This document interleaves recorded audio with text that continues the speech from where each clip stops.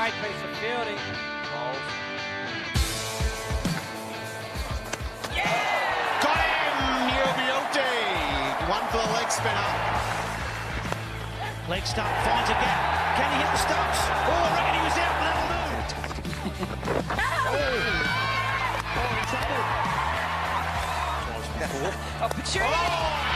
That is an absolutely sensational piece of fielding from Claire Koski at the back.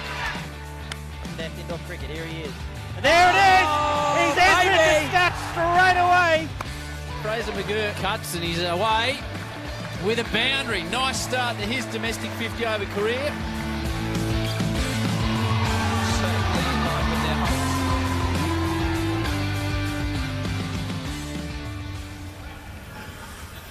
Well, ladies and gentlemen, good morning and welcome to Casey Stadium for the 2022 Indoor Cricket World Cup Finals. I'm your host, Cameron Walter, and I begin today by acknowledging the Boonwurrung and Boonwurrung people, traditional custodians of the land on which we will compete today. I pay my respects to their elders past, present and emerging, and extend that respect to Aboriginal and Torres Strait Islanders here today. Coming up now, it's the Under-22 Men's Grand Final between New Zealand and Australia. Please join me in congratulating the umpire appointed to stand in that match from Australia, Andrew Potts.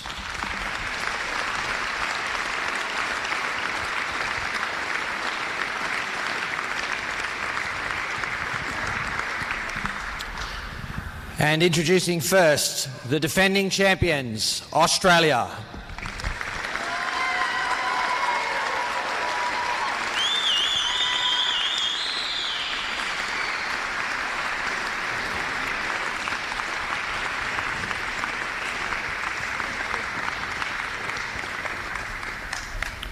And their opponents, New Zealand.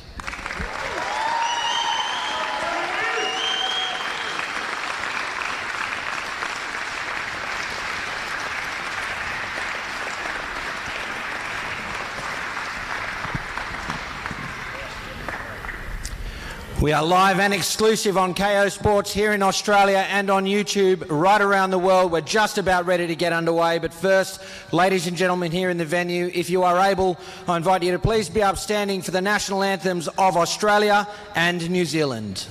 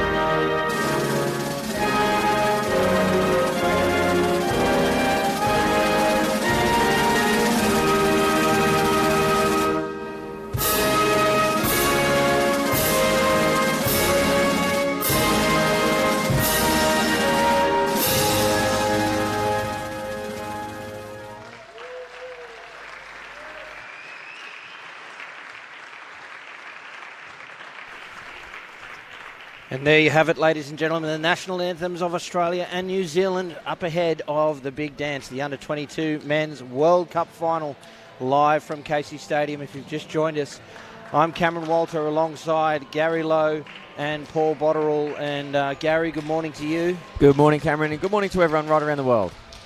Why don't you take us through the two lineups contesting this World Cup final? Yeah, it would be my pleasure to do so. We'll start off with Team Australia. They're at bottom of the screen in the green and gold, as you would expect. Captained by Jonathan Di Rosario. We have Jaden Teskey, Vestergain, Stiles, Van Hees, Langdon, Lawrence, Overton. Now, this is the exact same team that defeated South Africa 140-86 in the preliminary final. No changes at all from last game for Australia. We have a look at the New Zealand lineup today. Captain at the top there, number 25, Micah Conroy. Then we have Jackson, Amaral, Millard, Scoble, Latta, McCarthy and Craig. That is your New Zealand lineup for today. Yeah, two fantastic sides here in what we expect to be an enthralling contest. New Zealand finish on top of the table. The Australian side, they had to go through the prelim to get here. They are the defending champions. It's World Cup final indoor cricket action. Paul Botterill, good morning to you, and what an enthralling game we expect ahead of us. Yeah, good morning, Cam. Just soaking up the atmosphere this morning. It's just great after 5 years to be back at World Cup finals. These two sides ready to go pretty hard at each other. We expect nothing less. New Zealand will be batting first. What sort of a total do you think they need on the board, Paul? Look, I think in World Cup finals and all big finals, you expect the scores to come down a little bit. I would have thought New Zealand would love 85, but I think 65 plus probably keeps them in the game. And Gary, you've been keeping up with all the figures on indoorcricketworldcup.com. What can you tell us about what we can expect between these two sides? Yeah, I agree with Paul Botterill. 65 keeps them in the game, but they're going to want a little bit more than that. 65 is something they can work with. I think that they'll be eyeing off something around 90, 95 to be comfortable. 65 is absolute dead minimum. They don't want anything less than that today. Crikey me. It'll be tough for them if they get that. Well, this is the first of several finals happening today. We hope you can stay with us throughout the coverage. 11 a.m. Australian Daylight Time. We've got Australia and New Zealand in the under-22 women's. The same two sides in the women's at 1 o'clock and the same two sides in the men's at 3 o'clock. It's a little bit of a trans-Tasman rivalry here in the World Cup finals. What an exciting day of indoor cricket action we have for you. And thank you for your company now. We hope you can stay with us throughout the day. The umpire standing in this match, as I said at the top of the broadcast, is Andrew Potts from Australia. We do have the video umpire available in this match as well, and that will be Ben Ridgway, also from Australia. I thought Ridgway did a really good job on video replay yesterday night, Cam. He's very clear, talks you through the process while he's doing it. I think people at home are really enjoying following that process. Umpire Potts signals ready, and here is Lawrence. The World Cup finals underway. Off hands, watchful from the New Zealand batsmen. They'll soak up a dot. There's a sign of a little tentativeness in the calling there. Went off hands, probably could have run. Here's Lawrence. Oh, that's a great shot to get your first runs off the bat in the final. Latta smacking two on the offside. Brings McCarthy on strike to face his first ball.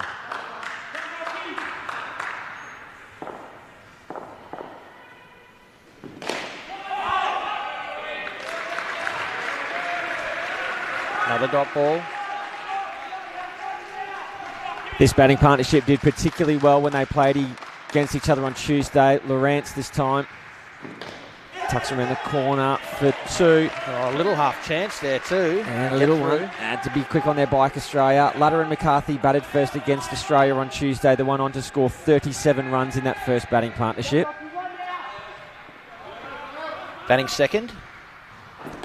They were batting second. Oh, they've gone up for the catch off the shoe, but I think there's plenty of court in that. Brock Lawrence also bowled the first over of that game as well. He went for 2 runs from that over. At the moment, double that. Oh, what a shot. Latta. Gee, he looks good hitting through the ball. You see Sonny Chan there on the New Zealand sidelines appreciative of that shot, and an 8-run opening over for New Zealand. That's a great start here in a World Cup final. Bailey Latta played for the CD men's side of the provincials in New Zealand. Benched in the final, but played a lot of cricket for that side. a lot of these young guys for the New Zealand side have come directly out of men's provincial cricket into the Junior World Cup program, and loves to bat. Now, New Zealand had done a little bit of homework. They might have predicted some of this bowling lineup. Brock Lawrence 1, Jake Langdon 2. Exactly what happened when they played each other last time. We'll see if Dan Van Hees bowls third. Here is Langdon. Oh, chance here. Good response from New Zealand. It ends up a dot.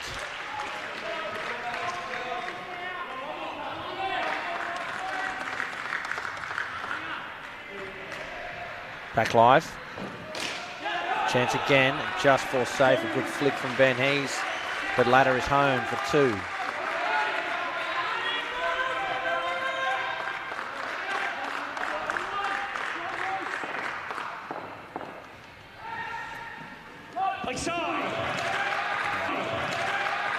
It's a leg side. Australia trying to feel their way into this game.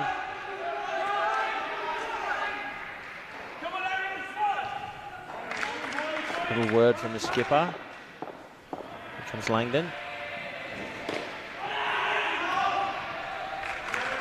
Another dot ball.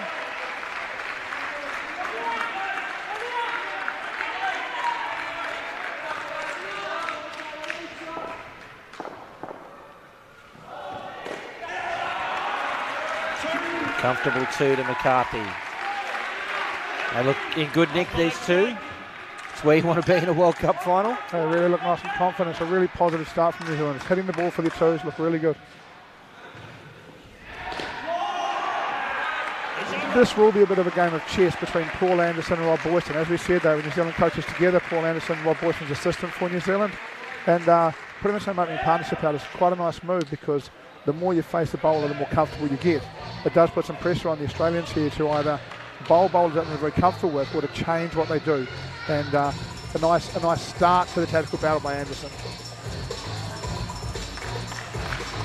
Look who's bowling, Gary. It's almost like it was predicted and in the stars. Dan Van Hees, who would have thought it? Not surprised. And it's interesting, you know, in the game that they played, New Zealand beat Australia quite comfortably, and Australia's made a lot of changes from that game. Cameron, Campbell, Todd played in that game that lost. They've swapped it all around. Vestigan, Styles and Overton in. Here's Van Hees. A little opportunity. We're going to have our first referral. Let's go to the video umpire. Sportscast, we have a referral at the keeper's end. Can I have your best vision, please? All right, nice and slow from there.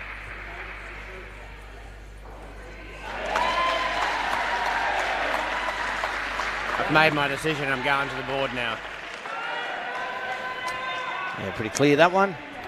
I still have the decision from Potts to refer it. I think at this stage we want these close decisions in this game referred. Yeah, totally. And we want to go through the process here. I thought nice and clear from our second official. Nice process. Right decision made. On with cricket. Guys ready? Play stand. Finds an edge. It'll fall safe.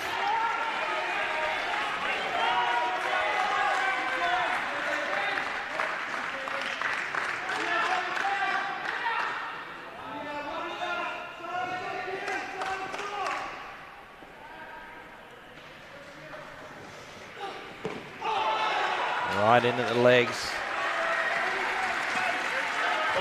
Van Hees has them on third ball, the first third ball opportunity of the final. Does mean the score has to change this ball.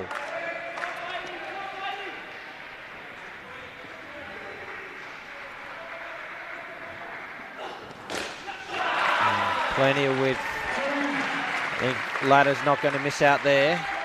2 runs. It'll be interesting to see who's going to bowl the fourth over, because Riley Cameron's usually the go-to guy throughout the course of the World Cup. He's not playing this game, so you'd think either Styles or De Rosario.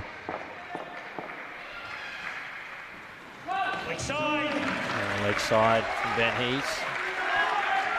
In the last game they played as well, Australia were quite disciplined. They only bowled 3 extras throughout that entire game. They've already bowled 2, and we're not even at the end of the first batting partnership.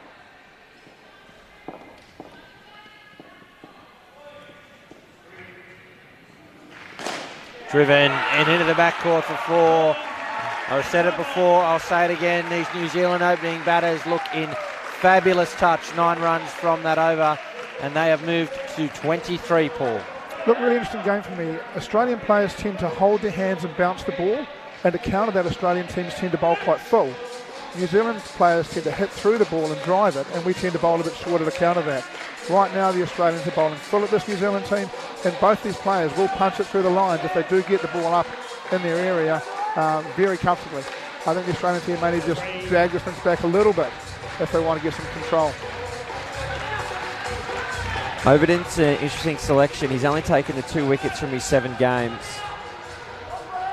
Obviously getting a feel for where the game's at the moment, Australia, feeling they don't need to bring in their skipper, De Rosario, just yet. Start with a dot, Blair Overton.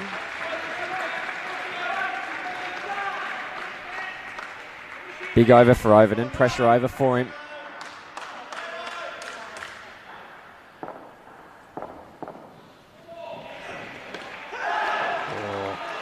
It's off to a great start, isn't he? He certainly is. You can see why he's the 4th over option here. 3rd ball straight away. Real opportunity here for Australia, New Zealand on the charge.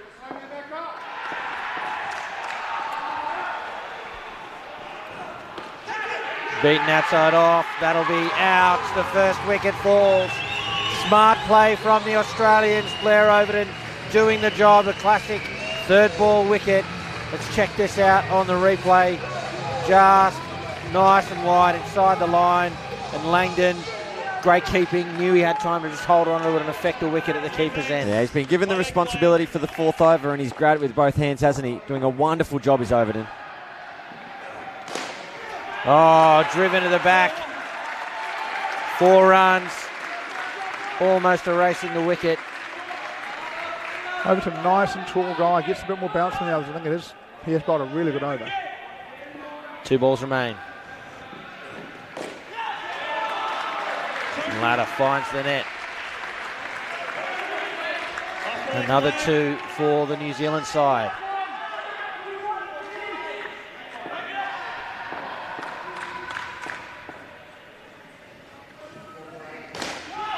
Straight back to the bowler. It'll be a dot to finish. A great contest out there. New Zealand look very, very strong. A 1 late wicket there has helped peg this back, but I think Gary, New Zealand will be very satisfied with 24 runs opening the batting here at the World Cup final. Yeah, absolutely. As mentioned pre-game, they'll be aiming for around that 100 or 90 to 100, and they're certainly on path for that. Great final over there by Overton. As mentioned, he'd been clothed in a very important trust with that 4th over, and he's done a good job. Paul, really impressed with those 2 young batters. Absolutely hitting everything in the middle of the bat. I think there was 1 edge there. Everything else through the ball, middle of the bat, whether it was a down up into the top of the net or driven into the back court. Yeah, Bailey Ladder, one of the big movers in the game in New Zealand this year for mine. Came into that Central Districts men's side as a bit of a investment decision as a player. Has really just grown and loves to bat. So he spends half his life getting a throw down. You just see the benefit of it. The harder you train, the better you play, right? And Lee McCarthy as well, a player who's out of nature, moved to Auckland for university, been in that great finishing school at Dominion Road in Auckland with Warwick Simmons and his group. Plays under the likes of Victor Davies, Michael Barry, Stacey Hyman, and you can just see that maturity in the way that they played that partnership. So Langdon is going to bowl the first over to this partnership.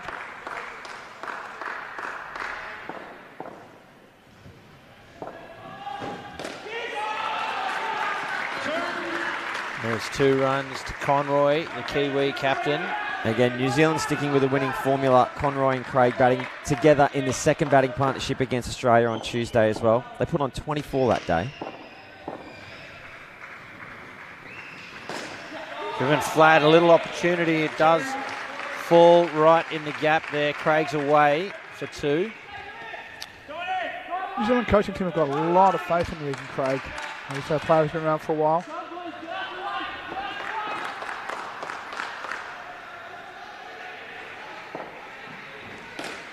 Chance here in the front court.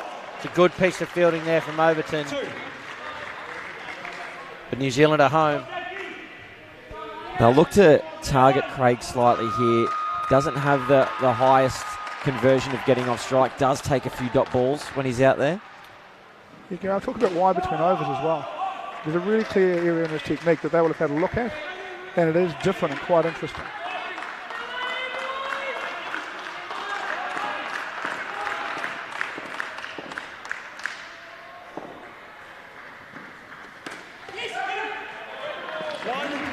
Caught some of the keeper's net there, so it is just a single. And he'll tend to do that. That'll be where he'll sit. If he faces 10 balls, he'll roughly get about 6 runs-ish.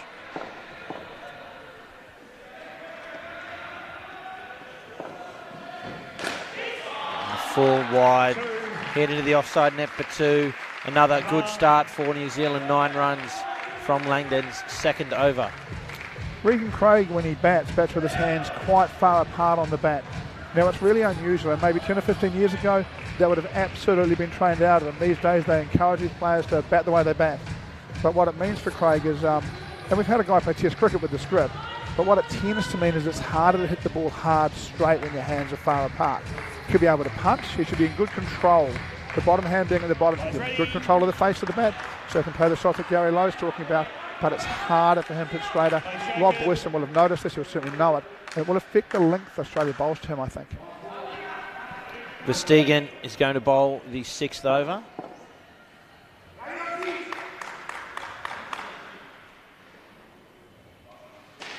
Hush falls over to centre. Back underway. Into the hand, the front court field. Top ball.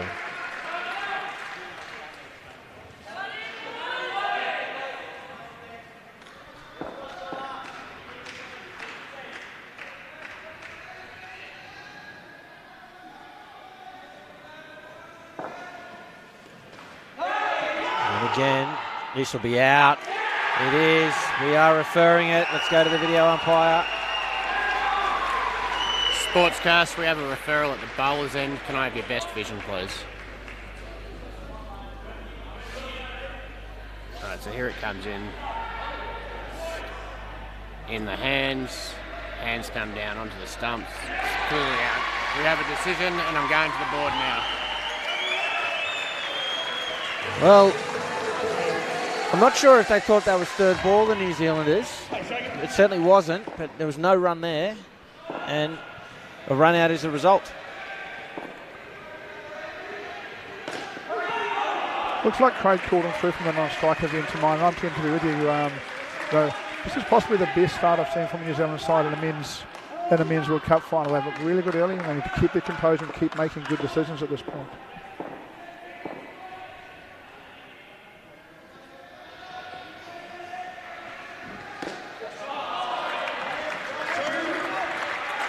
Look, although not third ball when they went through, but I think the fear of the upcoming third ball might have been playing in their mind a little bit, because if they didn't go through the run, then the next delivery would have been third ball.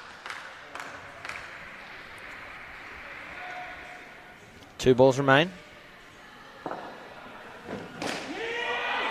One of the things with it, while the call might have been right or wrong, Conway was late to go, and it may not have made a difference, but Conway clearly wasn't watching the other batter, and when you're batting together, you've got to watch the other batter so you know what you're doing. Because what you never want is one guy running and one guy stationary, because that makes it very easy for a fielding side.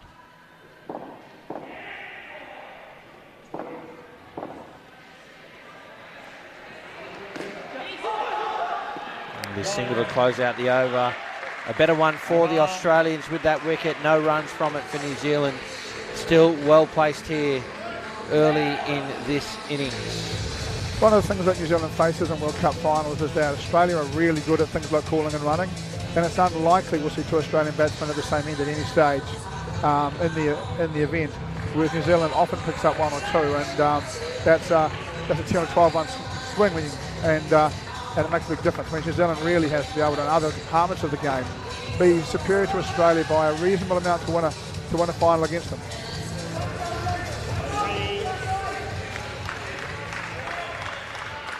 Fairly big crowd here at Casey Stadium already. Here's Styles. Fantastic shot for 2. Craig continues to use that grip and hit it in the front half.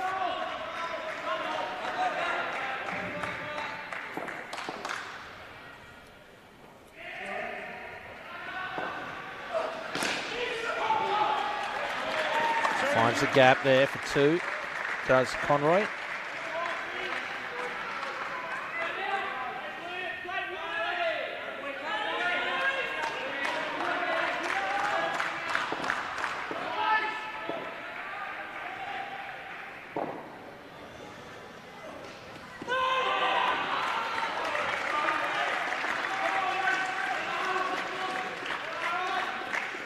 Interesting the amount of cutters that Australia is bowling in these semi-finals and finals compared to other countries. The one is? Missed opportunity. Oh, I thought it was, but we got 2 at one end. They've done it again, Paul. Support decision making. Yeah, as Conroy turns away, he's, Craig has to see him. He runs, he has to see him and he has to go back. It's not about being right when you call, it's about making it work. Yeah, turns his back on him. Yeah, I did not see Conroy turn there. And they've just gifted his back live and driven to the back. A 7 for Craig. Immediately makes up that wicket. How about that? Nice to see the confidence in the counter-attack. Last ball. It's another aggressive call. But a good one it was. They get through for a single and a wicket and a back net. 7 runs off the over. Let's have a look at this again.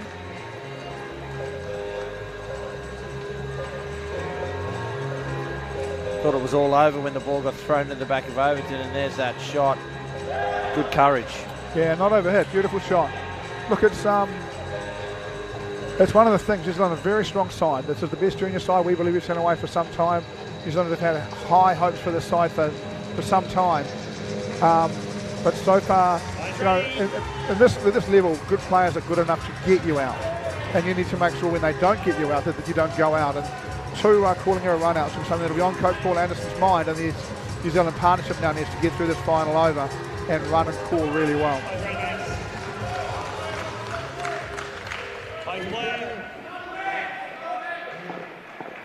Here's Overton, the final over to the partnership. Dots to start. These players good enough to have a talk in the between partnership and between overs and sort this calling out.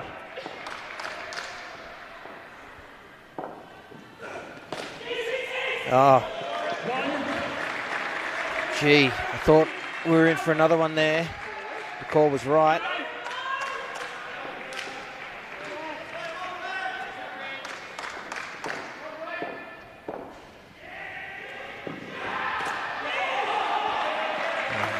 Another great shot. Nice hands from Craig, isn't it? Yeah.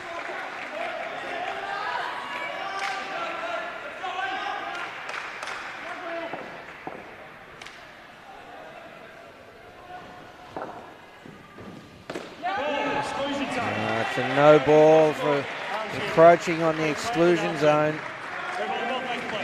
We get the delivery again. Let's have a look.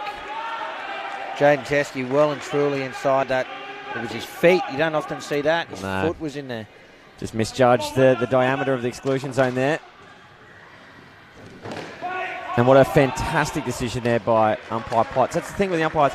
He needs to be looking at the front foot, but also have good peripheral vision to be able to see the players coming into the exclusion zone, and also fielders on the 3 line coming into the front half of the court. Oh, need to be like a fly with 1,000 eyes as an umpire. Oh, left alone. Worth a shout. Well down leg. Oh, I was getting excited. I love a good LB. Missing by about 1.5 foot. Yeah, needed another set of stumps, that one. It'll be the final ball of the over, that partnership, and 3rd ball. An opportunity late here for Australia. Driven flat, and they get through for 2. 25 runs for the second pair, and New Zealand are looking good here in the Under-22 Men's World Cup final. They're taking on the defending champions, Australia, and the World Championship is on the line. Thanks for being with us, folks. If you've just joined us, I'm Cameron Walter, Paul Botterill and Gary Lowe alongside. And Gary, enthralling cricket already. Yeah, it is something that New Zealand are particularly good at is not getting caught on 3rd ball. In the last game, they only had 3 3rd ball opportunities that Australia created, and Australia didn't actually convert any of them. And at the moment we're seeing the same thing. That being said, there's been a couple of bumbles and fumbles from New Zealand trying to avoid that third ball. There was a dot and then a mix-up and almost a wicket, and then on the second time there was a dot and then a wicket that followed next. So it's interesting, and it's a really good total here for New Zealand. Again, they're right on track for that 95 or that 100 that we talked about pre-game. And Australia, again, quite disciplined. Mentioned earlier that they only bowled 3 extras in the last game these two teams played on Tuesday. And again, I don't have the luxury of the scoreboard near me. I can't quite see, but I think there's only been maybe 2 or 3 throughout the game so far, at most. Yeah, it's about right. So a good level of discipline from Australia. Tight tussle. It's going to be Van Hees, Matt Scoble and Ryan Jackson are at the crease for New Zealand. Fascinating World Cup final, the under-22 men. Starts well, jammed out. And of course, it's interesting how teams stick with winning formulas, and that's what you'd expect. Australia won convincingly against South Africa. No changes. Watch Van Hees. And then when Australia lost to New Zealand have gone, let's keep that pretty much the exact same team. They only made 1 change. So they don't like to tinker with winning formulas, which is fair enough. Pretty standard, isn't it? That's what you'd expect. Just inside the line. They sneak a single. Bit of an early call, good reply. Stayed on his way.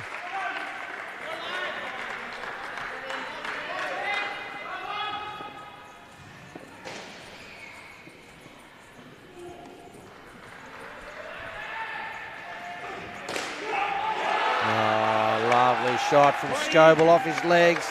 They're down up 3 into the back court. And those are the sort of shots that really give a side confidence and get the crowd into the game. Van Hees is going to come around the wicket now.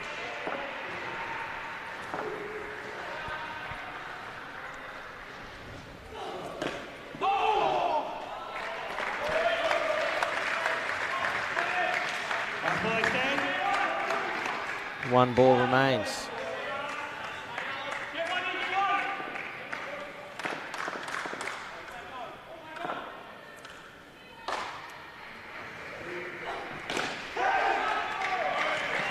It's flat in the gap though, 4 safe and 2 runs. Paul, I'm interested.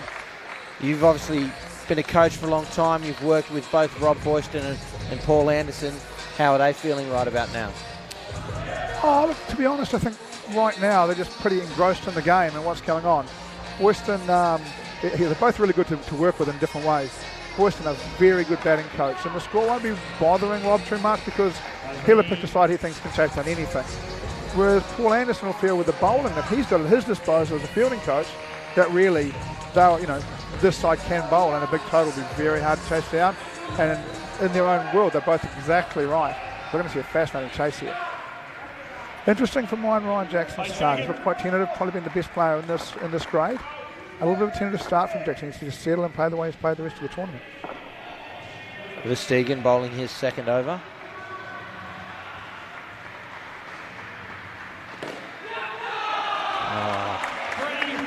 Just caressed that into the offside net for 3. That'll help Jackson a lot. I mean, for these kids, Cam, this is, 2-3 years of dedication to be here. It's a big moment for these kids. Well, I shouldn't call them kids, these young adults, under 22s.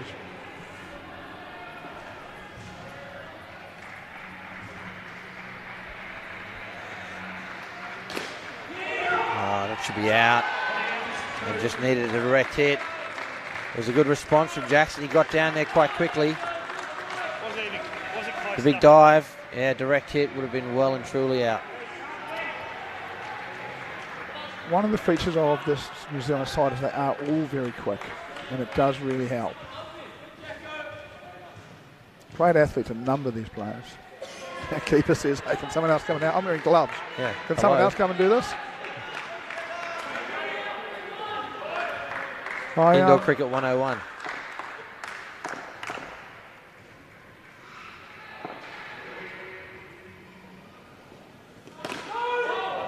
I noticed no time clock today, Cam. It's gone for the finals, is that correct? Yeah, correct. It's not a thing in finals.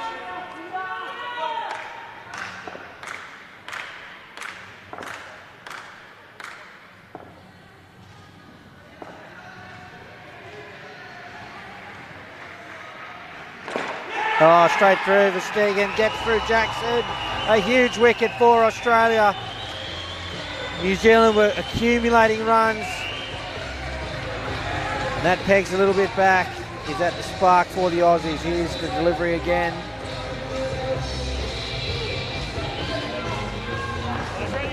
More signs of nerves from Jackson, in my view. That's a straight full toss, and this any other game, he just punched that to the back net for 4 or 5, and he's about the way back.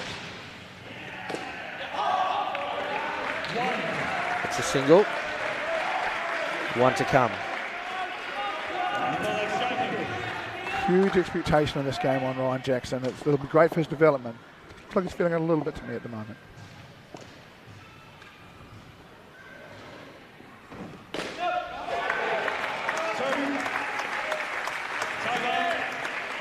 Two runs to close out the over. A wicket in there and 3 runs from it. Feels like New Zealand's hit enough out of the middle of the bat here to be in complete control of this game. You know, to me, they've hit a lot of fantastic shots, but they've just had a couple of outs that perhaps a little bit not ideal for them, the way they've gone out. They won't be pleased with the calling error run-outs. It feels to me like they could easily be on 80 right now, and this game could be a real problem for Australia. But right now it remains right on the balance. Jaden Teskey's going to bowl the 11th over.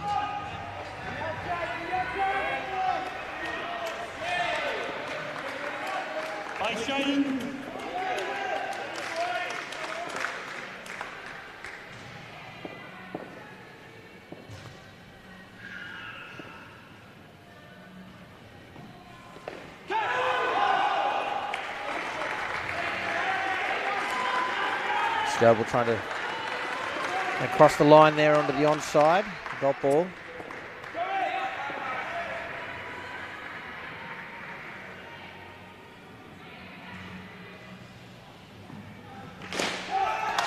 That one straight as an arrow over the bowler's head for 7. Big shot, big runs, and a big game. Yeah, great shot. Nice and positive.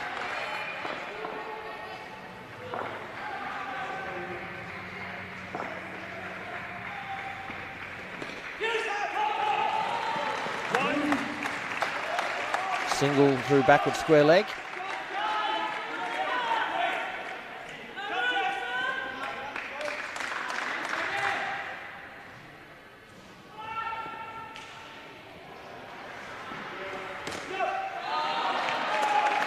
Comfortable 2 this time, it is on the offside.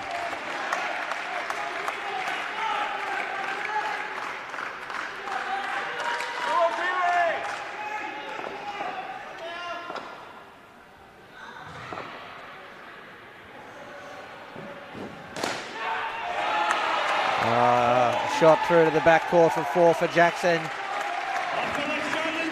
First real sign of him hitting through the ball. Styles coming all the way from the front court to come up to Teskey to give him some encouragement there. Big last delivery here.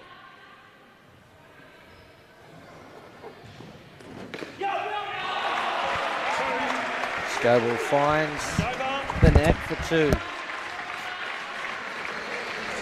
Yeah, 16 coming off it. From a New Zealand perspective, a very, very good over.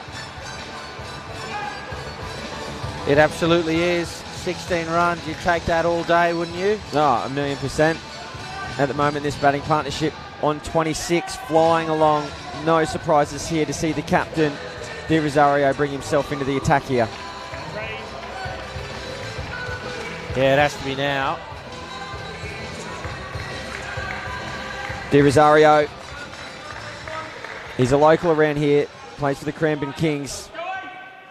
Very familiar with this facility, very familiar with the big games and the big stage. We'll just get De Rosario going to start to Scoble.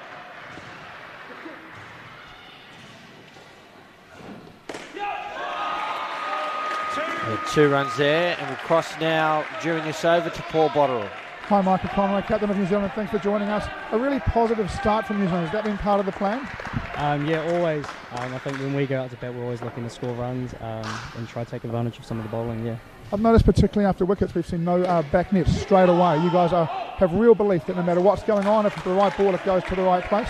Yeah, exactly right. I think we're just trying to live by the motto that when our back's against the wall, we stay together as a team and just keep going with our processes. And what kind of target do you think would be enough for you guys to get home in this World Cup final? Look, we're happy with anything above 90, and then anything above 100 is just a bonus from there, I think. We've got a pretty good bowling attack, I believe, so yeah, I think we can defend anything. Cheers, Micah. Thank you very much for your time. Thank you, Micah. Thank you, Paul Botterill. What sort of total would you be happy with? Anything, he says. It's a sign of a captain confident with the tools in his arsenal. Well, look, that's something that I can guarantee is they're going to get a score of something. So if he's happy with anything, he's going to get that. But, you know, I agree everything with what Michael Conroy's just said there. That 95 to 100, that's exactly where they're going to want to land. And most likely will at this stage.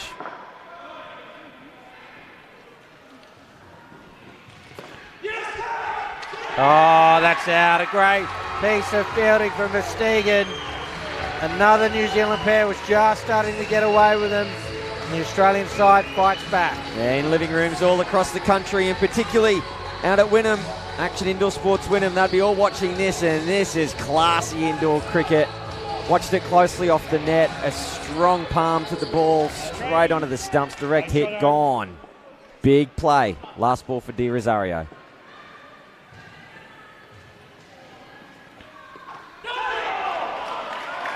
He finishes with a dot and 26 runs from the third partnership, 24, 25, 26 so far for New Zealand. They're all really strong. Each of those pairs, though, has lost just that one wicket that's kept Australia in this game. That's just pegged New Zealand back. They could be well on their way to 120 here.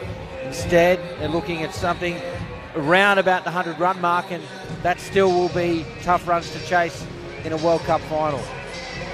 Well, in that last game, New Zealand went on to score 112, and I think one of the telling features of Tuesday's game between these two teams was that Australia only took 4 dismissals throughout the whole game. They're doing slightly better today, which is why that score from 112 is coming in and creeping in towards that 95 to 100. And Australia will back themselves to be able to score those runs, but New Zealand, and this is where kind of an unstoppable force meets an immovable object, New Zealand will back themselves to be able to defend anything from about 80. 85 would be nice. So, very interesting game. Yeah, I agree, Gary. Fascinating stuff. And it is setting up here for this partnership from New Zealand needs to come out and continue to build the momentum. But this could be an amazing chase. This Australian side are exceptional with the bat, and this New Zealand side are exceptional with the ball. Brock Lawrence get us back underway. Curtis Millard and Harlan Amaral at the crease. It's a single. I think about a second.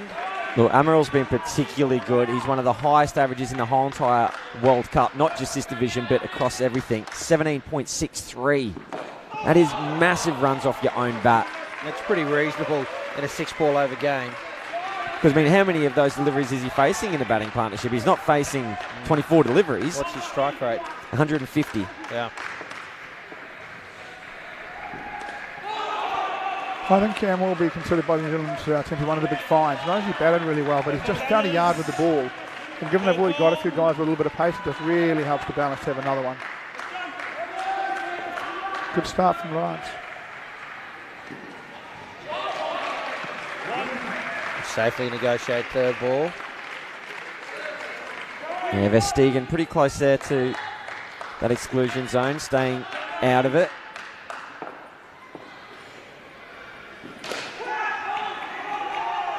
Really good to interview these young players in this tournament, Cam. Just how comfortable are they in their own skin?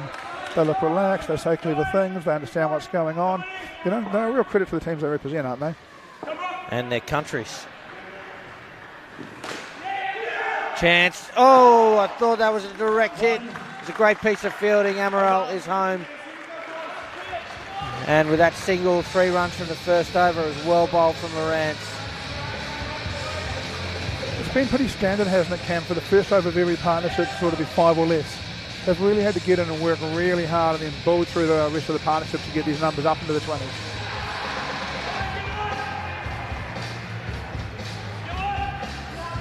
Jaden Teskey's going to bowl. His first over went for 16.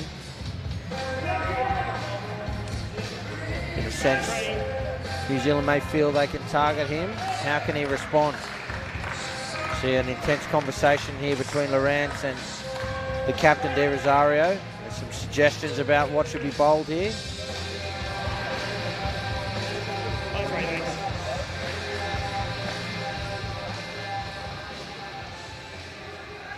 Yeah, I like the play with 2 on leg here.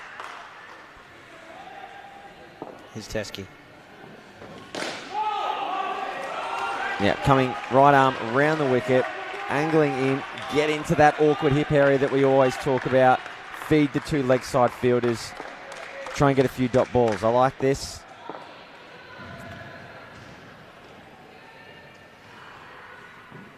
It should be out. It is a really well-judged catch. The skipper. What I like about that as well is Jaden Teskey left that ball for De Rosario. We've seen so often bowlers dive and just get something on it and knock it out of the way. Now, he's probably too far away from it to do it, but he just trusted his receiver there, and rightly so. Interesting this over, Teskey now bowling the cutters instead of seam up and looking at different propositions. He's getting a little bit of bounce. This pitch seems to help those cutter bowlers. That's good response there from Millard. Yeah, just a little bit too full. Yeah. But again, inviting the drive. There's a lot of space there on the offside, and that's what brought that last wicket into play as well. 3 to come. Yeah, that's where you want to be. This is a good over, well thought out from the Australian Brains Trust, and Teskey here executing the plan well. A lot quicker, that one.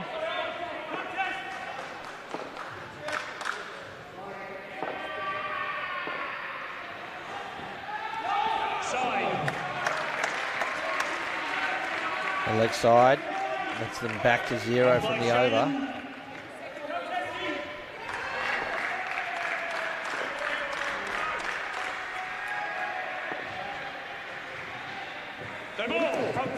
Oh, front foot, no ball.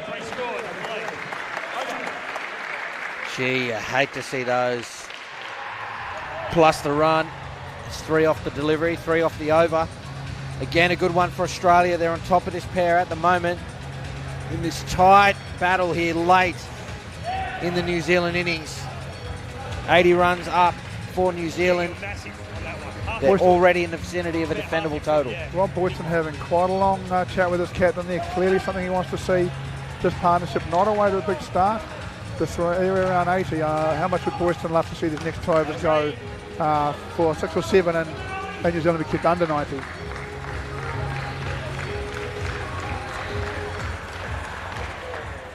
Captain having a long chat with the leg side line. I think we may see the Australian line fielders not pushing them quite so hard here. Here's Styles. Straight back to the bowler. Very unusual to see an Australian leg side line fielder stationary in the back court at release. Clearly a plan here.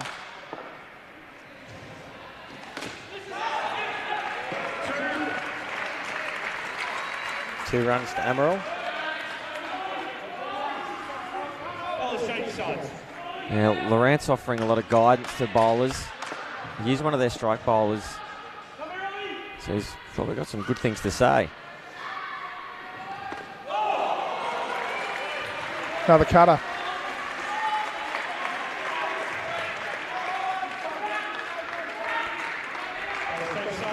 Captain calls him back around. Leg side line will be holding again. They're definitely looking to...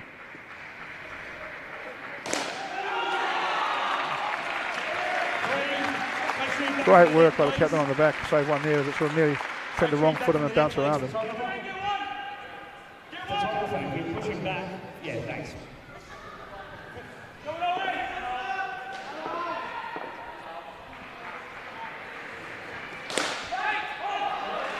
Straight back to Styles. Another dot ball.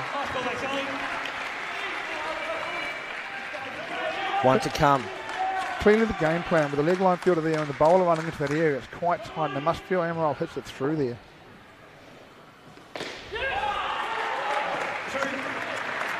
Two runs to finish. A better one for New Zealand as they press towards this 100-run mark. There's 6 balls left. Big finish coming up to this innings. Jonathan De Rosario, the Australian captain, will bowl this over. The Aussies would love a wicket or two here.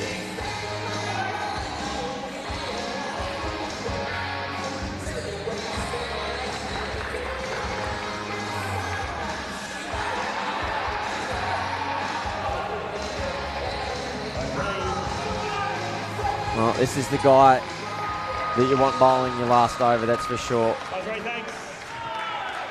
He's taken more wickets than anyone else in this Australian 22 side. And the captain leading from the front, taking the ball in the pressure situations. 88 the total.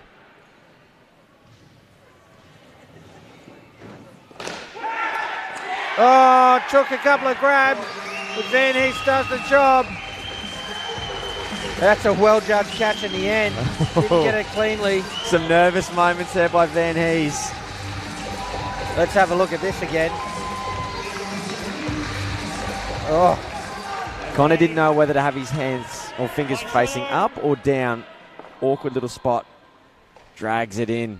Important wicket. Did really well to stay calm and just let it lodge in there. Didn't grab at it. Just let it bobble around until it settled in his hands.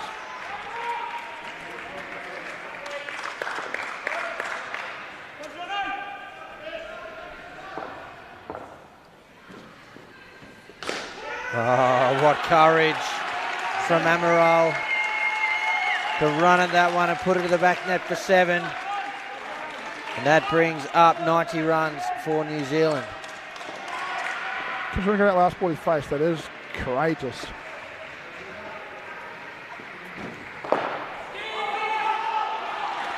And we're very keen to get back in strike as well.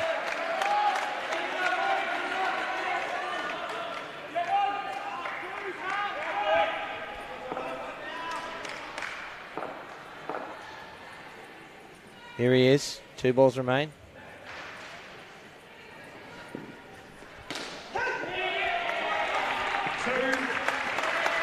Two. It's going to be a fascinating final delivery here. New Zealand on 93 with a ball to come.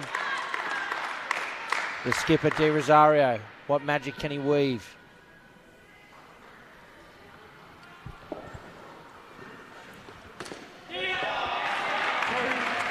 Two runs to Millard, and that is an impressive batting performance from New Zealand, opening the batting here in this under-22 men's World Cup final. They've posted 95 runs, 4 batting partnerships each in the 20s. The first 3 lost a wicket each. That pair lost a couple, but to put on 95 runs as we take in some of these highlights, I think New Zealand will be feeling very comfortable right now. What do you think, Paul Botterill? Yeah, I think both sides have been quite comfortable. Again, Gary Lowe picked it to the number, didn't he say 95? It's only a small spread between 95 and 100 as well, so... You'll take it. Got a bit lucky this time. Yeah, one of the things that really stands out for me is the amount of times that New Zealand lost a wicket and they went straight to the back net and hit it. And really it suggests they're batting well within themselves and they believe this will be enough. But boy, it shows some courage. I really love the way these kids, these young men, play the game these days. Out there. And look at that, the back goes down, the head goes down, clearly disappointed. But, oh well, I'll just run down and bang it for 7. It is brave cricket. And 95 on the board in a World Cup final, an exciting run chase coming up. But before we do that, Daylesford and Macedon Rangers are part of the state of Victoria. And that's where we're coming to you from today. The idyllic Daylesford and the Macedon Rangers region is home to Australia's largest concentration of natural mineral springs. Take time out to invigorate body and mind and reignite your imagination amid the spectacular forests, natural mineral waters and historic villages of the Daylesford and Macedon Rangers region. With world-class day spas and wellbeing centres, award-winning restaurants serving local food and wine, and serene villages to explore, it's the ideal place for indulgence, relaxation and rejuvenation. Take your taste buddies on a wander around the kitchens of Knighton and Trentham, two of regional Victoria's top dining destinations. And that's a beautiful part of the world, as is the entire state of Victoria. Do get on down here. Whether you're an Australian or you're overseas and plan to visit, that is one of the number one places on your travel list. Gary Lowe, I'm interested in your thoughts here. Okay, you picked the 95 to 100. Australia, as Paul Botterill has been saying, are a batting side much like that young man. Yeah. Do Australia have the batting depth to run this down? They do. Styles and Langdon will come out and bat first in my prediction and judgment. Usually it's Lockie Campbell and Jake Langdon, but, of course, Campbell not making the 8. So I think it'll be Styles, I think it'll be Langdon, and I think that that's a good batting partnership to come out with. I mean, I hope that that's who does come out. Look, 95 to 100 is a small runway to land on, but it's exactly where I thought things would land, and that is Langdon, and then that is Styles. Yep. So great choice already. It is. You've got an egg on a pyramid and 50-kilometre wind going one way, 50-kilometre wind going the other. It is just so line ball 50-50. Who's winning? Maybe Australia. Maybe. Well, look, one of the things, and Paul, I'm sure you'll agree with this, one of the things that's been a staple of Australian sides at World Cups for a long time is just finding a way to win. And that's when you come from a nation that has had a lot of success at World Cups. For sides that haven't necessarily enjoyed the same level of success, it's a little bit harder, that don't have that winning habit for winning world titles. But this New Zealand side, they look like they might have that about them. How would you use this bowling attack that they've got here in such a way to attack in defending this total? Well, New Zealand have got 4 partnerships of 20, and to win this game, what they need to do is they need to hit one Australian partnership and hurt it. If they can get a 5 or 6 partnership, that puts a lot of pressure on the rest of these partnerships to score their 30. And we all know that runs on the board in the final is a massive thing. 95 for me with the bowling attack New Zealand's got. They really should finish this game off. Styles and Langdon at the crease. Here is Scoble. The run chase is underway. We did talk about Rob Boyston making quite a lot of changes. This is quite a one-dimensional attack. It's very fast, and he may have looked to go for guys that are really good against quicker bowling.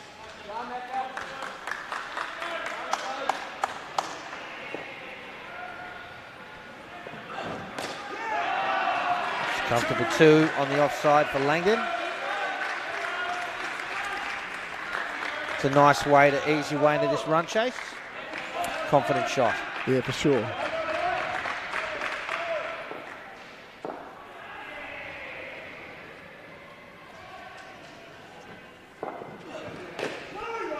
And look, no doubt the Australians, I'm sure, have done a bit of homework coming into this game. And the commencement of the game, usually it's going to be the similar kind of bowlers because the game situation hasn't shifted or pivoted yet. Maybe over 8 or over 12, you might throw a different bowler in because the game situation's a bit different. Whereas the opening bowler, second bowler, third bowler, sometimes quite similar. You'd be pretty surprised if McCarthy didn't get a run here in the second over and possibly Amaral towards 3 or 4. So the Australian Brains Trust should have a level of confidence that they'll be facing those bowlers and to put in the appropriate batters to face that attack.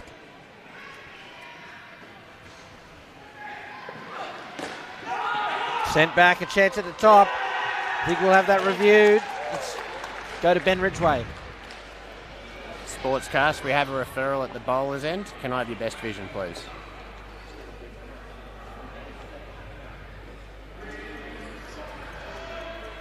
All right, nice and slow from here, please.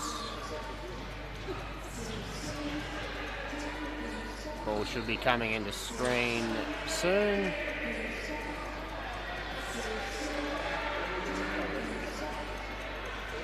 Okay, we have the ball in the hands now on the stumps. Just go back a little bit, please.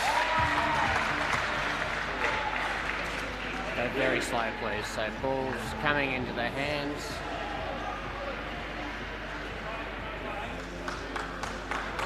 Really slow, please. Ball's in the hands. Bat's in the air. Bat's in the air. Stumps are broken. Bats in the air. We have a decision. I'm going to the board now. And confirmation, that was very, very tight. I'm not sure how I feel about it. I think just as the bails were off, I think you could argue a case that some of the back of that bat was behind the line. 50-50. Here's Scoble. I guess we look at it through our own lenses. One of the things I didn't expect to see was the Australians put out with the bat upside down on the replay. They're really good at this detail. It's the kind of thing New Zealand makes calling error mistakes. They're more likely to do that than an Australian side. I'm really surprised. Live, I thought it was out because the bat was on the back of the bat and it was in the air. Look, live, I thought it was out. The first replay, I thought it was out. The frame by frame there at the end, I thought, oh, you probably could argue that some of that got behind the line. I think that angle's probably telling. It's just one of those things. Yeah, I'm just glad I'm not the one who has to make these decisions. Yeah. Either way, the first wicket has fallen. Here's Regan Craig to bowl the second over. Interesting decision this from New Zealand. You know, you've got all the pace bowlers in the world, and over two, you go to your slowest bowler, the guy that probably wants to bowl last in the innings, latest in the innings, often bowls re-bowl overs. Interesting to see Regan Craig brought out early. He'll rush through his over two. He's quite quick between deliveries. Well, you talked about it being a game of chess, right? And maybe that's what we're seeing. The pieces being moved around so the batters can't settle in and face who they expect. Yeah, look, it's likely that at some stage in the tournament, New Zealand has seen something from one of these players that they believe that taking the pace off the ball is useful here. I'm quite surprised at the change.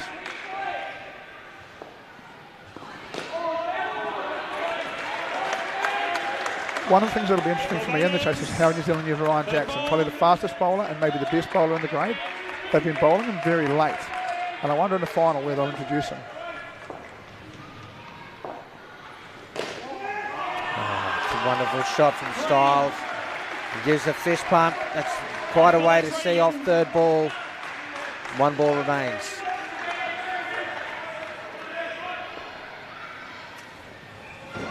There's the leg side. So a great over there for Australia. 9 runs from it. Back on track after the loss of that wicket late in the first over. Yeah, boy, very similar to the New Zealand innings in some ways, insofar as they just looked brilliant out of the middle of the bat a lot of the time, right? They had hanging a lot of stuff really nicely. The batsmen be starting to feel quite comfortable out there. The one tight run out, but really the batting itself is of highest quality. Coach is a lot more involved with the time clock off. We've seen Rob Boyston come up and talk to his team, now Sonny Chan on the side, having a little chat with Amaral. Clearly some game plan information being fed in. You see there Riley Cameron, not on the court this match for Australia, but he's there helping his teammates as well with some notes and some advice, some of their analysis. Here's Amaral. Here's single by way of the keeper's net.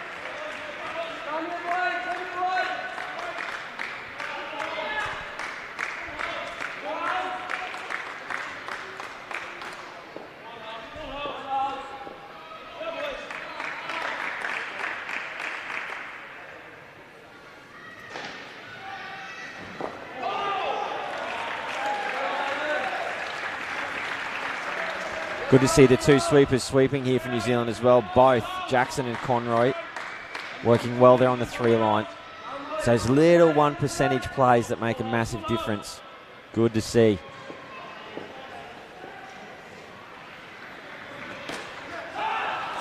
Little opportunity, they get through for 2.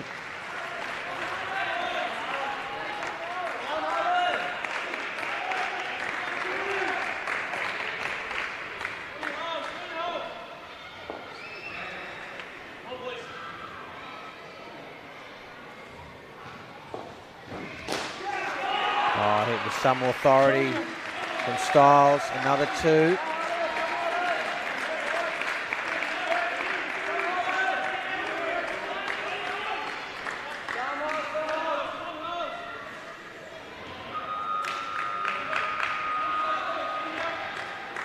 Two balls remain.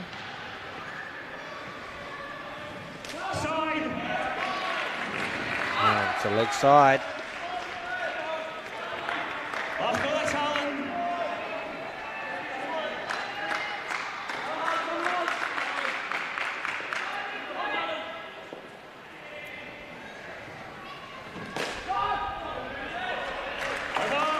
A dot ball finish, another good over there for Australia. 7 runs from it without loss.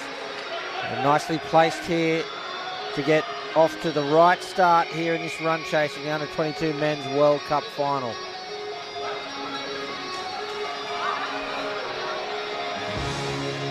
See there, Coach Rob Boyston again speaking with his young chargers.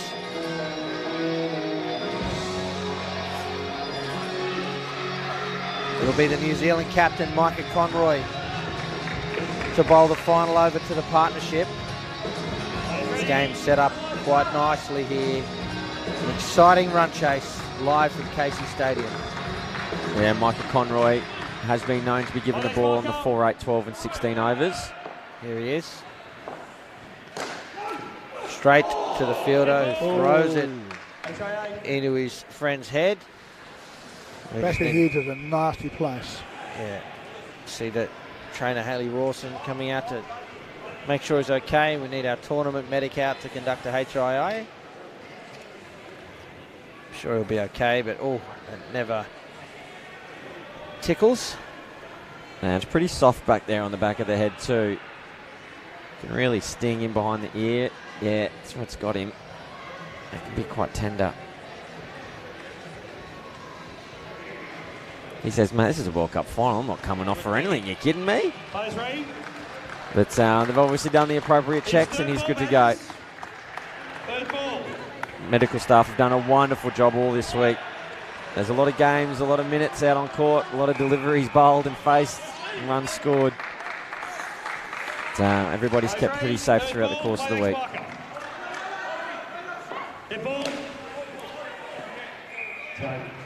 Now, just have that again because there was still a zip open.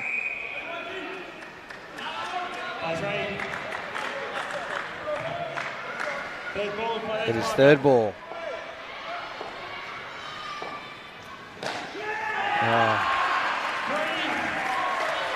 There's just been a couple of those shots of late for Styles that have been absolutely on the money. Third ball. A little off balance there, but still played it so well. Found the back net. Side net for 3. And now 3 balls remain. 21 on the board for the Australian 22s.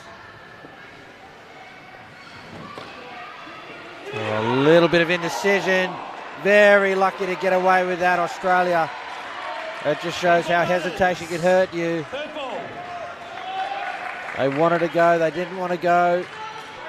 Thought about it, maybe. Should we? No, you shouldn't. New Zealand can't cash in. Back live this time. They get through for 2 runs and get off third ball once again. 1 to come now.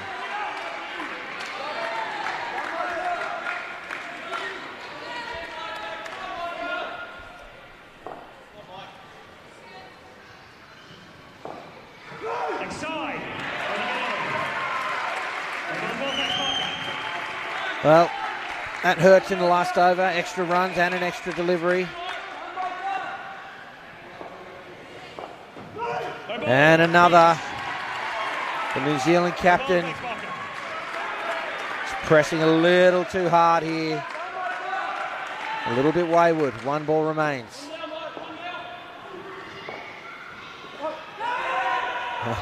Optimistic appeal. But it is off the legs and a dot ball to finish. 27 on the board. An excellent start for Australia. What an enthralling contest we have unfolding for you here as we come to you live and exclusive on KO Sports here in Australia and on YouTube right around the world for the Under-22 Men's World Cup Final. New Zealand up against the defending champions Australia, and New Zealand attempting to defend 95.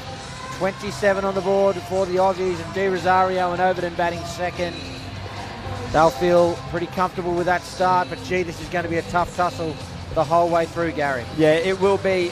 And what New Zealand are particularly good at is getting third ball opportunities. You can expect, which is quite a high ratio, somewhere between maybe 8 to 11 third ball opportunities created in this innings.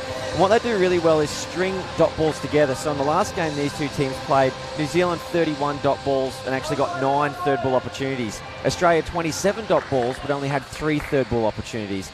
So New Zealand good at getting the dots next to each other. The only kind of counter-argument to that is not good at their conversion, particularly low conversion for this New Zealand side.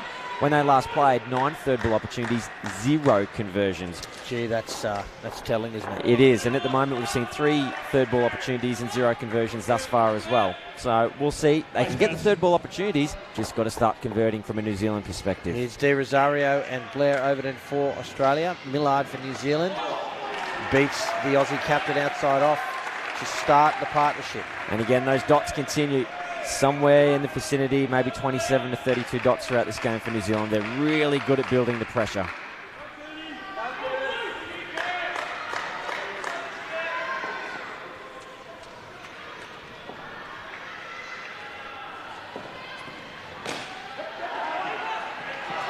Two runs for a square leg, half a chance down there. Aussie's home. De Rosario is away.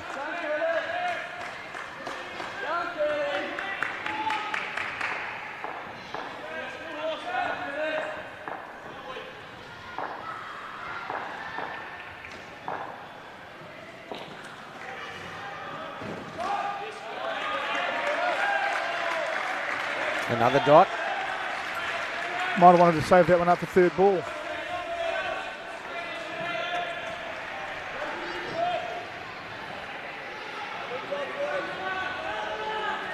Sneak inside that line.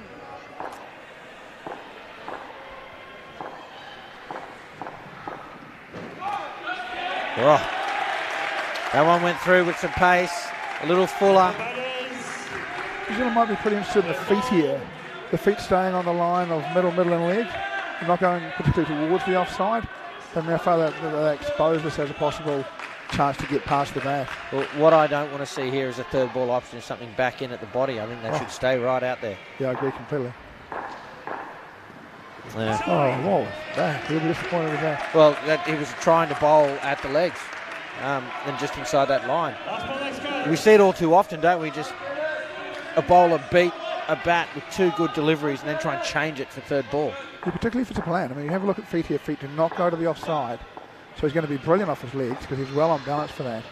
And you're trying to make him stretch. There it is, yeah. Another dot, 4 runs to finish. 4 runs off the over, I should say. And again, that over emblematic of the contest we have on our hands here. Australia, the defending world champions. New Zealand, who finished top of the table here at the 2022 edition of the World Cup.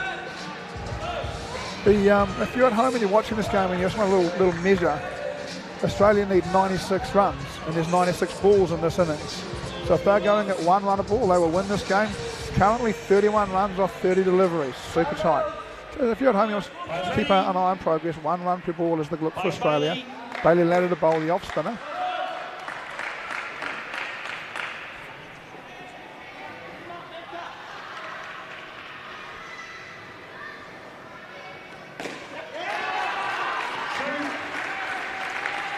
Down up for 2.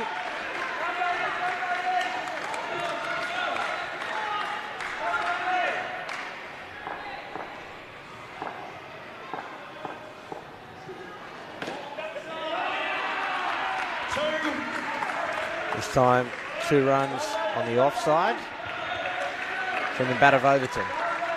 I'm a bit surprised at this change. If you think Overton's struggling full and wide, why not just bowl Ryan Jackson full and wide at him?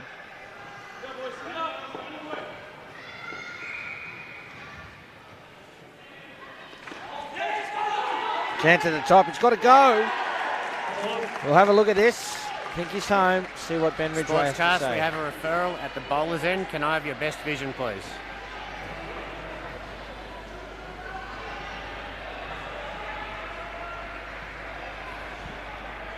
Okay, the ball's coming in now, so we can keep it slow, please.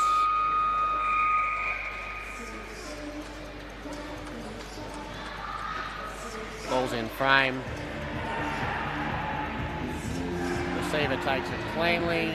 Batter's getting closer. Nice and slow, please. Next frame. Batter's now past the line. Before the stumps are taken, we have a decision, and I'm going to the board. There you have it. Great Confirmation. Great to see that referred. Nice and close and the right decision achieved.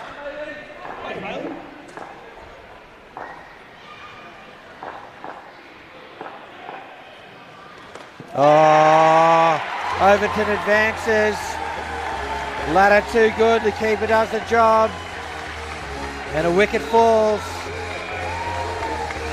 Way quicker from Bailey Ladder here.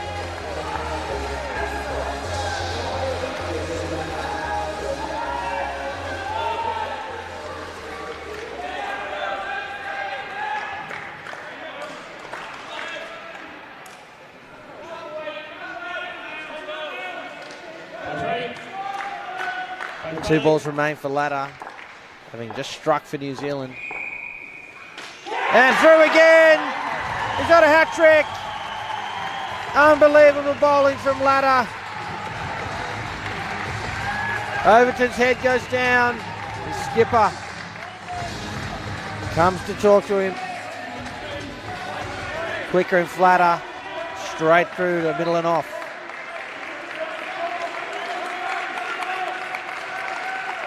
All of a sudden, New Zealand have the ascendancy.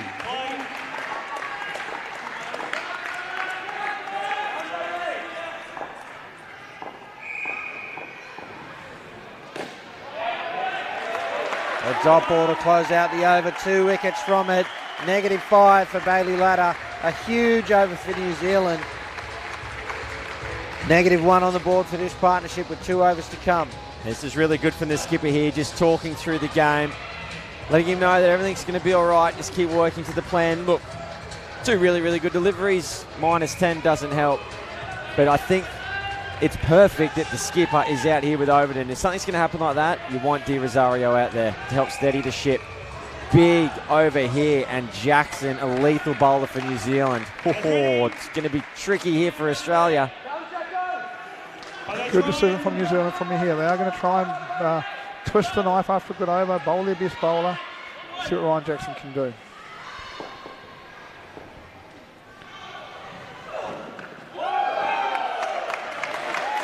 Fended away. It will be 3rd ball. Huge moment here in the World Cup final. New Zealand right on top. Jackson sends another fielder over onto the legs of the Australian captain. It's 3rd ball. It's full and wide. They get away with it, the Aussies. They certainly would like to convert that one. Beats the bats and just needs Regan to catch the ball and throw it or take the bails off. I'll be disappointed to have missed it, New Zealand, I think.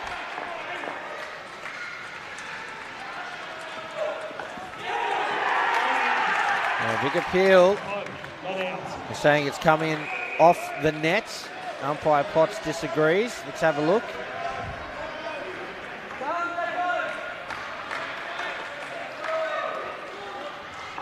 Yeah, bump ball. Back live. Oh, we're going to have a look at this.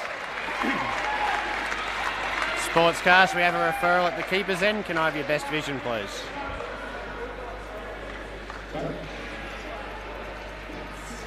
They put these things there and we can't see Okay, it. so ball's in hand. It's coming into the keeper as the batsman turns.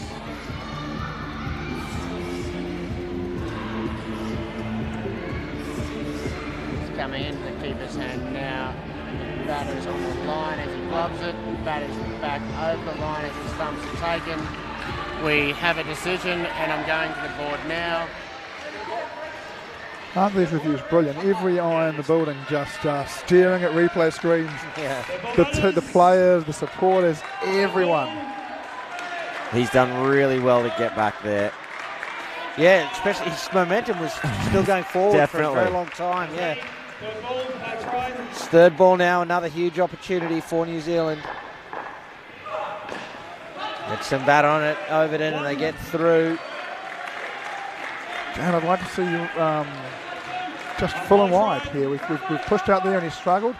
I think we might have been able to get past about there in the right area for Overton from Ryan Jackson. De Rosario makes him wait.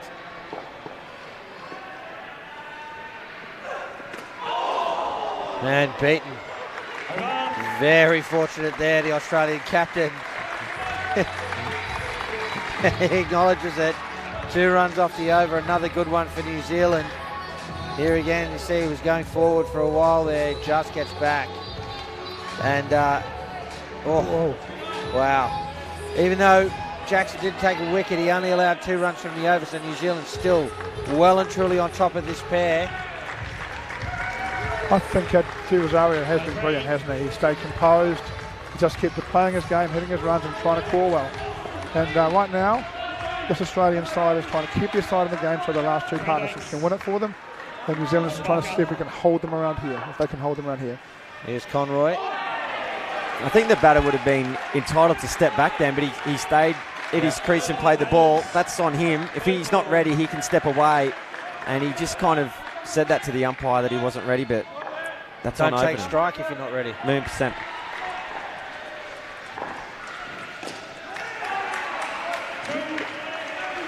Another 3rd ball negotiated. Yeah, I don't kind of want to say I told you so, but this is 7 third ball opportunities, 0 conversions.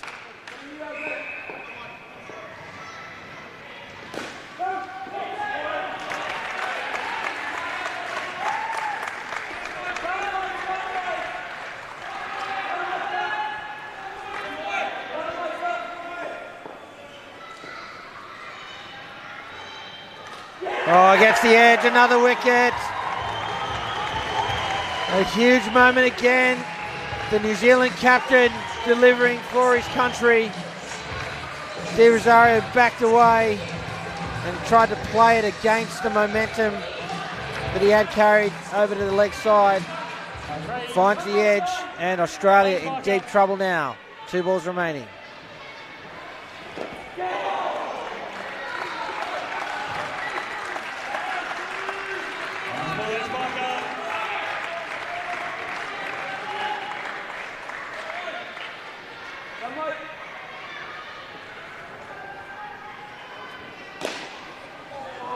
Gets through for 2, the skipper. No runs from the over and no runs for the partnership. New Zealand are in the box seat now, ladies and gentlemen. What a set of 4 overs it was from them. The final 8 overs coming up. Australia will need 69 runs from those 8 overs to defend their world title, with Verstegen and Van Hees at the crease. Long discussion over on the sidelines between Paul Anderson and his young troops. Yeah, Anderson will be trying to keep his side really calm and really focused and continuing with the job. You don't win a World Cup in a partnership if they lose their way here for the slightest bit. Australia will just jump straight back into the contest. New Zealand now will be thinking if they can put together 2 good overs in a row around here, they are starting to get control.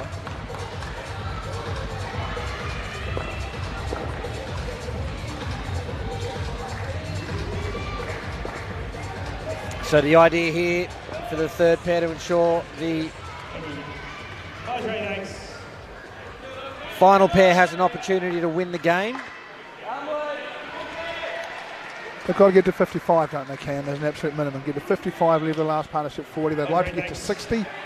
And but what they've got to do first is go ball by ball and bat well. Van Hees and Verstegen it is. Millard has the ball for New Zealand. 8 overs remain in the final. Oh, straight through, 1st ball. He's cleaned him up. It's all black and white. The Kiwis right on top here. Big swing. Yeah, let's have a look at this again.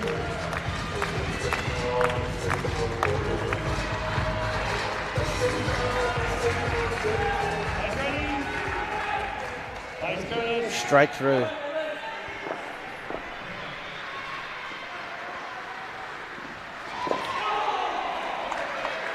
No feet. Full wide outside off stump. The dot ball.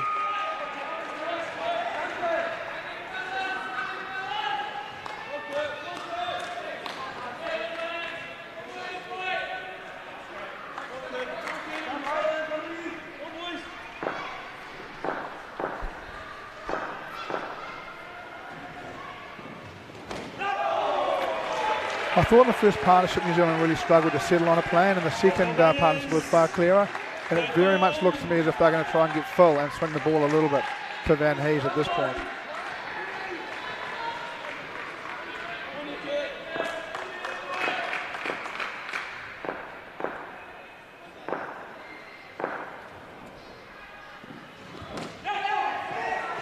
Chance at the top. A direct hit would have been interesting.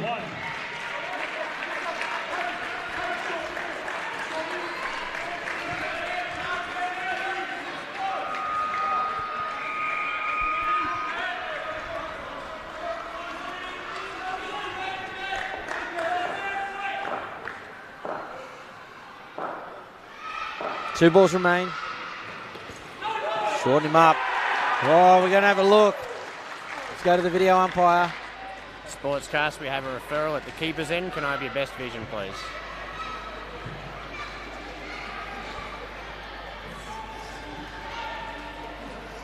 Okay, so we can see the ball.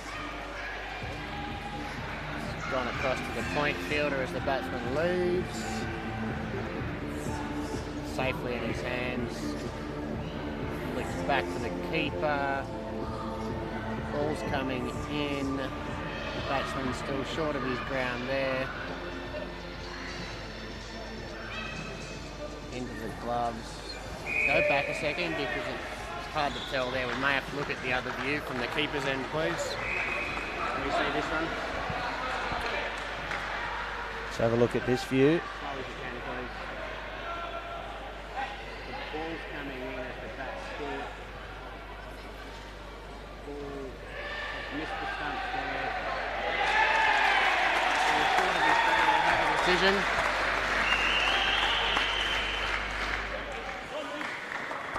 Oh, confirmation.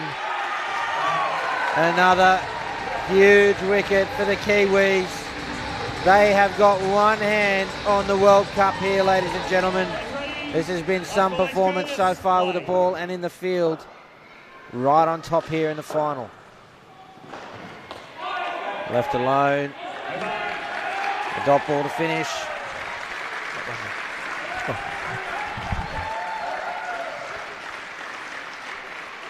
And Gary Lowe, Australia right up against it here. They are. They're up against the ropes and they're taking some hits. But when you paint Australia into a corner, they generally come out swinging. But it is a colossal mountain to climb from here. All the momentum with the men in black and white. They've got heaps of runs to play with. Do they dare to dream? They've got a little bit more work to do. They're almost home. Here's McCarthy. Oh, it falls safe. You're going to need a bit of luck here, Australia. And there is some of it right there. Another third ball opportunity for New Zealand.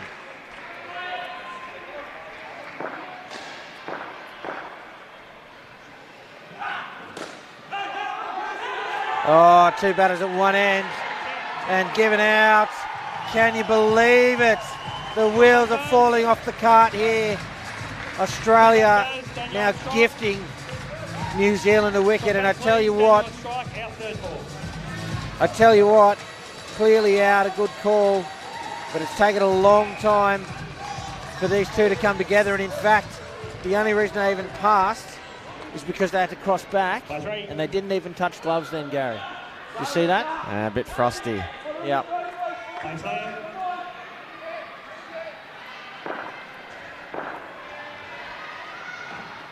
Now the umpires, and rightfully so, adjudged that Versteegen's out third ball. Yep, the first third ball out. Yeah, he stopped and went back to the non-striker's end. And on the 10th third ball opportunity, New Zealand finally convert. But I guess it doesn't mean anything really, does it? Because they've got all the dots and they're well in front.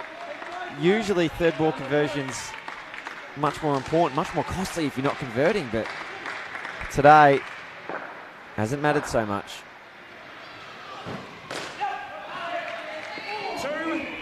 2 for 2. 1 ball remains now.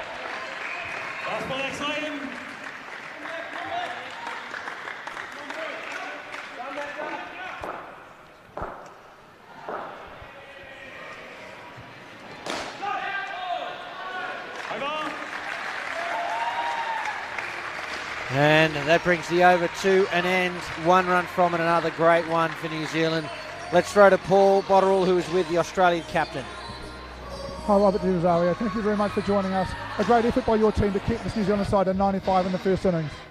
It was a great effort by the boys. We spoke about trying to be up, obviously for a 9 o'clock game. I thought we bowled pretty decent areas and we fielded really, really well in the front court, which was really nice to see. Do you think New Zealand have used specific game plans in this batting and this bowling innings against you guys? Yeah, look, they came pretty hard at our second pair. We set the tone, they bowled quite well. We knew there was a couple of bowlers there that we said they looked dangerous and we allowed them to bowl well and they did. Yeah, we just couldn't get on top of them as such. Do you think you can get into this game? Do you think you can hold on and still compete at the very end of this? Can you make it tight? Yeah, look, we've always backed in our last pair, sitting there on the board for them, but they're going to play one way.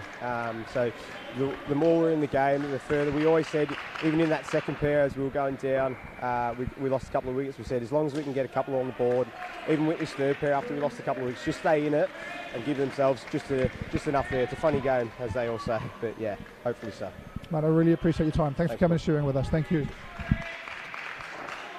Thank you, Paul Botterill and Jono De Rosario. And Regan Craig's bowling his second over here. And they believe they still have a chance here, the Australians. If they can give the last pair something to chase, something they can rein in, then they're going to back them in.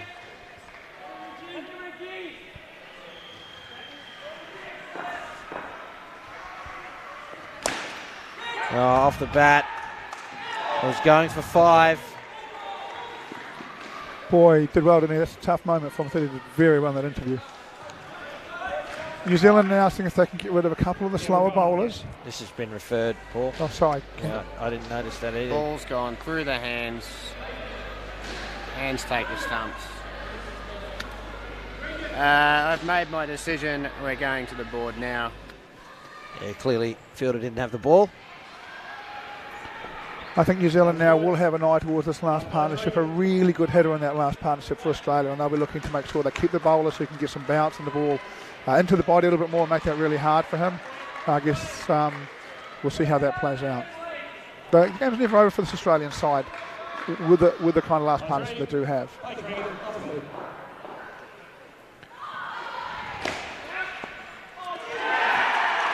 Another referral. Let's go to Ben Ridgway.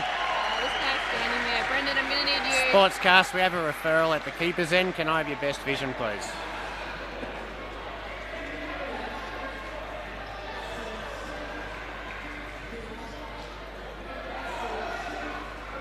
Okay, the ball's coming into screen now as the batter's coming back. Just keep it nice and slow for me, please. Ball's in frame. Ball's in the keeper's gloves there. As the keeper comes down. We'll go back to frame, please. We'll just go back and slow that down. I think he's on the line here. Slow down, please, and forward as slow as possible.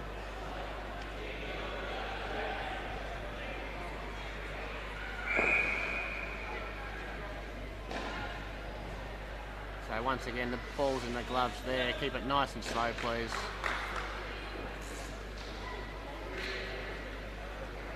Nice and slow. I'm comfortable the stumps are broken there. Go back one frame. Back slowly, please. As slow as you can.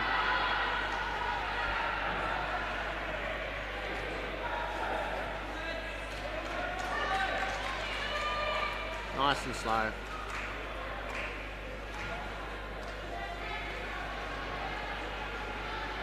Stumps are broken there. There's a frame in it. I think we're going to give some benefit to the batsman here, and we've got a decision. We're going to the board.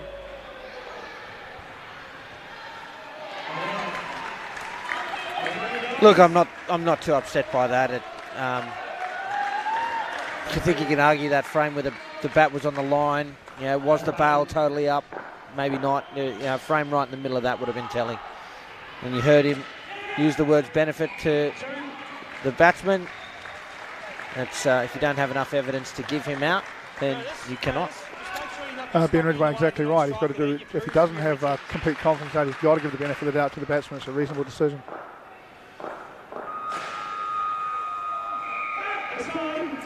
Left side here. New Zealand bowling the other off spinner now, Bailey Ladder, as they do try and just take some of the slower bowlers away from this last Australian partnership coming out to bat.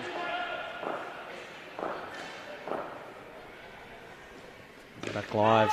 Even that other angle, I think, would have been difficult.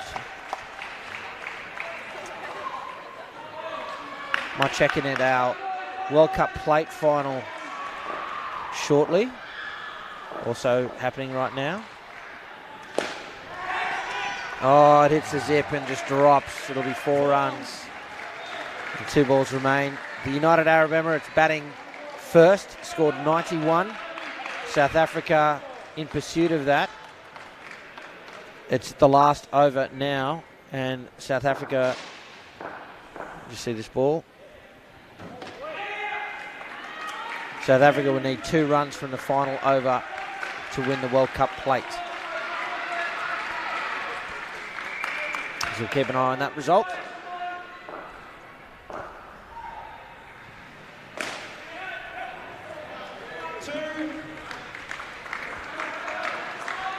One ball remains now. Good instance from Vestige, and then got a little bit big on him. Instead of pulling out and stopping on the shot, he just went, I'm going to whack this into the roof and hope it comes down.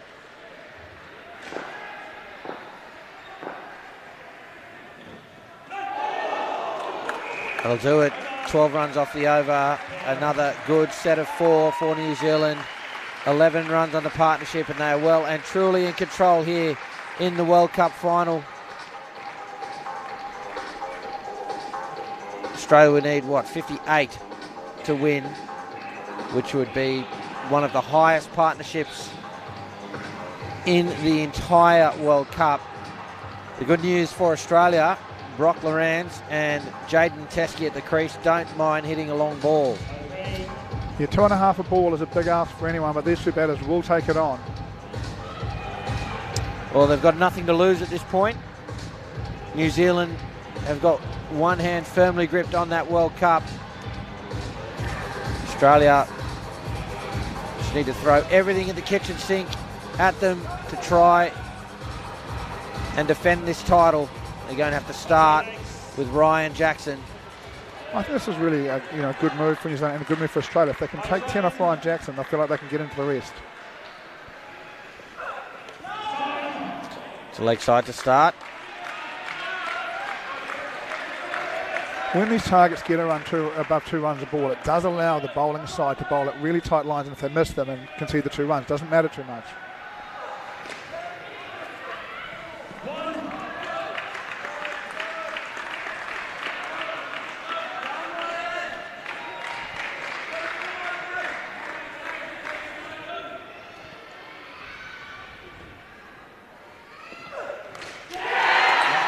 Well, he wanted a big piece of that.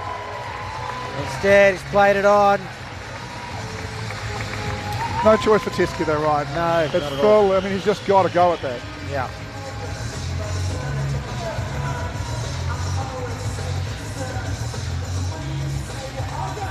Yeah, certainly can't fault the approach.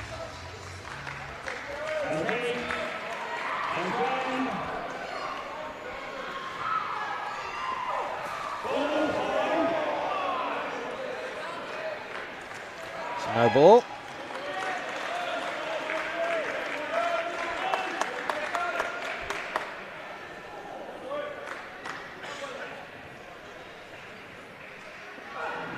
And a leg side.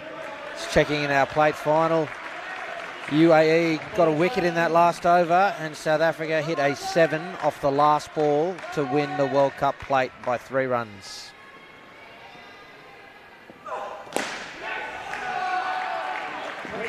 Was that Willie Brink? No, that's not right. He scrolled up I'm looking at the wrong over there. They did not indeed. I was looking at the first innings. They didn't need to do that. They blocked out the last 2 balls to win by 3 runs. So South Africa have won the World Cup plate. And 5 runs off that first over here in the under-22 men's final. In 3 gigantic overs here, the Australians. 3 a ball required from Australia from this point. Matt Scribble to bowl.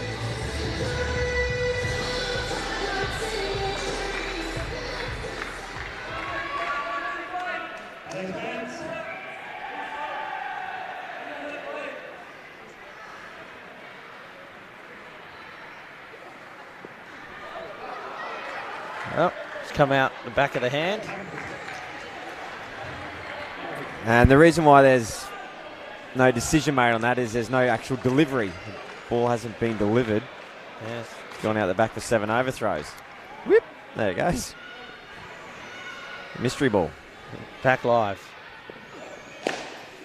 Through to the back for 4 for Jaden Teskey. It's interesting that he's lost grip on that. Not a particularly hot day here in Casey. It's just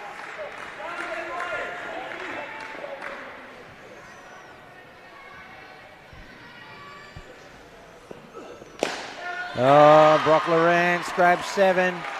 It's 11 in 2 balls. It shows what these two can do.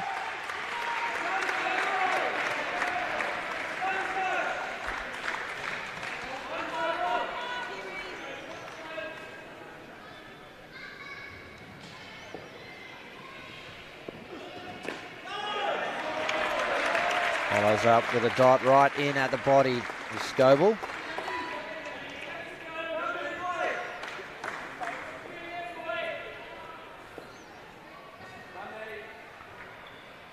There it is, the World Cup. Sit on the body, get through for a single. Really good bit of bowling there. Teskey bowling, standing right on the leg side wide lines to try and get some space to free his arms. Scoble managed to hold that line and hit him.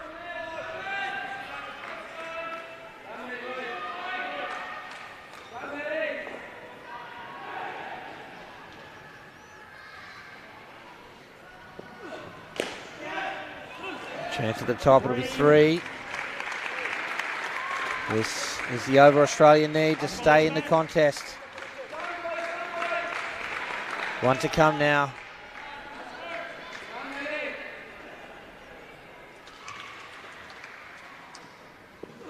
And grab 2 from that final delivery. A 17-run, 14th over for Australia gives them a glimmer of hope. They'll need 36 from 2 overs. And I tell you what, if Australia get home from here, that will be one of the greatest run chases in the history of this game. It's always one of the risks of bowling Ryan Jackson first of this partnership. It just, I mean, if they got some momentum, you didn't have your ace bowler to go back to. Right now, it'd be really handy just throw the ball to Ryan Jackson and go, well, he's going to go for 4 or 5 here, we're fine, you know? Yeah. And these are the risks you take. New Zealand wanted to take the game completely away from them with Jackson. It's a fair move. And they're going to go to Amaral, who's another really useful bowler. Australia got to get the back net at least once in this over, don't they? Maybe twice. Yeah, twice at least for mine. Question for New Zealand around this field and whether they start and pull some players back or will they try and take wickets. Wickets win matches. Yeah. Here it is. Amaral. Full toss outside off stump. Teskey on that leg side wide line again, and we're just going, okay, well, I'm just going to blast it in full and wide.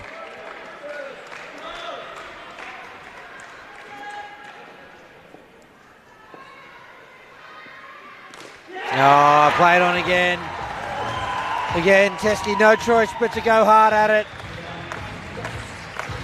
Can't get the ball away. Makes life even more comfortable for New Zealand now. Australia 40 runs required from 10 deliveries.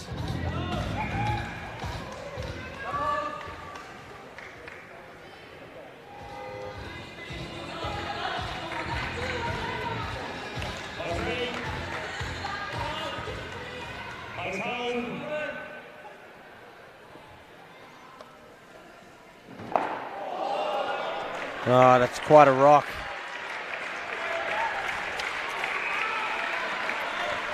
Yeah, when other teams looking for 36 off 12 balls and you go dot, bowl, dot, it's a pretty good effort.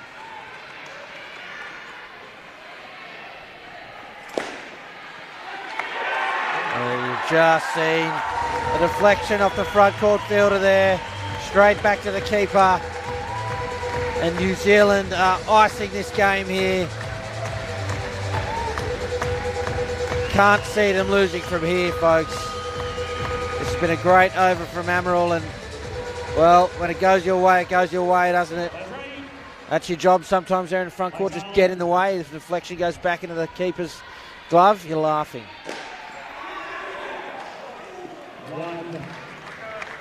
One ball remains. With 45 off 7, we're now at 7 a ball for here for Australia to win this. Oh, it popped up. Almost fell into the hands of the New Zealand field, but it's a single to finish. A great over from Amaral. A -8 from it.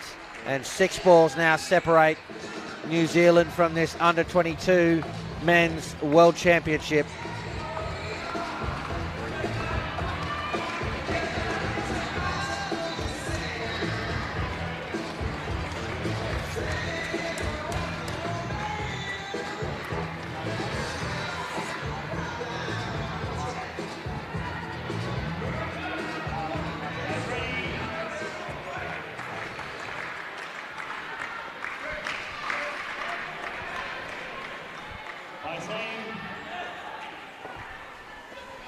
Here's McCarthy to close out the match. 2 runs to Lawrence.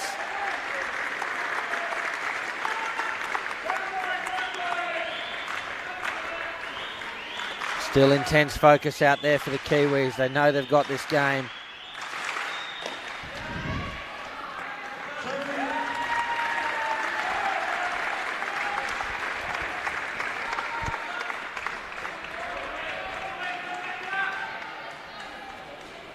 Suspect at the end of the match we'll see the emotions pour out. Been a long wait. Another wicket falls. And the emotions pour out, Cam. 2 different emotions. Yeah. The green and gold and the black and white. And that's why we love it. The drama, everything that takes place out there. We're going to see one side absolutely elated beyond belief and another. Some celebrations starting to go on in that New Zealand camp. A few hugs going on over there as they realise the maths now. And having been on the other end of it, Cam, it's just devastating. You know, Australia didn't come here to lose a World Cup final. They will be, whoever loses, devastated. New Zealanders' celebration starting.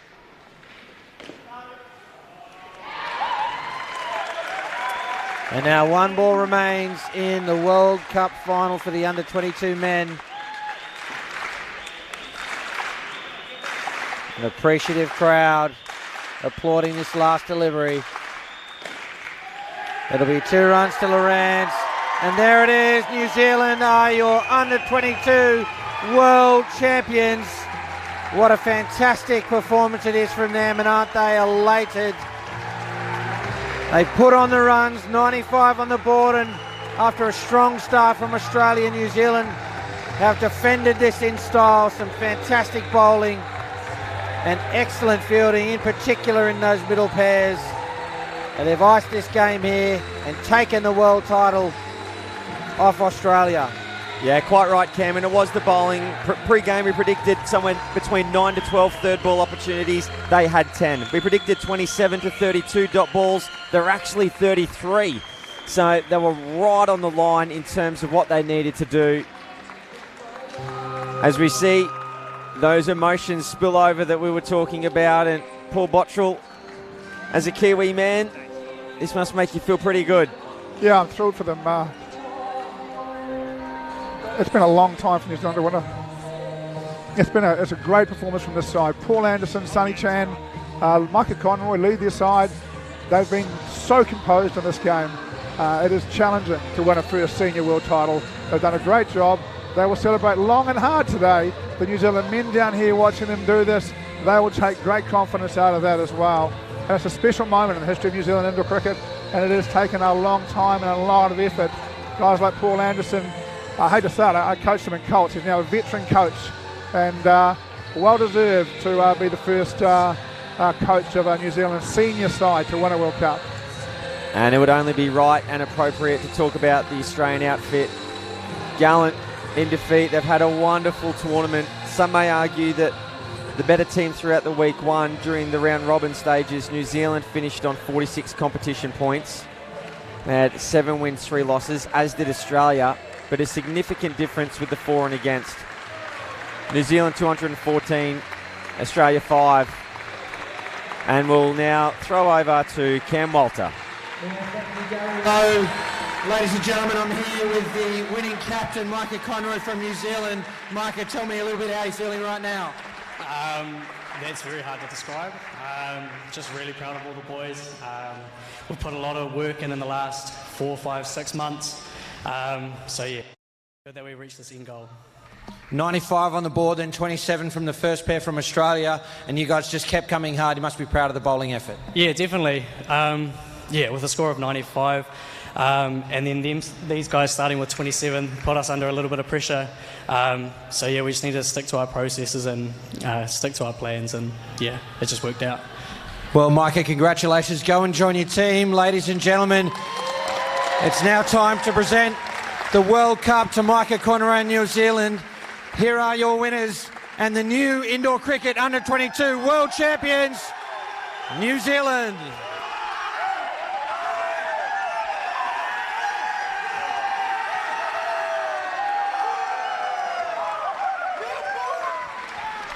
And ladies and gentlemen, don't go anywhere. Coming up next, it's the under-22 Women's World Cup final between New Zealand and Australia. Until then, for Paul Botterill, Gary Lowe and the rest of the broadcast team, I'm Cameron Walter. Thanks for watching.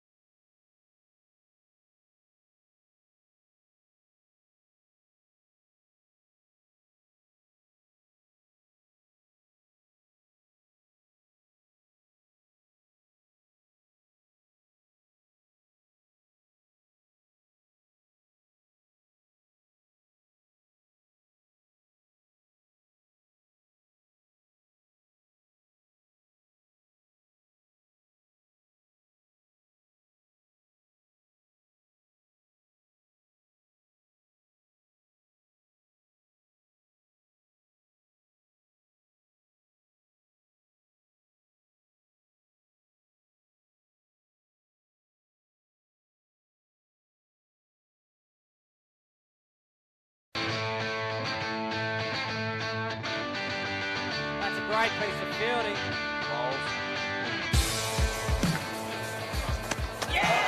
Got him, Niobioti. One for the leg spinner.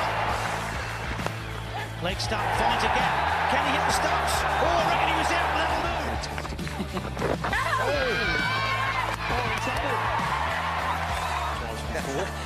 Oh, that is an absolutely sensational piece of fielding from Claire Koski at the back. Left indoor cricket, here he is. And there it is! He's entered the stats straight away! Fraser McGurk cuts and he's away with a boundary. Nice start to his domestic 50-over career.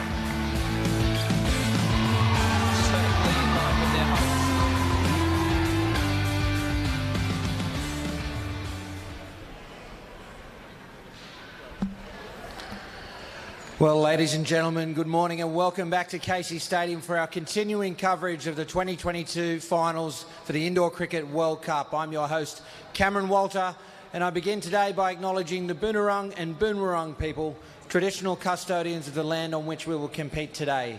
I pay my respects to their elders past, present and emerging, and extend that respect to any Aboriginal and Torres Strait Islander people here today. Coming up now, it's the Under-22 Women's World Cup final between Australia and New Zealand. Please join me in congratulating the umpire standing in this match, Kieran Mascarenhas from Singapore.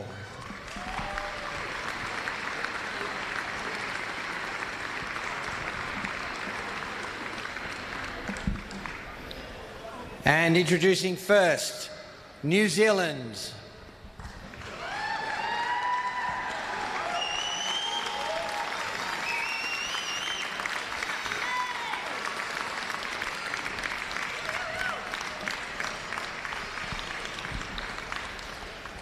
And their opponent and defending world champions, Australia.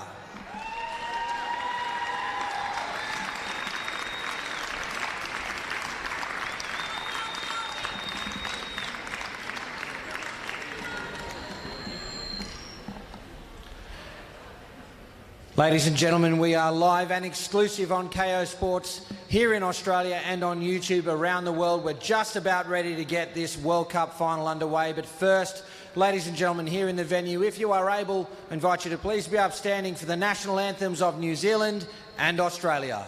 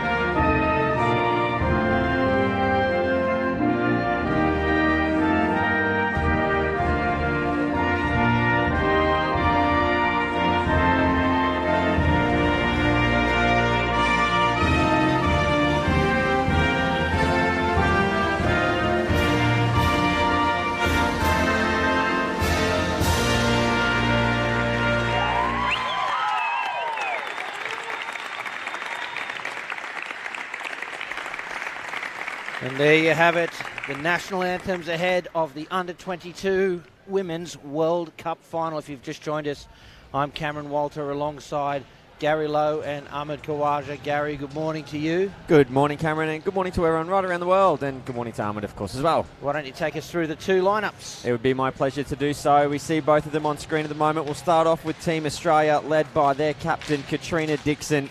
The number 1 shirt, she's been on fire all tournament.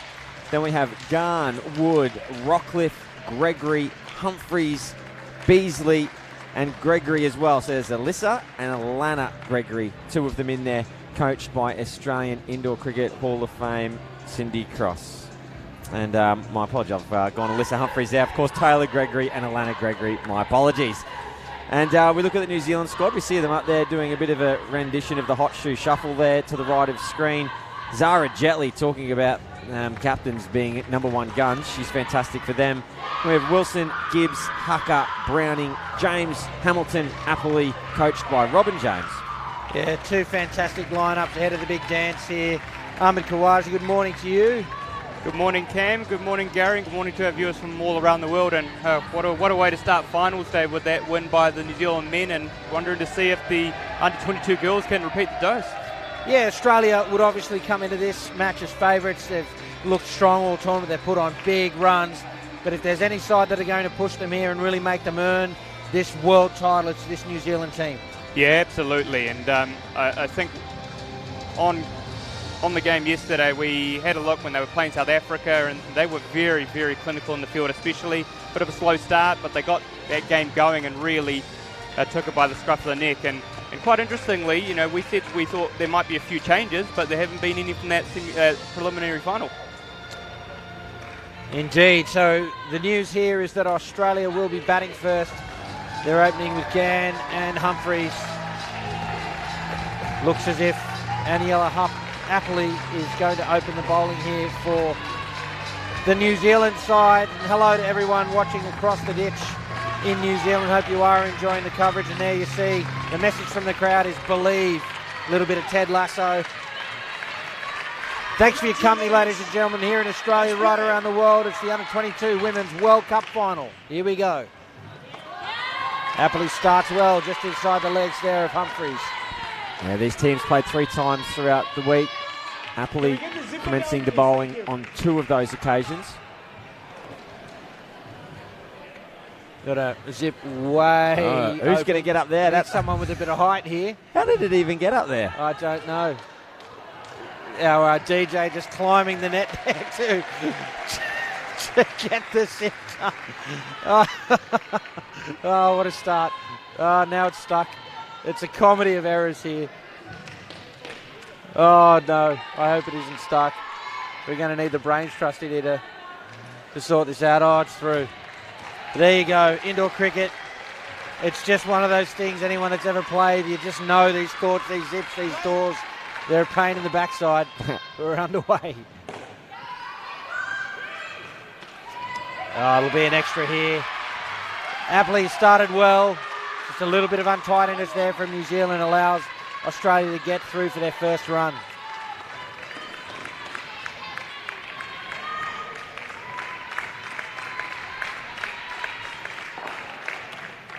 Appley continues. Gann for her first ball.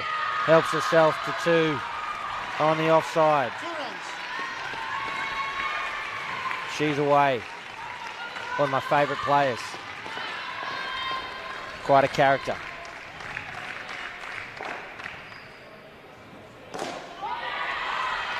There's a dot ball. Gary, you talked about they've played each other 3 times. Be interested maybe at the end of this over to get some of your analysis of how those encounters unfolded. Oh, straight back. It should be out. It is given. The first wicket falls in the first over. Little bit of indecision there from Australia. It came out of the crease on contact. Let's take a look at the replay. It's driven straight into the leg side fielder. And that's what you got to do. Just get in the way of the ball, and you never know your luck in a big city. And bang, the first wicket falls. New Zealand will be pumped, Ahmed. Yeah, absolutely. And again, actually,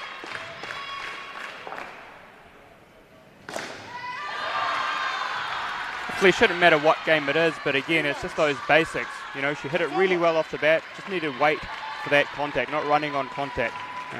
So they just want to try and, I guess, straighten that out. But great start for New Zealand. 1 run from that over, Gary, the previous encounters we were talking about. Yeah, I mean, they played an absolute thrilling match, 103 all, where they split the skins perfectly, 2 each. So that's something that New Zealand can take comfort from, is that they can be competitive. Australia winning the other 2 games, 80-64 and 86-74. So not much of a difference between these 2 teams. Here's Browning. Going to run down the backward square there. We should take a moment as well to acknowledge Kieran Mascarenhas from Singapore, standing in his first World Cup final. What an achievement for him. Yeah, good get. Great shot again from Gan. Read my mind there, Cam, actually. And, you know, how good is it? Obviously, we talk about the different teams that have made it this far in the tournament, but also for an umpire from Singapore, obviously a lesser-known nation, it's great for him. Yeah, he's had a really, really good World Cup. Thoroughly deserves this appointment. The games that I've been able to watch of his, very accurate.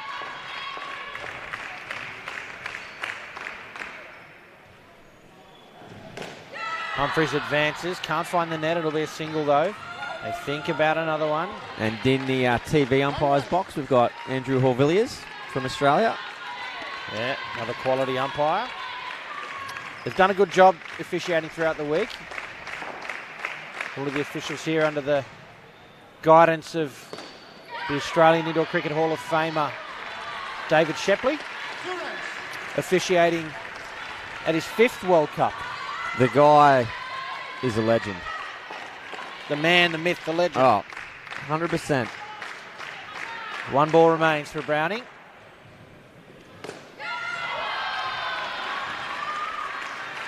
And a comfortable 2 for Humphries to close out the over. That's a better one there for Australia there. Back on track, 7 runs after 2. As we bring you the under-22 Women's World Cup final, Australia up against New Zealand. New Zealand just won the under-22 men's title with a fairly strong victory over Australia. It was a good win from them. They were deserved favourites. They lived up to the mantle, and they've got 1 in the trophy cabinet for New Zealand, with their under-22 women's side fighting for 1 here. Hamilton is bowling over number 3.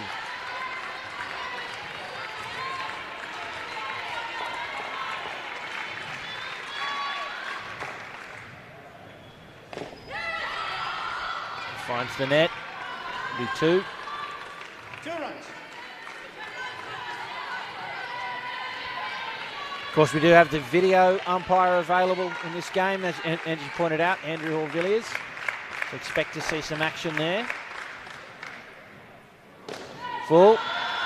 And that's been 4 strong shots from Gan, who has looked absolutely comfortable in cruise control, batting first in the World Cup final. It's driven just half volley to the back net, I think. It is 5.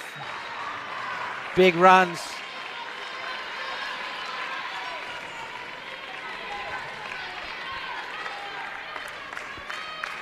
Gee, that helps when you're batting first, doesn't it? Just get 1 away, squeeze it to the back court. Almost a 7. Watch this time by Gan.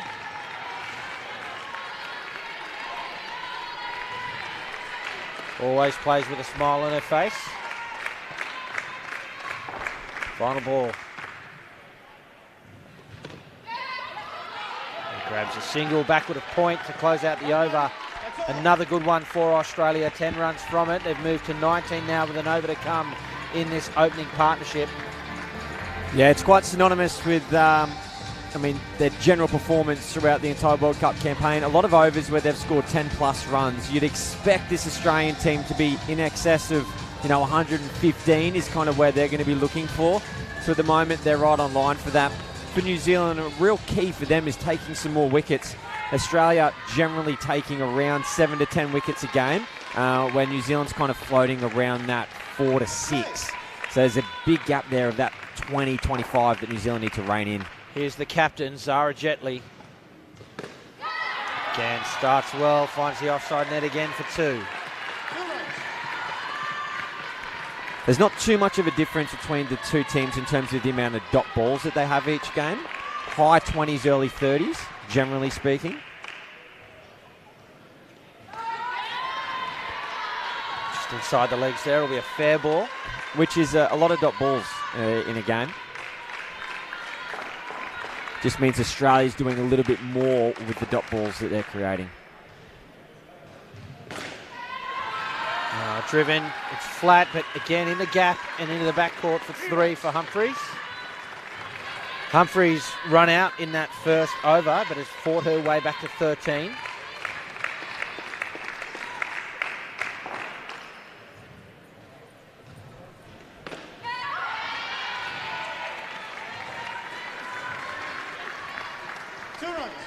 Again, grabs another 2. Always giving a big thumbs up to her batting partner.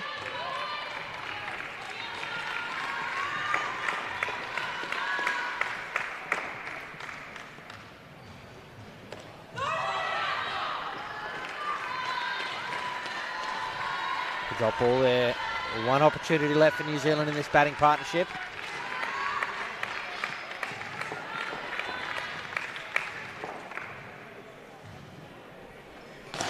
Advances and sends it in the backcourt for 5. Another big shot from Humphries and a dominant start there from Australia. They were in trouble early that first over with a wicket. A couple of shots to the back net and finding all the other nets throughout that partnership. 31 runs on the board.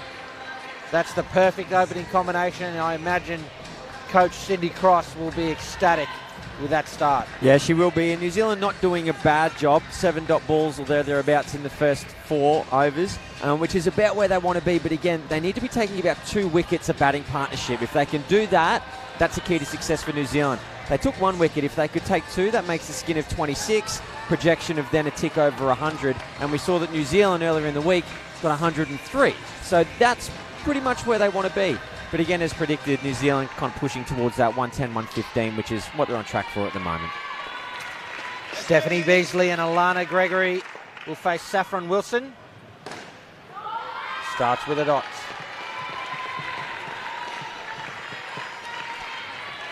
Wilson averaging 1 wicket every single game that she plays. 8 wickets, 8 games, conceding 5 runs and over.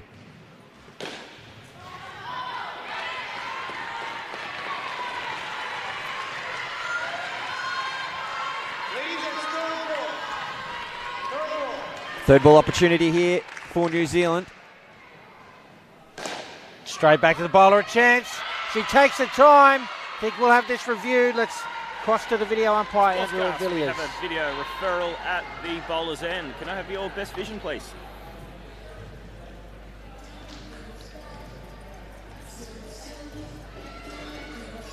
All right, if you can just take that back just to confirm.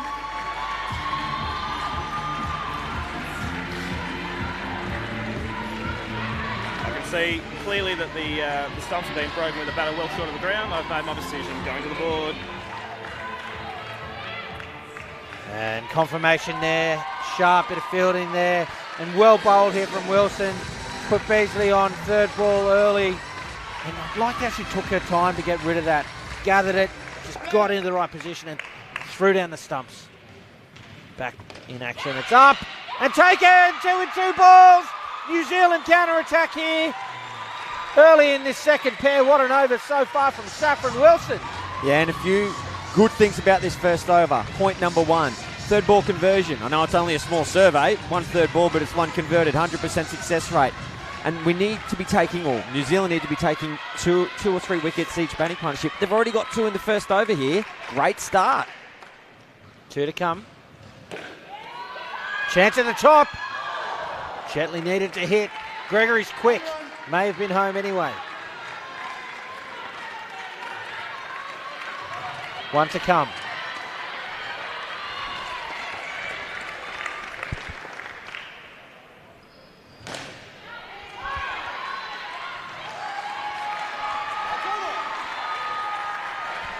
A dot to finish the over. -9 from it. A great first over for that partnership. What a counter-attack we've seen from Saffron Wilson and the Kiwis there.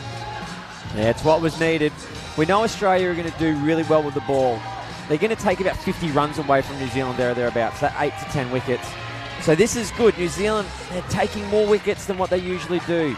Very, very good. James in now. New Zealand applying the blowtorch to the belly.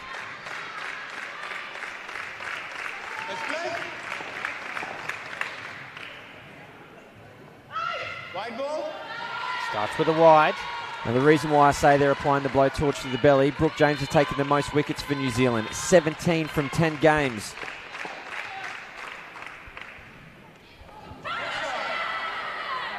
Another wide. 17 wickets in 10 games. It's a wicket and a bit every game. You can't ask for much more than that. You can't, and leaking hardly any runs. 5.2 runs in 2 overs. How amazing. A chance again for Jet Li.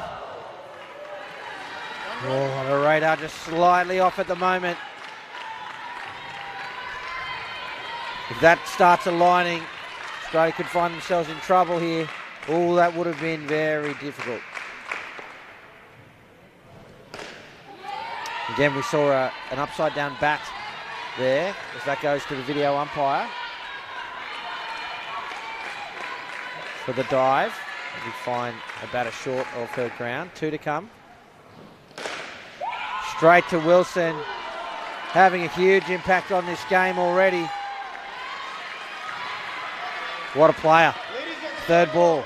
Another opportunity for the Kiwis.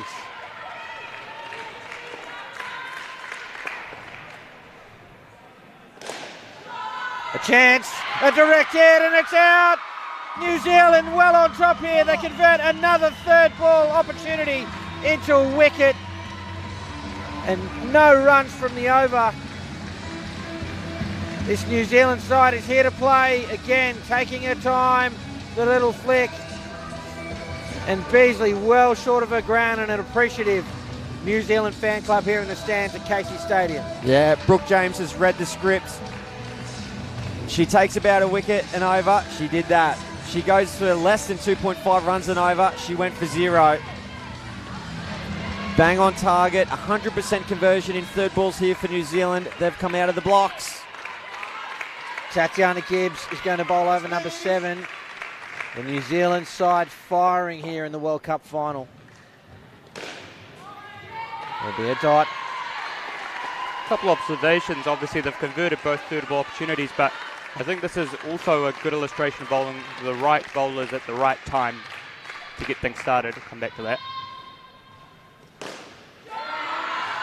Beasley hits 3. A lovely shot.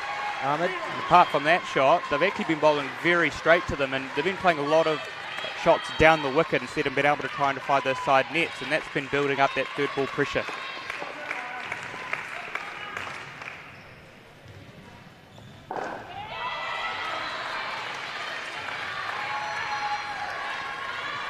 Another example of it.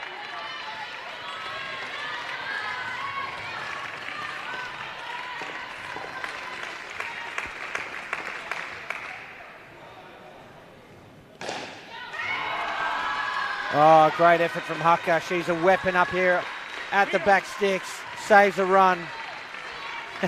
Tatiana Gibbs just says thank you.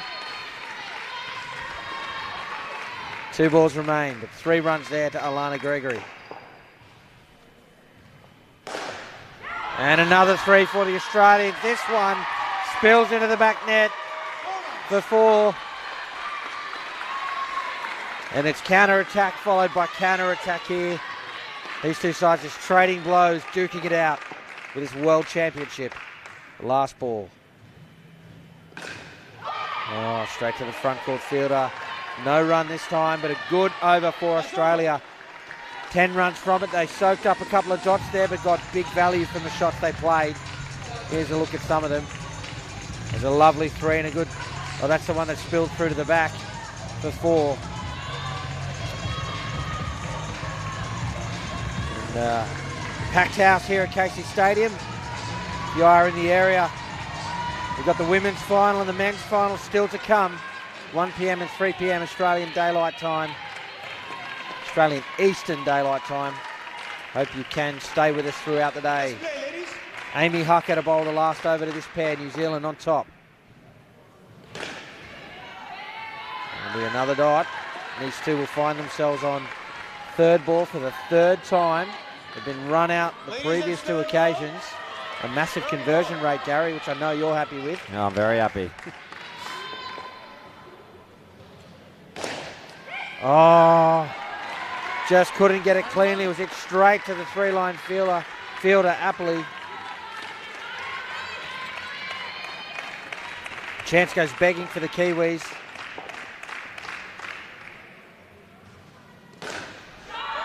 There's two to Alana Gregory. Taylor Gregory it is who's coming in next. She was just there with Katrina Dixon as they start getting their mind on the match.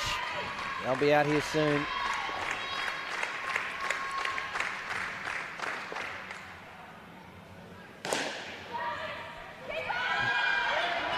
It's a good call, a late response, but they had time. 1 run. Are you all right? This return throw might have cocked a thumb or something. Ow, the wrist. And just missed. Alana Gregory grabbing two. Another good shot. It's been a great fight back from these Australians. One ball to come in the partnership. It's flat, there's a chance. Oh. They get through for two, brings the partnership to an end. 9 runs from it. And, 18 of those 9 came from the last 2 overs. So it really was a good fight back there from the Australian pair, Gary Lowe.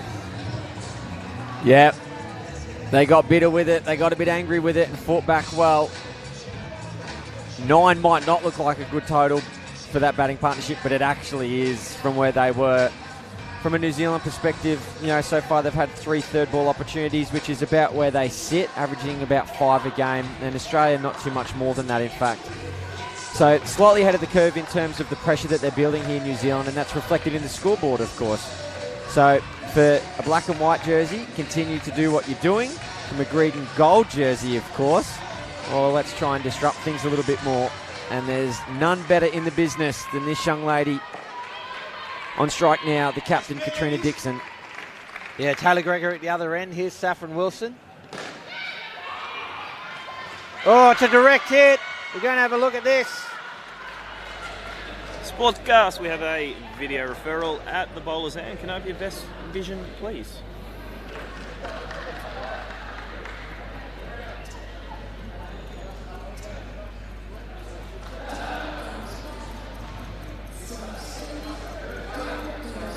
I think we're going the wrong direction. Yeah, going backwards.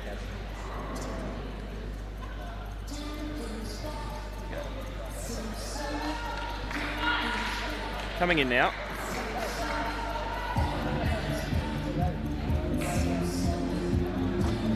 That on the right hand side. Can you just take that back for me? I believe I see the bat short. I just want to confirm that and slow that down as you can for me. Thank you. Moving at 1 frame and another frame forward for me. Ball has not made contact yet. I'm satisfied. I've made my decision. Well, there it is. A huge wicket for the Kiwis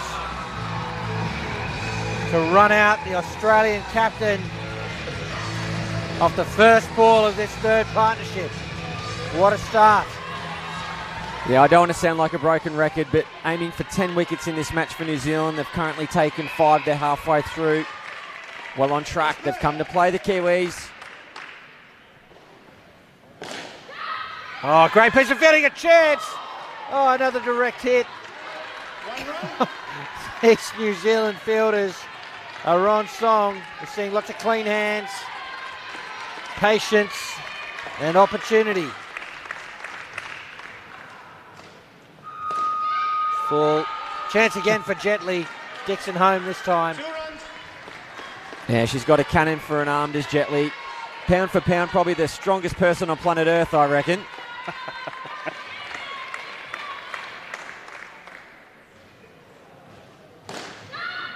Sent back. Oh, they run. Looked okay. Let's see what the video umpire has to say. We have a referral at the wicket keeper's end. Can I have your best vision, please? Right.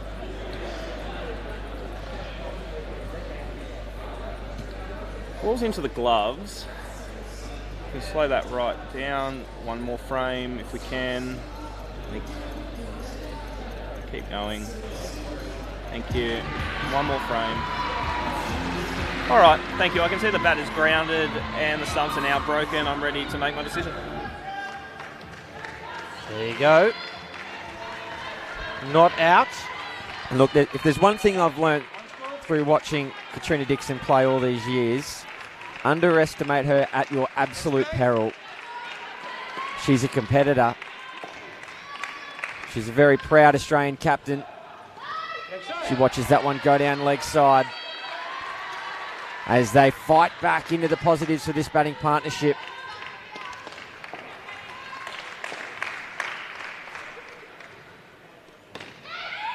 Cut away for 2 runs. The score moves along to 43. Yeah, although the Kiwis have got their tails up at the moment. Australia, well, they're a world-class side. They're going to continue to fight. They've got a good positive mindset. And Cindy Cross, Australian Indoor Cricket Hall of Fame inductee, a wonderful leader. She'll be able to provide expert tutelage from the side, I'm sure, to keep this batting partnership moving in the right direction. How about Saffron Wilson? 3 for -6, bowling the first over to batting partnerships. Here's James.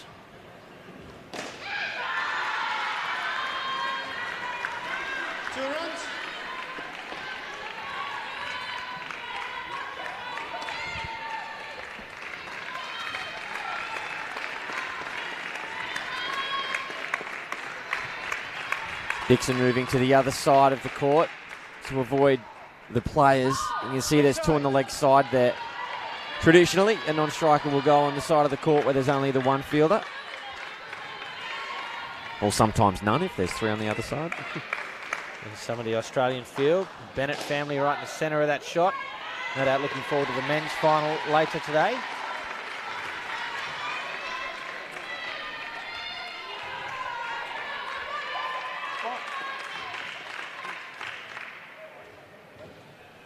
James in, foolish type delivery.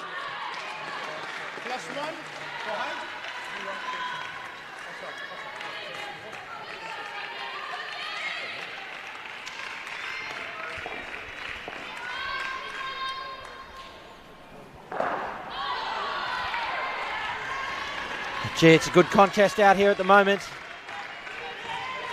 It's all we can ask for as indoor cricket fans. Final ball of the over. And it's a dot ball. 7 runs from it. As I said, a nice contest, and we'll cross now to Paul Botterill, who has with him Alyssa Humphries. Alyssa, thank you for joining us. Is it any different opening the batting in a World Cup final at home to another normal game? Yeah, it was pretty good. I was pretty nervous, but me and Chelsea did really well. We started off pretty slow, but we got back into it and got 30, so very good start for us. Nice being a local Victorian in front of your home crowd. It's always good to play at home. Good crowd in today, so hopefully we can win it for us. How important is momentum in this game? It's very important. All our games against them have been momentum swings each way, so hopefully we can get the total up to around 100 and really, yeah. 100 is what you need? Yeah. Oh, you always want triple figures, but 90 will be good. So. Every team tells me whatever they get, they can defend. I'm sure you feel the same. Yeah. Thank you very much for your time and a great effort. Under a bit of pressure opening today, did a great job. Thank you. Thank you, Paul and Alyssa.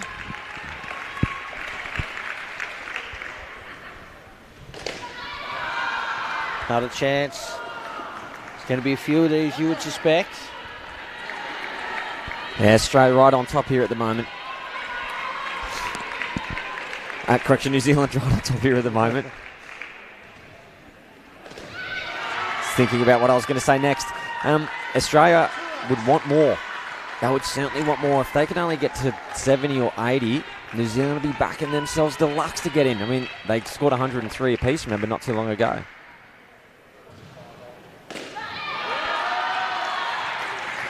Pre-game, I suggested that perhaps Australia would be looking towards 110, 115. So things very delicately poised. A chance again for Jet Li. It has to be a flick this time.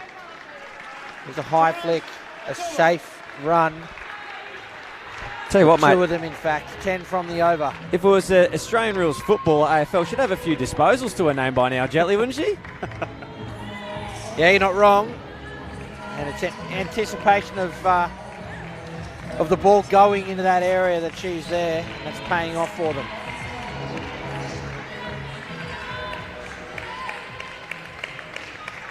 Hucker's going to close out this partnership with battle to 20.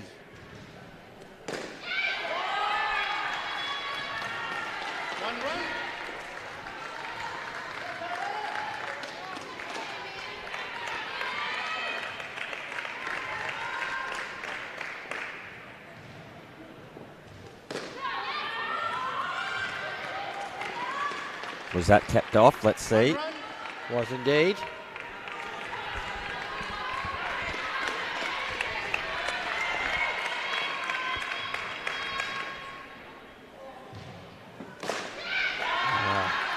Another great shot there from the Australian captain. She was run out off the first ball. Gee, she's responded well.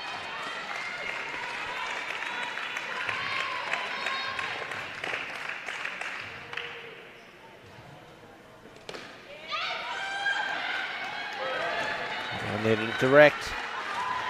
Instead it's two.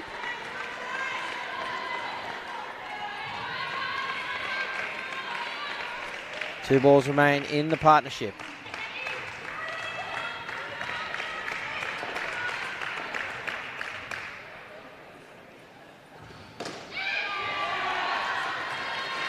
Another great shot from Dixon.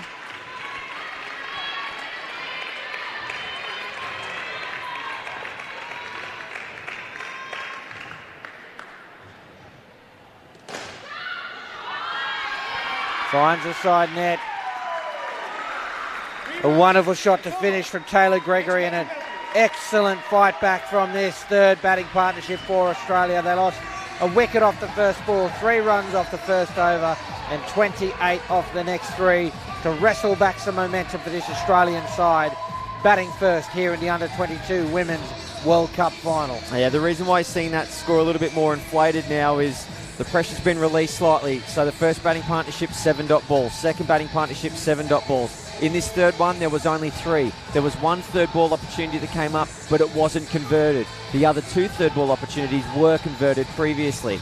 And you had some batters who were hitting some nets. So 31, good total for Australia in that batting partnership. Ahmed Khawaja, your thoughts? Yeah, agree, Gary. I was about to say that. A lot of balls hit into the net, and as I was sort of alluding to in the previous pairs, bowling a lot more straighter, a lot more deflections up the front court. The lines were backing them up, but here they weren't really giving them much of a chance. Kind of also feel like in both the first pair and the third pair, when I was saying about bowling bowlers in position, and Hamilton sort of came on in the first pair when they had less runs, and in this pair when they had already consolidated, and she went for 10 in both. Here's Appley. And Rockcliffe starts with 2. Her partner, Kiara Woods, will now take strike for the second ball. Really hard goal here for New Zealand, but what they should be aiming for is about 5-dot balls and 2 wickets. But it's freaking hard against these two because they're so good. Oh, straight through! Appley doing the job for New Zealand. She got a wicket in her first over by way of a run out. This time she knocks over Kiara Woods. Let's take a look at this one. Bit hard to tell from there what that ball was doing, but the result,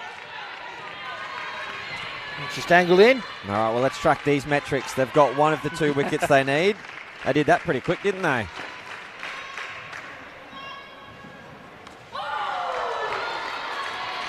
And there's one of the 5 dots. If they can hit those targets, this batting partnership's not going to get more than, say, 15.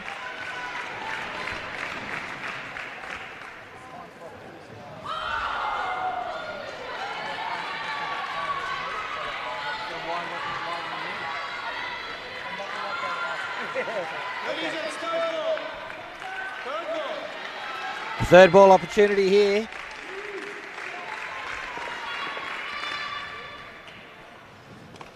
Oh, can they clean it up? They do! New Zealand, Appley bowling a brilliant over. She's bowled Kiara Wood, then put her on third ball. And excellent fielding here from New Zealand. They've beaten the bat. Kiara Wood does exactly the right thing and wait till Rockcliffe is home. The throw to the back sticks was right, took her time, whipped off the bails. Excellent execution. One to come. A little bottom edge. And Aniela Appley finishes with figures of 3 for -7. Again, bowling to the first over of a partnership. Let's break that down. The first over went for 1 run, the first over of the match. The second over went for -9. The fifth over went for -9. The 9th over went for 3. The 13th over has gone for -8. So what's that? -13 from the first over to batting partnerships. Yeah, and obviously New Zealand have much higher ambition than what I had for them. And I was suggesting 2 wickets in this entire batting partnership. They've done it in the first over.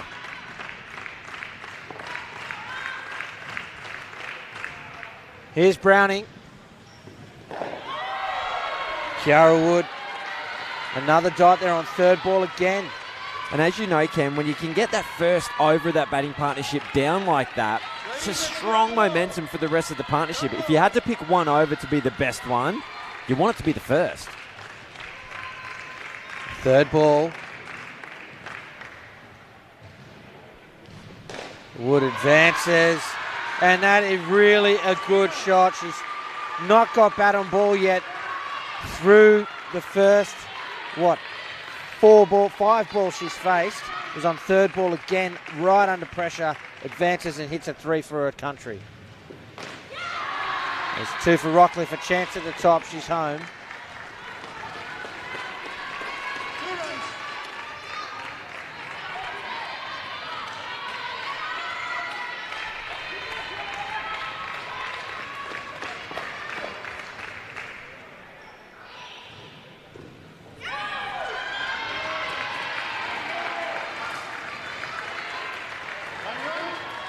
Through for a run. New Zealand again, early in a partnership, they're on top.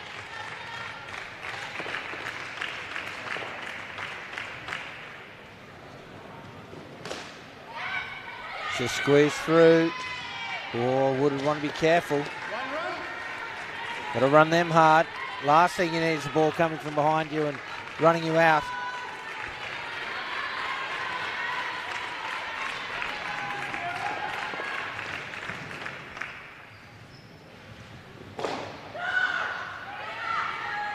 That's a dot ball to finish.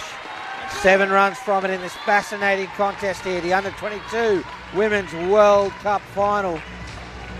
The closing stages of the opening innings. 70 runs on the board for the Australian Under-22 women.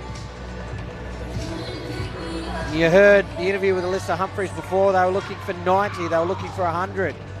Even the 90 is looking tough to get to now. Yeah, we're talking about the key metrics at the beginning of this batting partnership. I know Ahmed Khawaja is probably about to mention it to me. Chasing 5 dot balls and 2 wickets. They've achieved that halfway through. Let's take stock of the batting partnership, currently on -1. And I suggested if they could do that, this partnership would probably only get to about 15, which is an 85 total. Here is Jet Li. Driven straight back. A little fumble from Jet Li. If she'd taken that, there was a aggressive call from Australia. A risky one. Should have been out.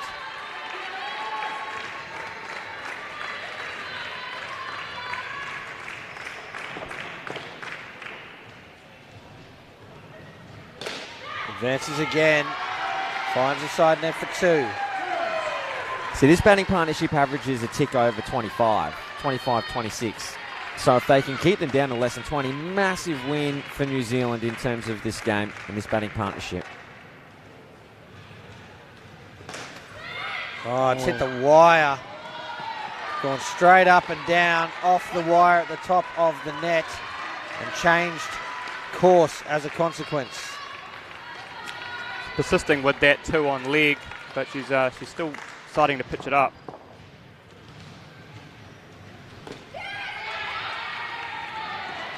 A single. Probably could have left it alone.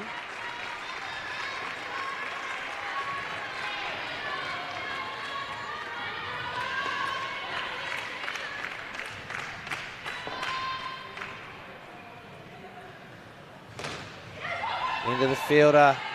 Wasn't sure where it landed. So they get away with a run and 1 ball remains.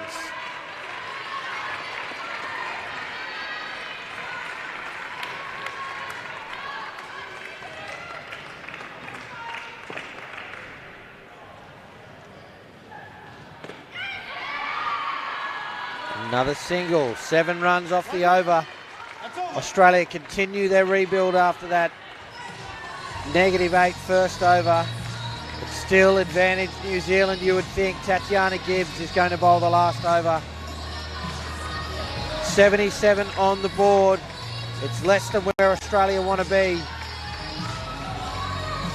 Can New Zealand maintain this attack? I think Australia probably want to be a bit careful here. You definitely obviously want that 90, but you certainly don't want to lose a wicket in the first ball or two and be scrambling to get 80, because I think the difference between 70 and 85 could make the difference in this game.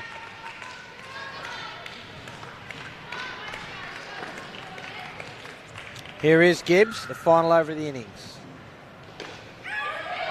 Squeeze it through square leg there for 2.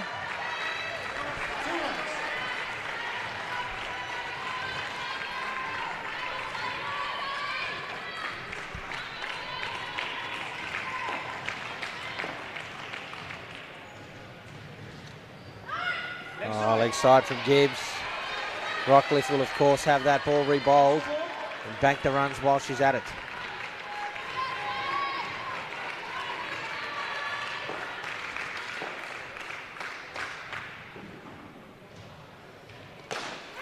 Rockcliffe advances, rides her luck, but finds the 3 net.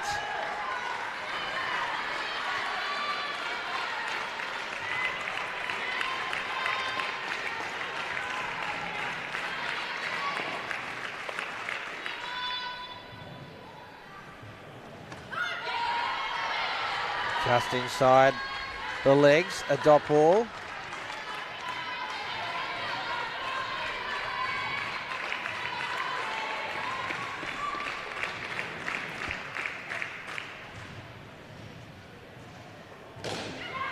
Chance for Jetley again, just bounces over the stumps.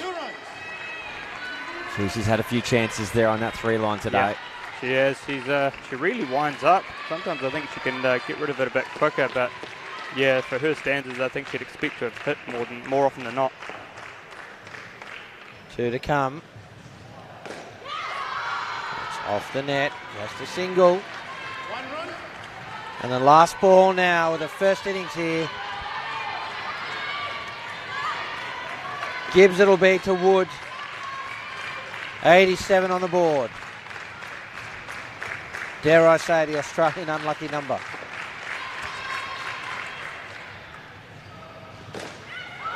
Not this time. They get a single.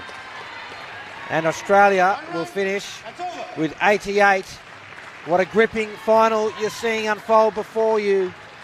New Zealand and Australia in the under-22 Women's World Cup final. And after the first innings, it is still anyone's game, folks. Gary Lowe, you've been crunching the numbers that whole time. How did they end up? They get all the wickets you expected? A little bit short from where they probably want to be. They average around about the 6 wickets a game, which is what they got today. Australia's probably going to take around the 10, so that's the difference there. We said at the top of the, almost said the top of the show, that's how entertaining this is. It's like a drama. We said at the top of the broadcast that if they could aim for 2 each batting partnership So 8 in total, so maybe just a smidgy short. But in terms of 88s, New Zealand will be backing themselves to chase this down. New Zealand has actually lost a game to New Zealand. New Zealand lost a game to Australia, and New Zealand put on 74 in a losing chase. And we know they've scored 103 before. So for mine, New Zealand with a nose in front. Here was the second of Saffron Wilson's over, and there is the run out from Jetley. It's one of the characteristics of this innings. It was counter-attack following counter-attack. There it is, the spectacle that is the video umpire. There it is again, Appley. And then on third ball, they cash in here, New Zealand. Well, they had quite a good conversion, 60% conversion rate, 3 from 5. That's good, that's high, that's what you want with your third ball opportunities. Well, the fashion and retail in Melbourne, where we're coming to you from today, is second to none. Might take a look at some of that now. Melbourne has long been synonymous with style, proudly holding the mantle of fashion capital of Australia.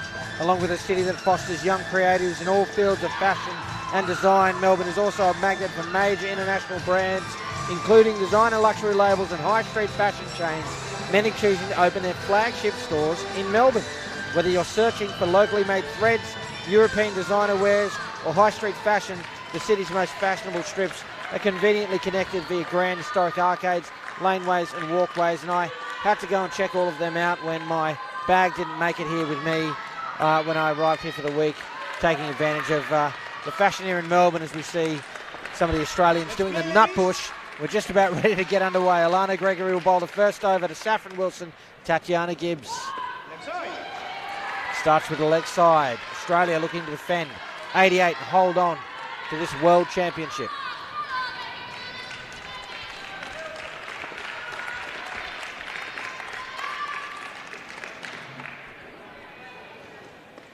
Beating that side off. A chance at the top. I tell you what, that is going to be tight. Sportscast, we had a video referral at the bowler's end. Can I have your best vision, please?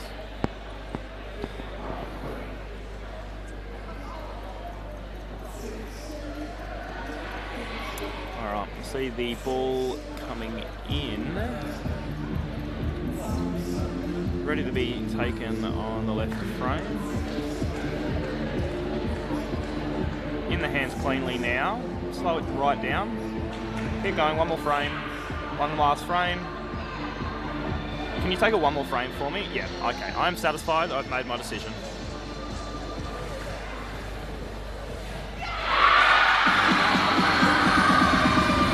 Well, I'm not so sure about that one. I don't know when the bail had been completely dislodged. Yeah, I don't think he took his time on that. He saw one frame and went for it, and I think that was, I'm unsure about that, Cam. Yeah, look, it may well have been out. I just would have liked a longer look. Yeah. But the first wicket falls. Here's Alana Gregory. We were having this conversation yesterday, right, Gary? The bail actually has to be dislodged. It's not disturbed, it's got to be dislodged. Yep. Yeah. Now, for mine, that frame that the decision was made on, the bail wasn't dislodged.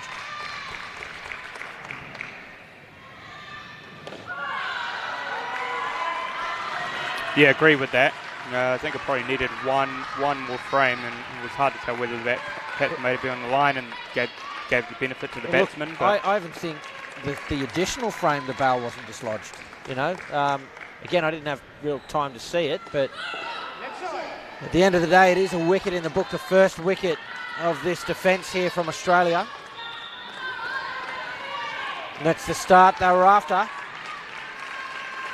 And it must be said, Tatiana Gibbs just took forever to get back in her crease. Yeah, didn't help herself with that, did she?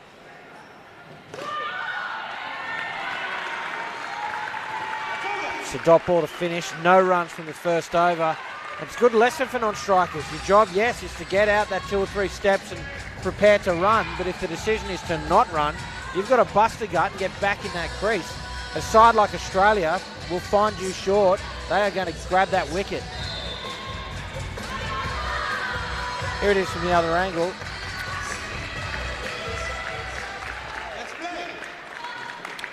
Yeah, you can kind of see the come back after this ball.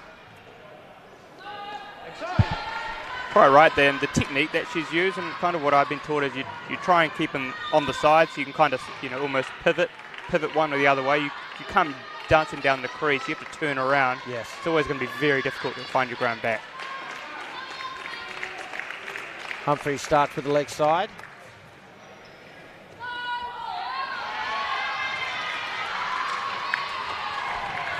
Yeah, look, just to close out the decision again, it may well have been out. I'm just not sure that decision was made with the right info. And there's a wide, another wide.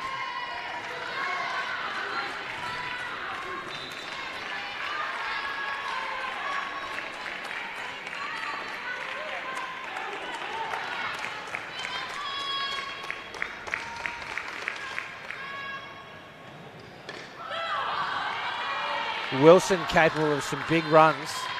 So important that Australia keep it tight to this opening batting partnership. Just keep each pair a little below 20 and they'll always be in the box seat, Australia. Chance at the top for Beasley. And another miss. Just haven't seen as many hits as we would expect from that offside 3 line across both innings so far.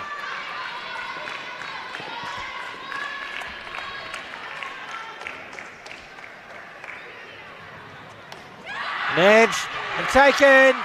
The big dive. Alana Gregory in the front. Another wicket falls. Australia in charge early here in this second innings. It's a great effort. Alana Gregory doing the diving. Didn't read it well off the net initially. Had to make a late little adjustment. 2 hands to the ball. Under the ball.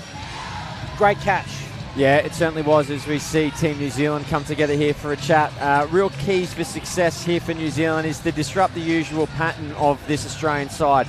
So generally, you can expect, might not happen every single 9 deliveries, but 1 wicket every 9 deliveries from this Australian side. That's about 10 in an innings, and generally about 2 dots and over.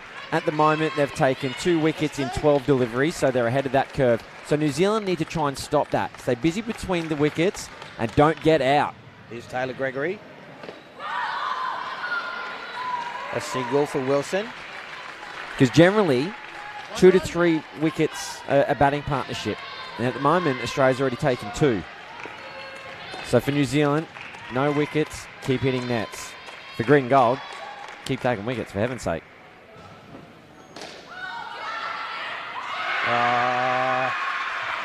Let's have a look. We go to the video umpire. We have a referral at the wicket keeper's end. Can I please have your best vision? The wicket keeper. Right, slow it down here. Okay, take that back just to confirm. Okay, ball's in the gloves. Clearly moving forward. I see the ball now is taken onto the stumps. Batter is short of the ground. I am satisfied. Yeah, well and truly out. And Australia on the attack early here. This is exactly what you want when you're defending 88, which they probably would have thought is a little below par. Well, you negate that fact by just getting off to a brilliant start with the ball in the field. That was into the gap. And just another good piece of fielding from Alana Gregory. It may not have been Gregory down there in the front court for that ball. Still a good bit of fielding. Still a good bit of fielding, yeah. As I said in the first innings, you can expect Australia to take 50 runs away from you immediately. So they need to be hitting 130 off their own bat here in New Zealand, 140 even. Straight back, little misfield. They don't run, and it'll be 3rd ball. Australia are just wicket-taking machines. And this is the first 3rd ball opportunity in this innings.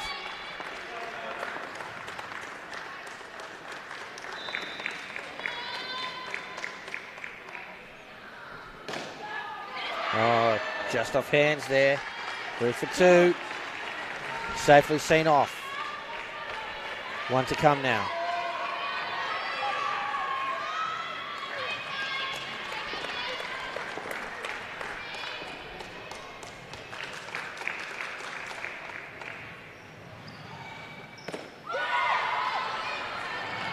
Gibbs finds 2. Over point. That's all. Brings the over to an end. No runs from it. Australia still on top here in this opening partnership. The run chase from New Zealand. Ahmed, I'm interested in your view.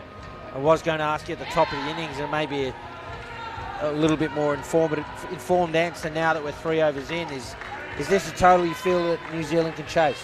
Yeah, I think that at the end of the first innings, Australia probably would have been happy. I think New Zealand would have been okay chasing that between 80 and 90, but I think Australia would have been pretty happy having to defend 88. Obviously, the benefit of hindsight now, fourth over, 3 wickets. The batter's not really communicating, and the shots are a bit loose, so 30-odd a pair for the last 3 is going to be very tough for New Zealand. Driven flat and in the gap. And it's 3 runs to Gibbs. The bowling of the Australian captain.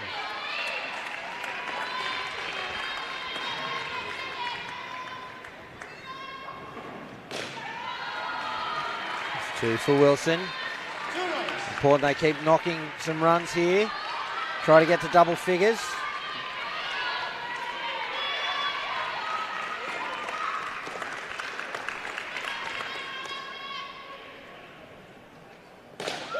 Oh, wonderful shot. Good movement from Gibbs. Hitting through the ball. They're down up 2 on the onside.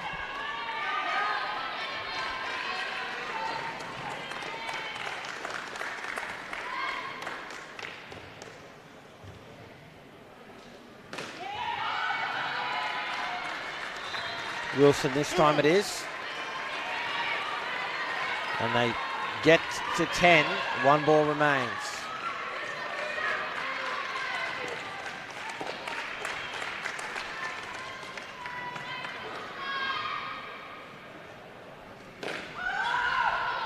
A dot ball to finish. 10 runs from the opening partnership. It was a good set of 4 there for Australia. They were on top in 3 overs. A nice little fight back from New Zealand to keep their side in the game after the opening stanza. They'll now need 79 runs from 12 overs. We see Antonia Hamilton and Aniela Apoli will be entering the crease now for New Zealand. Every first over to every pair so far in this game, there's been a wicket.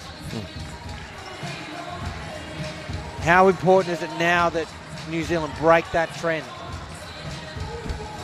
Yeah, pretty crucial. If they're going to turn a 10 or a 12 into what's now an average of 26, there's absolutely no way that they can start off with a negative in the first pair. I think it's just going to be way too hard to make up that kind of ground in 3 overs. And I also don't want to underestimate the 10 runs in that last over. I mean, that's made it an average of 25, 26 from what was looking like 30. So they're pretty crucial, and I think Gary probably will agree.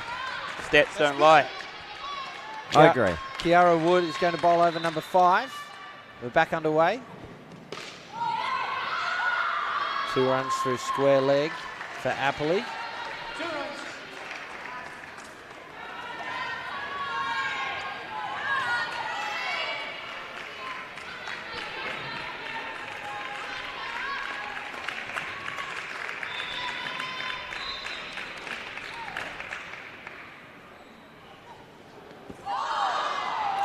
Big shape there from Wood. Moving in at the batter. That one sneaking behind the legs. A dot ball.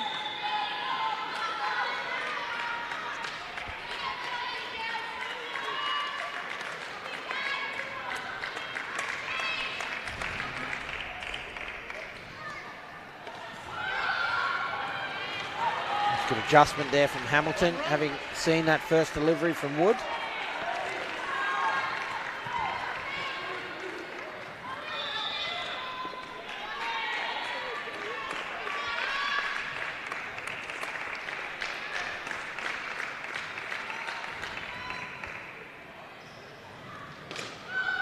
Chance at the top. The throw is a little wide. It just shows that even late in this game, we're just over 3/4 of the way through, or just under 3/4 of the way through. And still some nerves out there.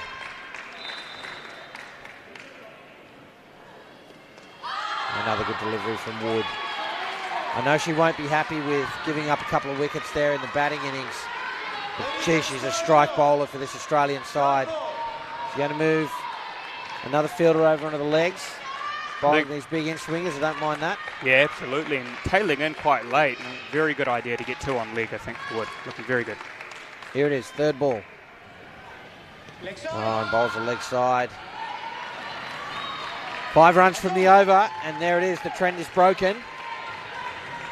No wickets in the over. They'll be pretty happy with 5, I think. The way that Wood was bowling, she was tailing it in late to the batters. They'll be pretty happy with just getting just the 5 and no wickets. Mate, I'd take 5 all day. Yeah. Facing Kiara Wood, the way she's been moving that ball around.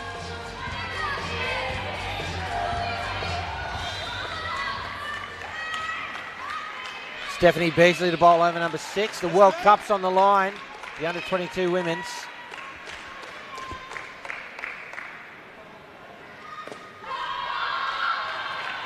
Hamilton grabs a comfortable 2.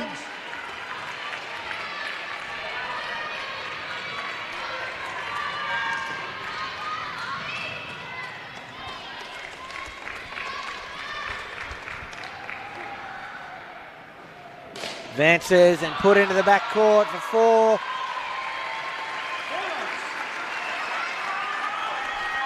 Big runs as New Zealand get back on track here. Yeah, big runs, but Australia will fight back. They're overdue for a wicket here. I think we'll see one in the next 4 or so deliveries.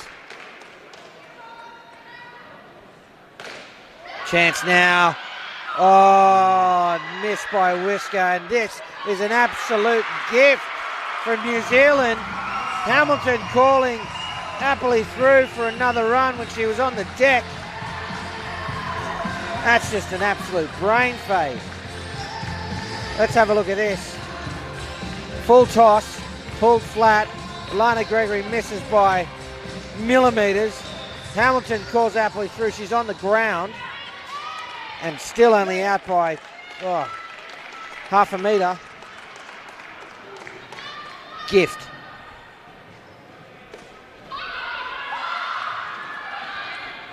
Well, although a bit of an unorthodox dismissal, but they were due. Yeah, you called it. It was time. Gary.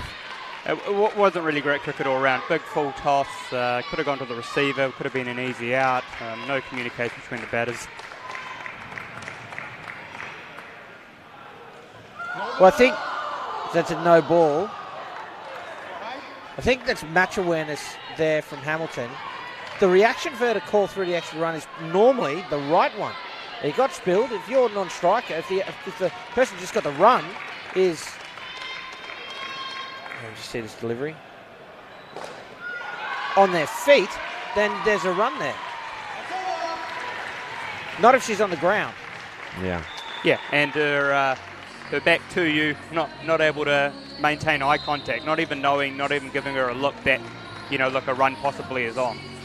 5 runs from the over, though. They got through that thanks to the back net shot, so still looking positive here. So she's sent back, should have been out. Called through by Hamilton, and Australia make no mistake. Give him chances like that, they're going to pounce.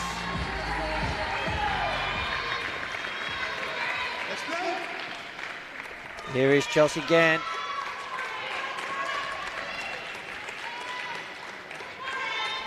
Seventh over.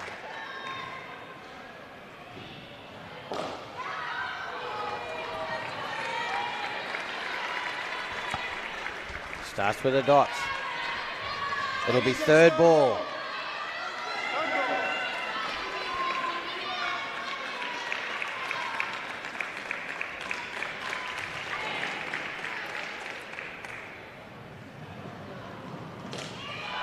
It's well weighted from Appley. It's still a chance. Gets through for 2.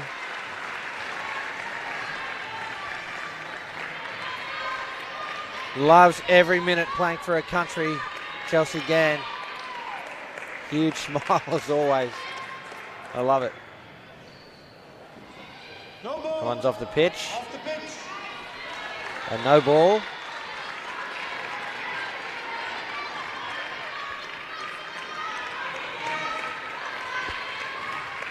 Oh, look at that. Just centers herself. Here she goes.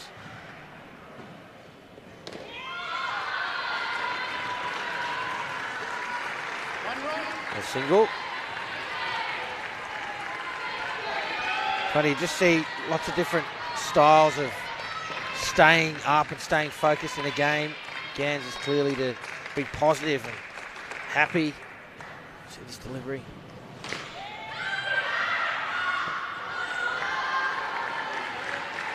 It'll be a dot. You know, others have really intense focus. Others are just chill.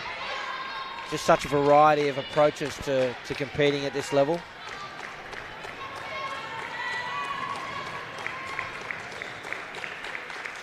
Final ball of the over.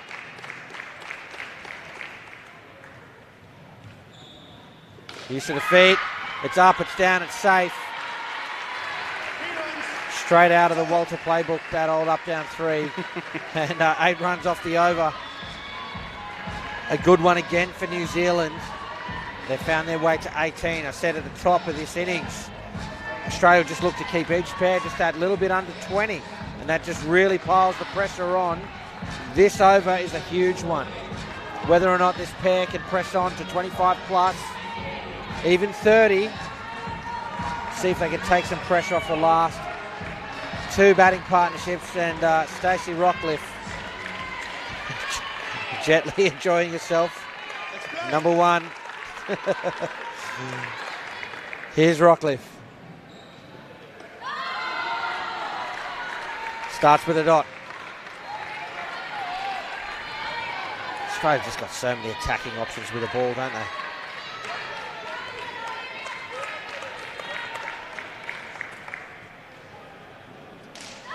Beaten outside off, and it's going to be 3rd ball. Huge moment in this run chase. It's so critical for New Zealand that they get through this 3rd ball opportunity. Australia, by contrast, we're desperate to cash in.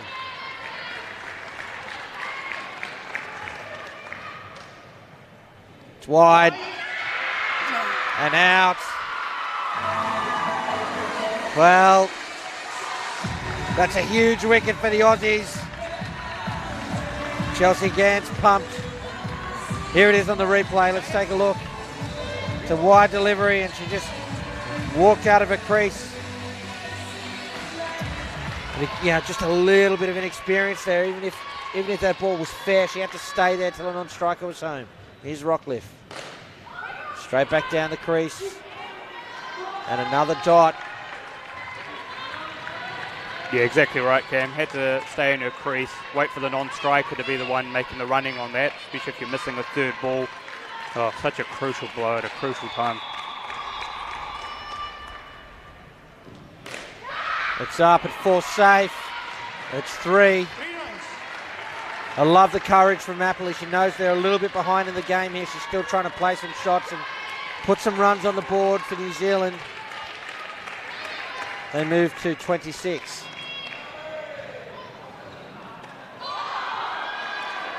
Another dot ball from Rockcliffe.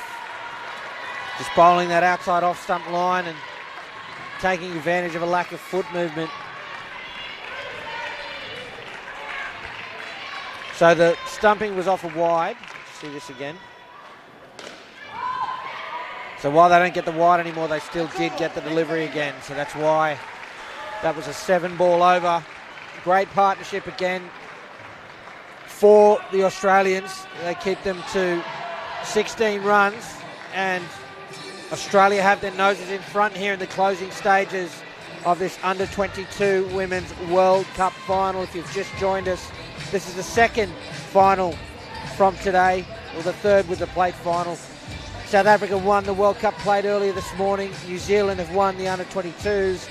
We watched the under-22 men, that is. The under-22 women's duking it out now. And still to come from 1 p.m. Australian Daylight Time, the Women's World Cup final and the Men's World Cup final, both between Australia and New Zealand. I'm Cameron Walter. With me is Gary Lowe and Ahmed Khawaja. And while Australia have their noses in front, New Zealand have got some batting to come. What do they need? 63 from 8 overs. Very, very gettable. It's going to be Browning and Hucker. Browning will face the first ball. Kiara Wood to bowl. It's over number 9. We're back in action. Some interest from Australia, not so from the umpire. Who's your money on at this stage here, Gary? Australia all the way, and I'll tell you why. So that 10-wicket target that they're aiming for, they've currently taken 5 in the first 8 overs. So if they can replicate that, that's a good start. Wood to continue. And 2 scored. Generally, they average around 25 dot balls an innings to Australia, and at the moment they're sitting on 18 at the end of the halfway mark. So again, they're sitting around 36 total. So again, well ahead of the amount of dot balls they usually do.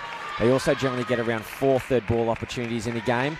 They're currently sitting at 4 at the end of 8, so they're well in front. Now the score might look closer than that, which it is, but obviously with my projection of what Australia's going to do, New Zealand are going to be reined right in. So they're close and they can do it, New Zealand, but if Australia do what I think, then they're probably only going to get to maybe early 70s, late 60s, the Kiwis. Here's Wood. It's up, should be taken, it just gets through it, diving. Chelsea again. I said should be taken. To be fair, that would have been a screamer. 5 runs in the end. Here it is on the replay. Just floating out of the reach, a full-length dive. Back live, beaten. That would have been a stunning catch. He did everything to try and get there, but I think that almost would have been the game for me if she had taken that. There was the New Zealand women's side about to play in their final, cheering on their younger compatriots. And a single rather, to close out the first over to the pair. It was a good one for New Zealand, 8 runs from it. I'd be interested, Gary, in a memory refresh of that 103 all game. Who batted last for New Zealand? I know Zara Jetley did with Brooke James, so we're expecting to see them again. And how many runs did they score to tie that game? They scored 43 off the last batting partnership. So it just shows there's really some firepower to come from New Zealand, and they'll feel like they're in the game, even if they do need something like 40 to win from here. And they're about 55 away at this point. Driven, off hands, and get through for a single. Yeah, Crawford and Voss played in that game, who bowled in the last 4 overs. And in terms of the amount of runs leaked each over, they're 2 of the higher ones in the Australian squad. So New Zealand took full advantage on that day.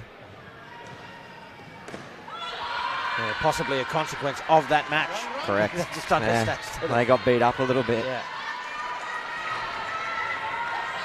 And look, to that point, Gary, it's all well and good to say they're capable of hitting 40. They've got to do it against the Australian attack. Yeah. Right, so well easier said than done. Humphreys continuing. And who's your money on at this point, Ahmed? Yeah, still with Australia for mine. I mean, I know obviously Jetley and James made 43 in that other game, but the World Cup final and asking to come back here. Playing across the line. I think the next 2 overs will probably decide that game. I think if you're asking them to score north of 40, I think it's going to be very, very, very tough. I think Australia's just in front right now. 2 balls remain. Oh, it's into the back net for 7. Huge runs for New Zealand. I love the courage. Absolutely fearless from Anna Browning to grab 7 late in the 10th over and move the score to 45.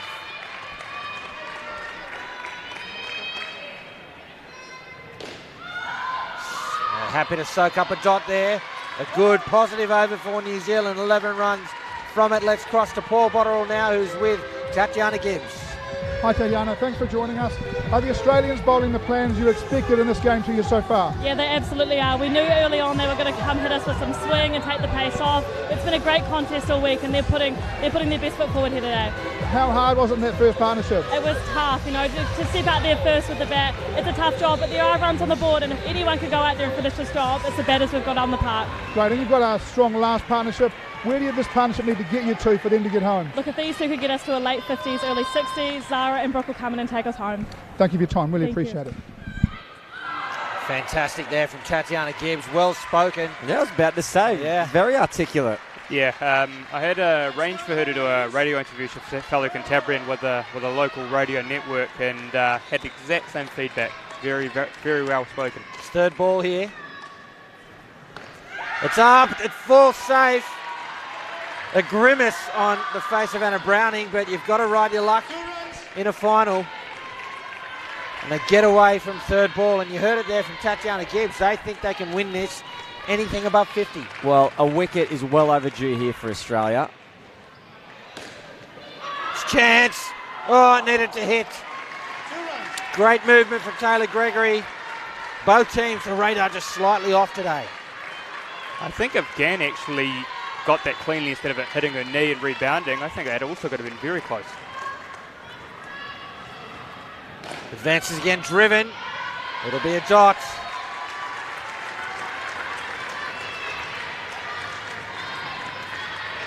As the world champion New Zealand under-22 side enjoying the spoils of victory. 2 balls remain. Through the gap for 2. And they cross that 50-run mark. Some 38 runs away from victory now.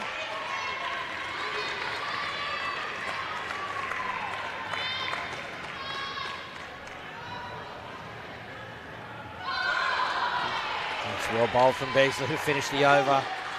It is a dot, but still 6 runs from it from New Zealand. And how important is over number 12 here in the context of this match? These two found their way to 25 and pushed the score past 50. If they can get plus 60 here, it is well and truly New Zealand's game here to lose. Stacey Rockcliffe is going to bowl for Australia, a wicket or 2 here, and they could ice the game right now, Australia. Well, it's well over 32 deliveries since the last wicket was taken. This Australian side averages generally 1 every 9 deliveries. That's what I'm saying. It's overdue for a wicket. Rockcliffe could be the breakthrough here. Oh, wonderful shot. Browning, she's got it all, doesn't she? She can hit a wire. She can hit a back net. She's moved to 19 off her own stick in a World Cup final.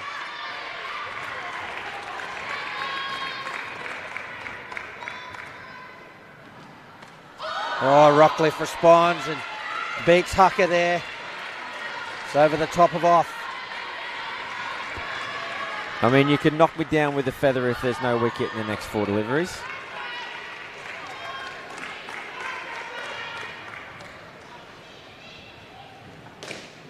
Oh, there's a chance. It should be out.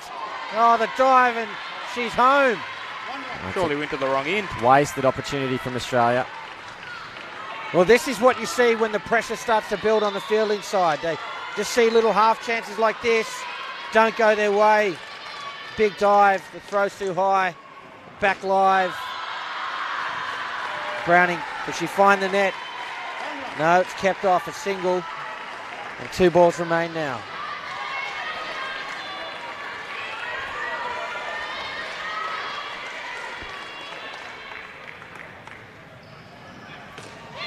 Oh, another opportunity at the top end.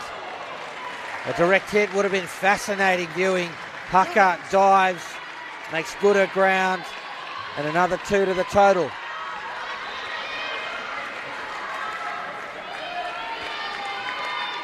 Jetley is up for this. Here's Rockcliffe. It's taken! A huge wicket. Browning can't believe it. She's batted so well. And just a little bit of momentum. Wrestled back on the last ball of that partnership. And we saved Gary Lowe from being knocked over with a feather. But still, 26 runs on the board, and it is game on. 37 runs required for Zara Jetley and Brooke James A thrilling finish coming your way here at the World Cup final. I can't wait to see what unfolds, and I can't wait for what's coming up next. From 1 p.m. Australian Eastern Daylight Time, Australia and New Zealand in the Women's World Cup final. From 3 p.m. Australian Daylight Time, Australia and New Zealand in the Men's World Cup final. It's all on the line here. We're live on KO Sports, exclusively here in Australia and on YouTube right around the world. Thanks for being with us. I'm Cameron Walter, alongside Gary Lowe and Ahmed Khawaja, and a thrilling finish coming up now. The Under-22 Women's World Cup final. Australia up against New Zealand. 36 runs separate the two sides. 4 overs remain in the game, and you'd think with the wicket off that ball that Australia just have a slight advantage heading into this final stanza. Well, how New Zealand is still in the fight's actually quite beyond me, because Australia's bowled somewhere in the vicinity of 26 dot balls, which is more than what they generally bowl in an entire innings. But New Zealand is still going toe-to-toe with the Aussies here. It's fantastic battle out in the middle of the court. Kiwis bringing their A-grade game today. Here's Alana Gregory.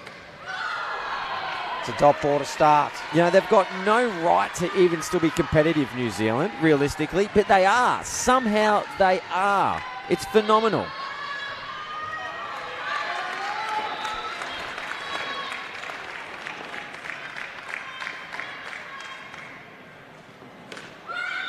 Oh, chance at the top end.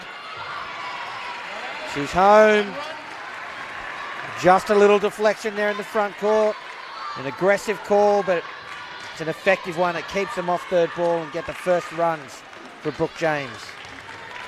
And Jetley will face her first delivery.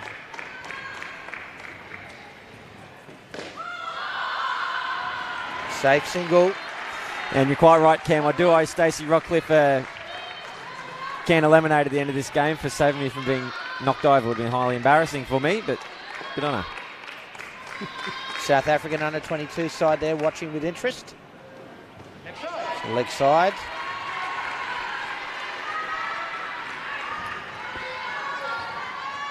Two balls remain.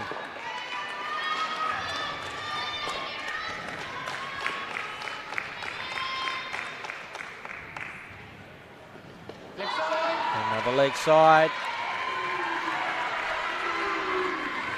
A couple of freebies creeping in here for the Kiwis.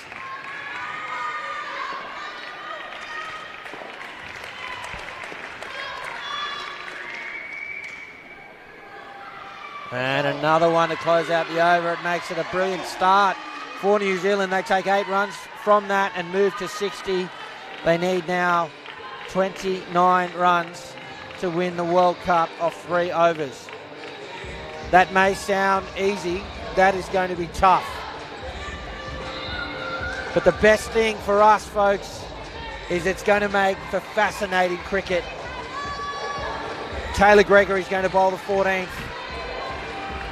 It's almost a matter of who's going to crack first. Well, New Zealand will look to take advantage here, because coming into this game, Taylor Gregory had only taken 4 wickets from her 6 games. Here she is to the New Zealand captain. Pushed into the gap. And they're running again. Cheeky from New Zealand, effective and right. And it's a big play because it gets Jetley back on strike, and Jetley's going to look to use her feet. Don't be surprised if she comes down the pitch again to Gregory here. It's 2 fielders on her legs.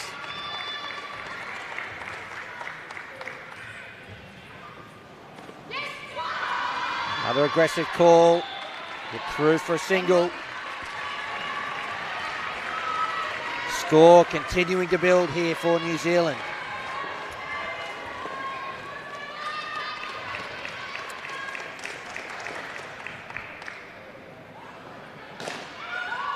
Sent back, rightly so. A dot ball. Dot ball's huge for Australia at the moment.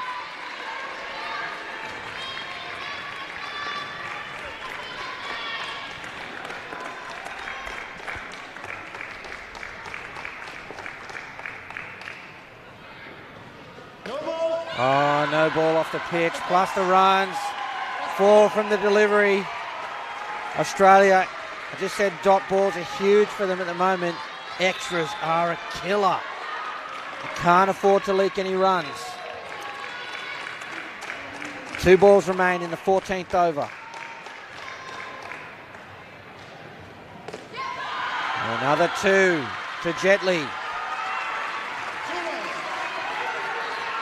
There's the 10 they need from the over. They've still got 1 ball to go.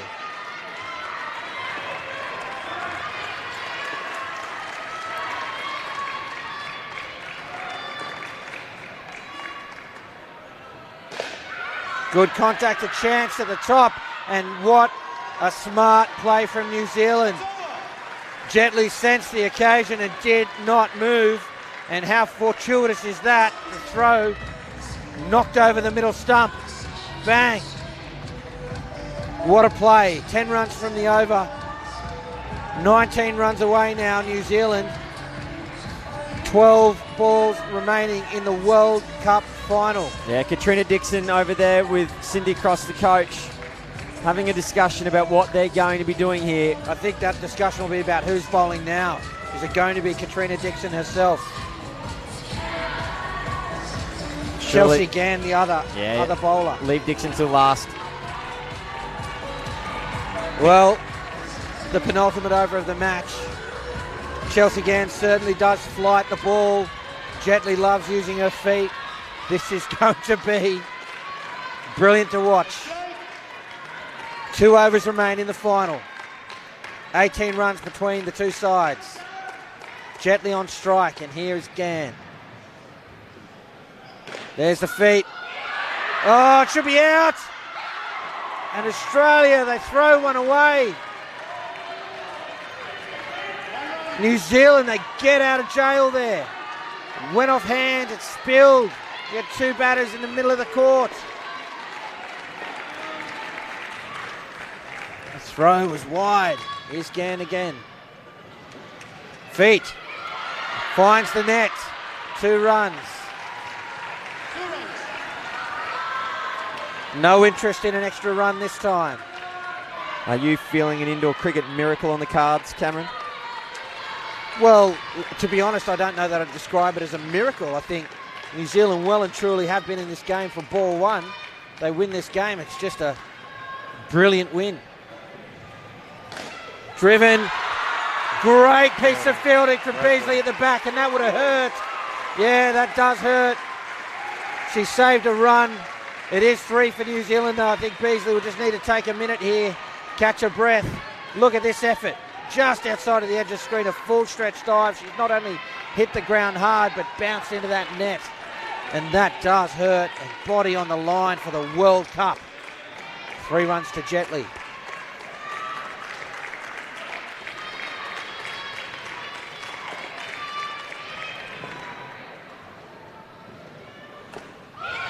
Oh, use of the feet again, and just smart cricket from Brooke James. That's all they need from here. The pressure piles on the Australians. Wondering where maybe Gann wants to go a bit flatter. You said the matchup would be her flighting it up, and both batters have been using their feet. She got 2 on off.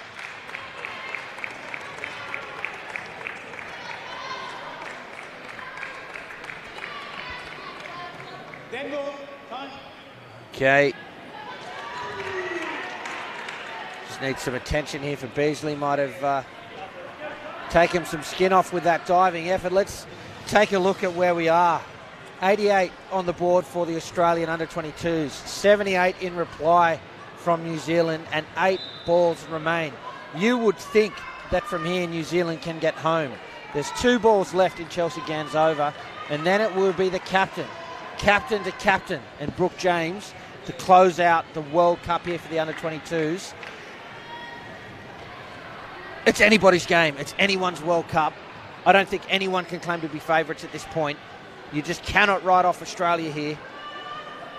But I am going to put you boys on the line. Is your money still with Australia, Ahmed? Yeah, I think just obviously I'd like, it'd be great to see New Zealand get over the line, but 11 off 8, and for me it's just that 1 wicket, and Gary pointed out they're taking 1 every 9 balls, is it? And obviously they haven't taken 1 lately, but I think it just takes that 1, and takes that 1 wrong call. Gary, your money still with Australia? well, I'd probably be putting my money back in my pocket and walking away. But what I can say is this, is Australia won the first half of this match. They took 5 odd wickets in the first 8 overs, and since that stage they've only taken 1, and that's the difference. Taken 6 wickets when they generally take 10. That 20 additional runs that New Zealand's been able to find is what's going to win them this match, possibly. So 8 balls remain, 2 of them for Chelsea Gann. Jet Li's on strike. New Zealand 11 runs away, and we're back underway. And Beaks, the New Zealand captain, and you called it, Ahmed, a flatter delivery, a big smile on the face as usual. Chelsea Gann. And that little stoppage in play, I think, really helped Australia. Yeah, I agree.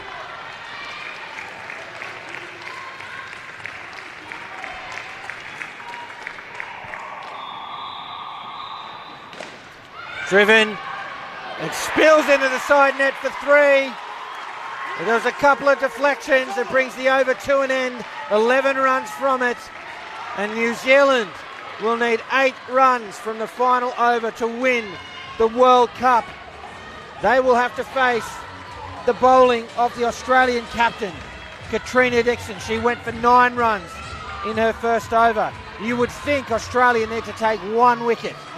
1 wicket would probably win them the World Cup. And dare I say it, if it is a tie, we will have a super over. Here is Dixon. Jet Li starts with 2. Super over, did you say, Cam? Indoor cricket really has evolved, hasn't it? It has indeed.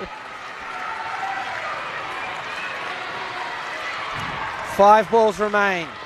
5 runs separate the 2 sides in this gripping World Cup final.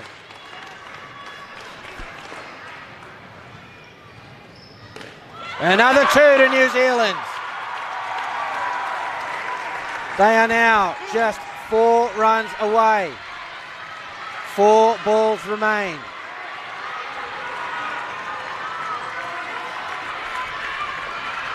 Australia fighting hard to stay in the game. The skipper has the ball, captain to captain.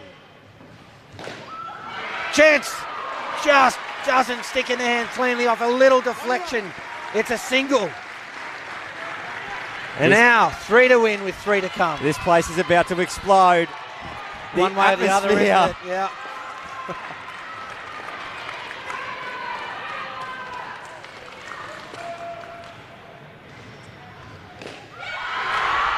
It's a single again. 2 to win from 2 deliveries. They don't get much closer than this. Australia are the defending world champions. New Zealand attacking hard. With 2 to come in the World Cup.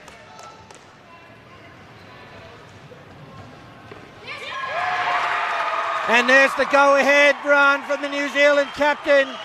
She gets 2, and New Zealand now will have to block out the last ball of the World Cup final. They were the underdogs coming into the tournament. They were the underdogs coming into the final, and they find themselves a run ahead. You talked about a miracle now, and Australia need one here. A wicket from their captain off the final ball. Here it is. And that is it. New Zealand have done it. They are the new world champions. One of the most amazing run chasers you will ever see. They've knocked off the reigning world champions with a brilliant performance, both with bat and ball. The underdogs have done it. And an appreciative crowd here in the venue. What a final we have just seen. Yeah, what an amazing game. I mean, I've been to the Great Wall of China. I've seen the pyramids of Egypt. I've even seen a squirrel water ski, but I have never in my days seen anything so amazing as this New Zealand run chase. This will go down in indoor cricket World Cup history as one of the great wins, Ahmed Khawaja. Absolutely, Gary Lowe. Well, look, I was happy to be proven wrong. 37 in the last 4 overs, and just some calm heads under some serious pressure. Some great bowling, great fielding, great batting. Oh, it was a fantastic game, and just befitting that 1 run between both of those sides. Absolutely hats off to New Zealand. Well done. It's such a great chase. And complete and utter heartbreak for Australia. They'll be hurting in that huddle, but they can hold their heads up high. They have conducted themselves with the highest levels of sportsmanship all throughout this week. They have done the green and gold. Very, very proud for mine. I tell you what, Australia, they won the first half of this game, but then New Zealand fought back. Hardly any wickets fell. The dot balls completely dried up. They bowled 26 dot balls in the first kind of half of that game, did Australia, and then it came down to about 3 from the back half, which was incredible. No third ball opportunities were created, and New Zealand just kept ticking the scoreboard over, and most important of all, they never gave up and they always believed. Yeah, absolutely. I think some of the plays were the ones where nothing happened at all. Where normally you'd expect to see a wicket, but they kept calm under pressure. They didn't take the runs where they didn't need them, and Australia had a few half chances, couldn't convert them, and ultimately at least one of those made the difference. Well, these scenes, if it doesn't put goosebumps on your goosebumps. I can tell you what, I have some goosebumps right now, Gary. I can tell you that. Well, ladies and gentlemen, we're going to throw down now to Cameron Walter. He's with Zara Jetley. Well, ladies and gentlemen, if that's not one of the best indoor cricket finals you'll ever see, I don't know what is. I'm here with the victorious captain, Zara Jetley from New Zealand. Tell me a little bit about how you're feeling right about now. I've no idea. I'm just so impressed with our team. We improved every single game, and the fact that we could bring it to the end is just awesome. And I love all of you. You guys are amazing. So, yeah, it's such a good win, and they all deserve it. Chasing 88. I know that I see a sign up there. I can see it right now in the crowd. It says "Believe," and you showed it the whole way through. Did you always feel like you're in that game? Sorry, repeat that. You always felt like you were in that game in the run chase. Yeah, yeah, sure. I wasn't really thinking about it. Brooke and I were just dancing to the music. Some good tunes over here. We certainly did see that. Our congratulations to you inside. Go and join them. And now, ladies and gentlemen, here are your winners and the new under 22 indoor cricket champions of the world, New Zealand.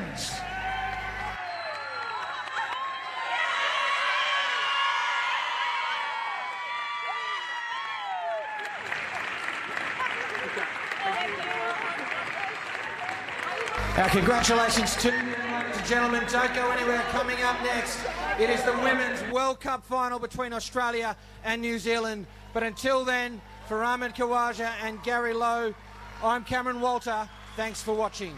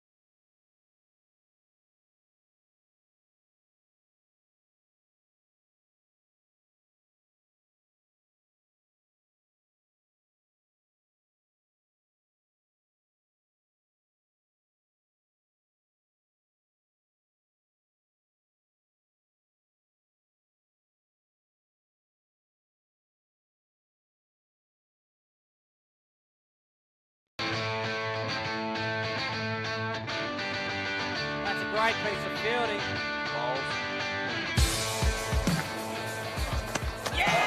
Got him, Yubiote. One for the leg spinner. Leg stump finds a gap. Can he hit the stumps? Oh, I reckon he was out, but that'll do.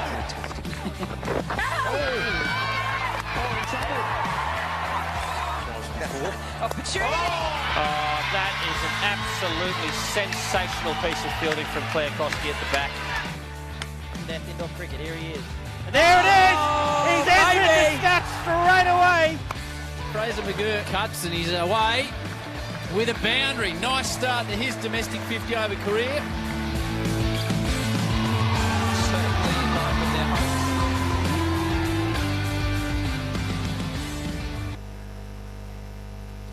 Well, ladies and gentlemen, good afternoon and welcome back to Casey Stadium for our live and continuing coverage of the finals of the 2022 Indoor Cricket World Cup.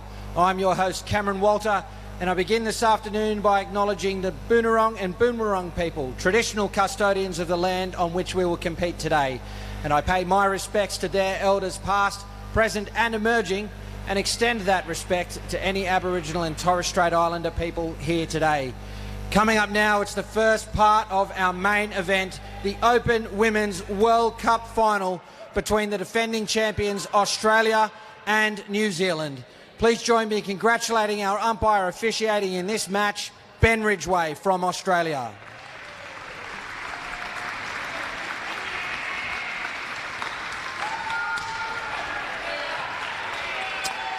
And introducing first, New Zealand.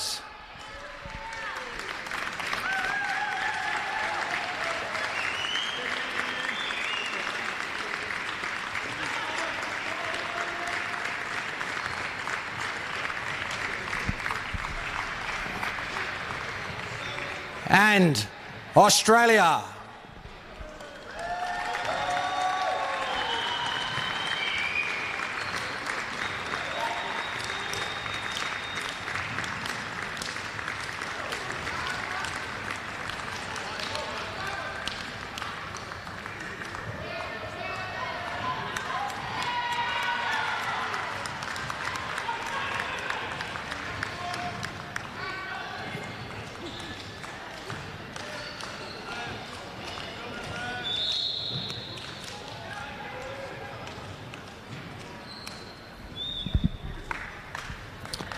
We are live and exclusive on KO Sports here in Australia and on YouTube internationally, and we're just about ready to get underway with some World Cup final action. But first, ladies and gentlemen, here in the venue, if you are able, I invite you to please be upstanding for the national anthems of New Zealand and Australia.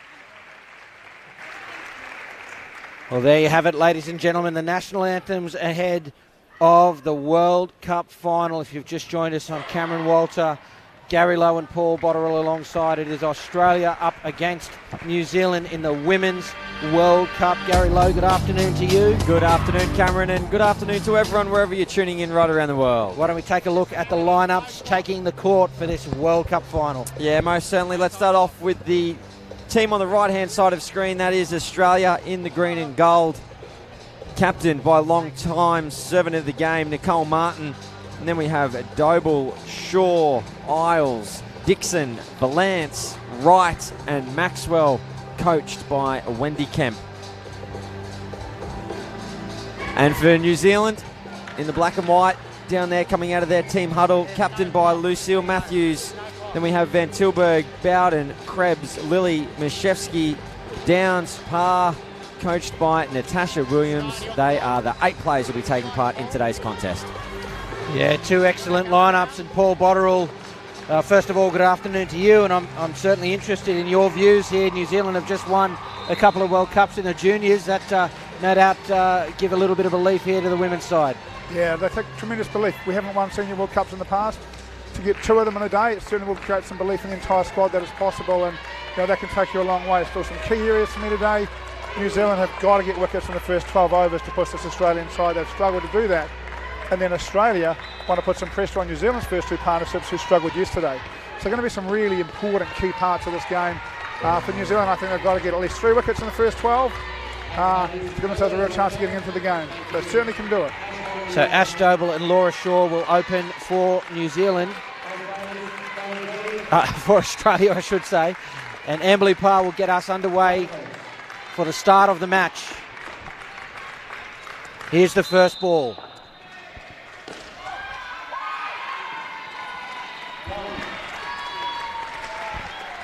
And 1 run off the first ball to start this World Cup final. What sort of a total are we looking at here, Gary? 121.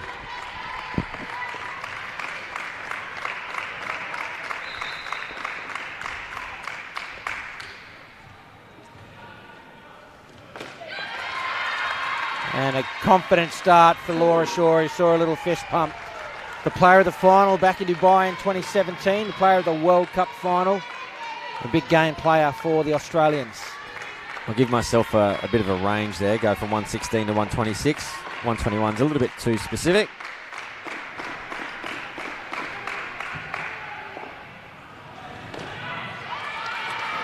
Well, you're right in the right area a couple of games ago, Gary. Well, even a blind mouse finds a bit of cheese every now and then, Cam.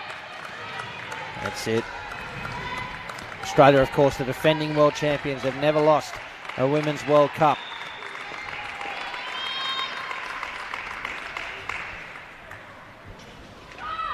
Left alone by Shaw. Catches the legs. It's a dot ball. You know, it's really interesting the difference between an under-22s division and an open ladies division, particularly in the way of wickets. The Australian ladies averaging 10 wickets each innings. The open women ladies averaging 3. So things reined in slightly for the open ladies comp. A little bit of confusion there. They get through for runs. And a real key for success here for New Zealand in today's game is taking wickets. Australia has actually gone an entire innings against New Zealand and didn't get out once. New Zealand averaging just 1.3 wickets a game against Australia. Final ball. And driven into the backcourt for 4 runs. A great shot from Doble and a dominant start for the Australians. Gee, they just bat people out of the game, don't they, Bots? They certainly do, and if they can get around Gary's target around that 120 area, they'll certainly be favourites to win this game. The New Zealanders, I know, feel as if that they've bowled quite well against South Africa at times, but they haven't bowled very well against Australia. They're going to need to bowl well against them today. They've got to be patient. Parr their last ball, hadn't got a wicket, just stretched a little bit, bowled a little bit full, and gave them an opening. They've just got to tick away, try and limit Australia to dots and ones, and try and build some pressure and see what that brings them. Mishevsky to bowl the second over. Oh, a little bit of hesitation there. They get through for the single. So if New Zealand are averaging, will make 1.3 just 1 wicket, because you can't take 1.3 wickets. They need to be aiming for 5 wickets in this match, because there's about a run difference of 20 that separates the two teams. I'll talk further after this. Be a dot ball. So difference between the two teams, first game, Australia wins by 20. Second game, 17. Third game, 20. Average that out, 19. That's from coming up with that number. Didn't go out to the big wheel at the back and spin around, see what it landed on. Chance here. The disposal. Now, if Van Tilburg, if her flick doesn't have that much power behind her, I'd like to see a turn and throw there. Yeah, look, it feels to me like New Zealand have had a couple of opportunities and look pretty nervous in the field, a little bit snatchy. Some of the skills not as smooth as they want. They just settle into this game. If they get a chance, they just need to take the chance.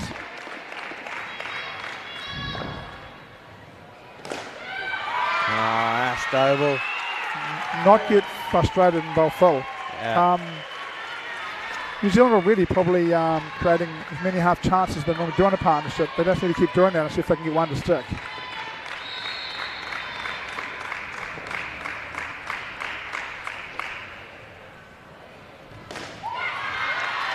Shaw comes up with 2. And already Australia off to a flyer. Interesting change here from mine. Against South Africa, they had Alicia Matthews on the offline. Here she's in the front half.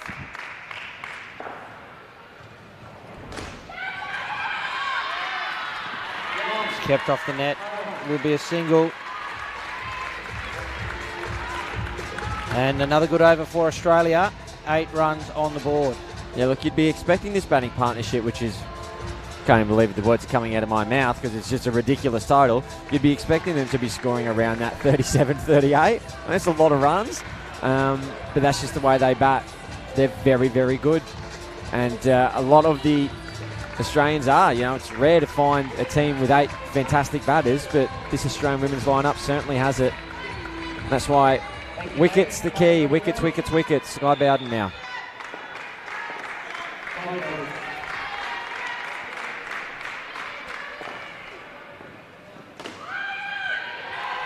Stop ball to start. Bowden did look a little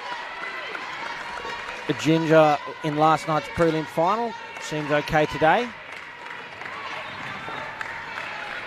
Agreed.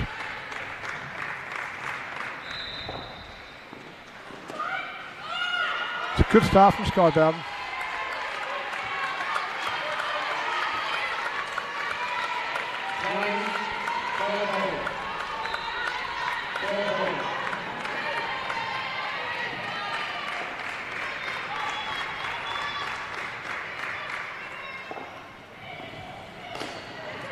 Chance at the top, they've got to take it, the big dive, and give it out. We won't see it referred.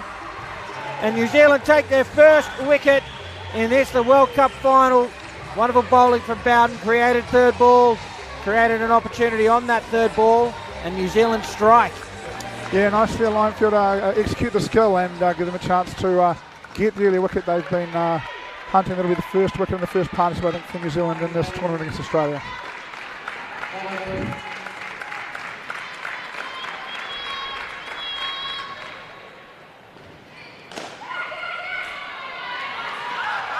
Driven for a single. Laura Shaw, local Victorian. Sure, she's getting a nice warm reception from the locals here. Cheering her on. Doble on strike. 15 the total. Bowden in. Oh, just off. Hands there in the front court. Crowd have been brilliant all day, haven't they? Stadium full, grandstand full. Great to see it.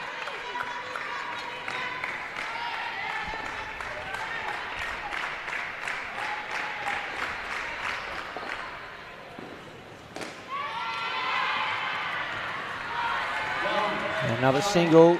That's a great over there from Sky Bowden, and New Zealand very fortunate that she is indeed fit for this match.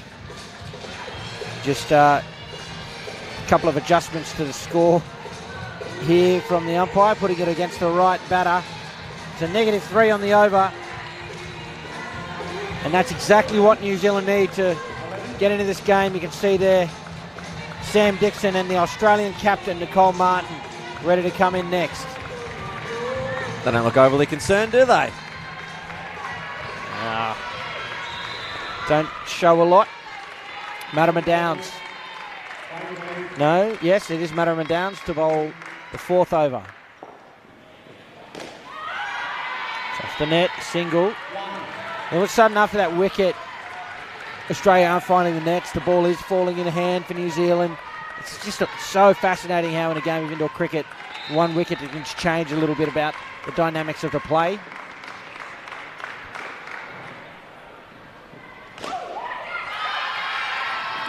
A little bit filler there, but it just feels like New Zealand has pulled their length back for the last 10 balls, perhaps bowling again. I like to call it bowling at the Bales height. And they've got some reward and Dotson ones from that.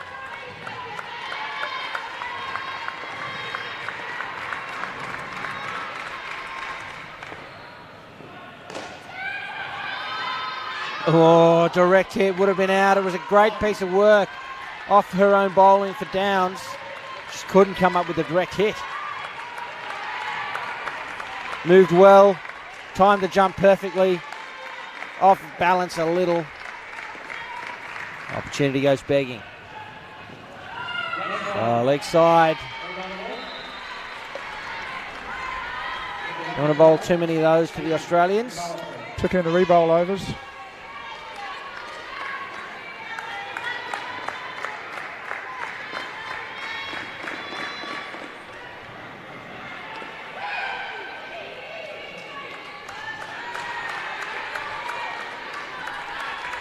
Dot ball, and now 2 to come.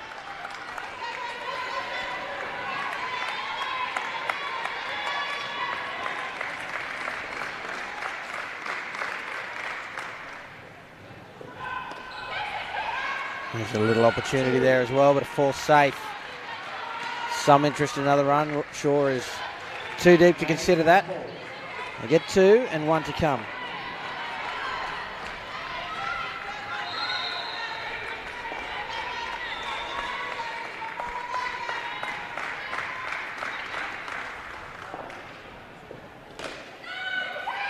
Sent back, and that's why. Well judged. Good contest out there at the moment, folks. 25 runs from the first 4 overs. A loss of 1 wicket there in the 3rd over from this pair. But one of the things that has been a hallmark of the Australian innings is they get one pair to get sort of 20-something. The next pair comes out and gets 40.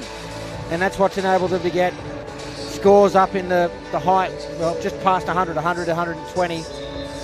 So it's critical here for New Zealand that they keep coming. If you just joined us, it's New Zealand up against Australia in the Women's World Cup final here at the Indoor Cricket World Cup. I'm Cameron Walter, and with me Paul Botterill and Gary Lowe, Sam Dixon and Nicole Martin at the crease now. They're going back to Sky Bowden here, the New Zealanders. Attacking move, Paul. Yeah, I like it. As you said, look, they'll be thrilled with the first partnership. Not only a wicket, but a few ones. And now if they can get an early wicket here, they're going to go on the attack and see if they can find themselves an early wicket. Will be Sky Bowden to the Australian captain. And good hands on that from Lily. It is a dot. In this tournament, the batting pair averaging 39, but that's inflated because of some of the teams they've played. I wouldn't imagine they'll be scoring that many today. They can. Nice start by Bowden again. Bowden has just bowled really straight in this game. Again, reasonable length, no half volleys, making it quite tough, doing really well, and they definitely can, right? If New Zealand miss their line of length here, it will go for 2 runs. This is a very good batting partnership. That's the 5th dot ball that she has bowled in an over in 8 balls. It'll be 3rd ball here. 2 fielders on the legs of the Aussie skipper. Here's Bowden. Oh, not taken by the keeper. And they get through for a run. They get out of jail, the Aussies. Bowden bowling the house down here. Don't think I've seen that in the past. Ever can. Nicole beating 3 balls in a row to start a partnership is a rare thing. Bowden is bowling the house down here. Could do with some help from her field, just taking that out. That one just enough width. Sam Dixon won't miss out there. And look, they'll be disappointed they didn't convert that third ball opportunity, but it's good that they're getting that third ball opportunity. Traditionally only getting 2 or 3 a game, and they've created 2 in 5 overs. So that's positive for New Zealand. No doubt, Gary, New Zealand will be delighted with the start. Well, they're ahead in a lot of key metrics. First batting partnership 25. Australia's going to be averaging around that 30 as we go along, so that's a win. A couple of third ball opportunities, which is more than what they usually do. That's a win. 1 ball remains now for Sky Bowden. Tucked away by Nicole Martin. 2 runs, and Sky Bowden finishes having bowled 6 dot balls and a wicket in there, 1 for 2. You can see why they've bowled her twice early in this innings here, New Zealand. Interesting to see if they stay on the attack. Yeah, here they are. They definitely are going to stay on the attack here. And I like this approach. You know, one thing they've done, the Australians, credit to them, right? They just faced a really good over, battled a bit, and scored 5. Yeah, you know, absolutely right. Good on them.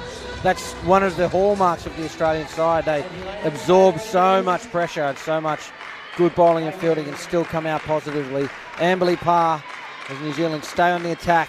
Here she is to Martin. Beaten. Again, it's good they're building these dot balls. It'd be great to be able to convert that into something else. So they're going to be aiming. If they're going to win this, they really need to be getting 5 or 6 wickets this innings.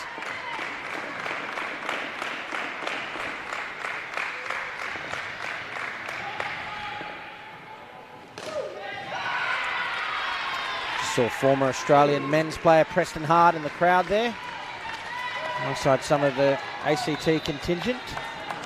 I saw Marie Hart down earlier in the week. Yeah, Marie was there next to him.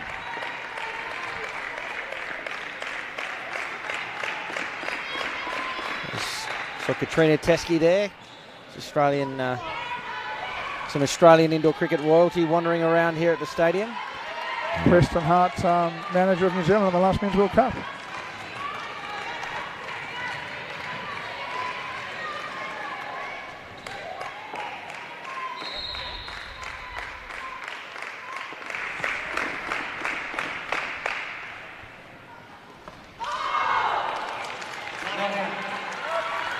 And again, these two find themselves on third ball. Clear plans here. Not half volley, but full in movement and not wide.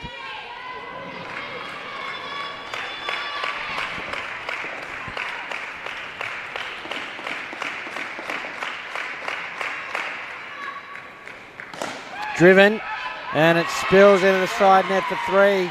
That's 2 third ball opportunities in 2 overs, but a third ball has produced a wicket-taking chance, and New Zealand have not converted. Final ball for Parr.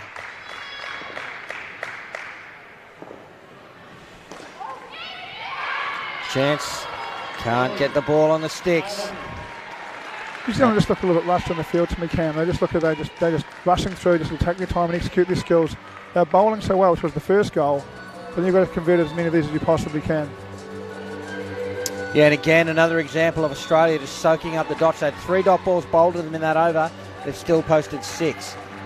So they're in a reasonable position here halfway through this batting partnership. Work for New Zealand to do to sharpen up. But they will be very happy that they are creating chances and bowling dots. Mashevsky to bowl her second over. 7th over the innings.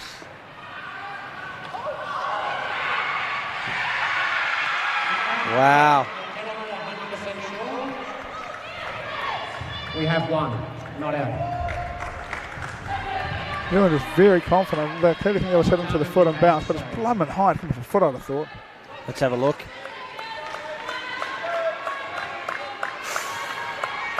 Tell you what. Interesting rule on the replays, run-outs only in this finals. Yeah.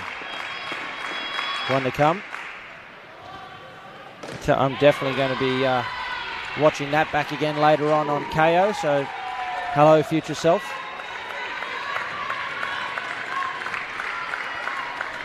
To be honest, I think that would be a really tough call for a second umpire. There's no way an umpire can give that out. He couldn't, but even a replay umpire, that's tough to give. Yeah. As soon as the ball blurs a little bit, it's really hard to tell what it does. So I think, for me, probably out, but, no one can give probably out and shouldn't be giving probably out at this level.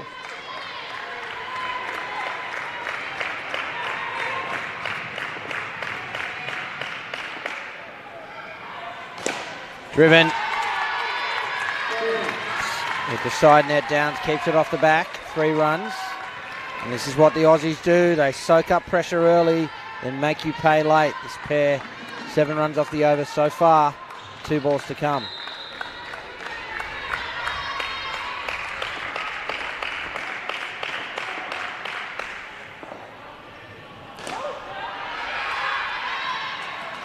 Two runs to Martin through the onside.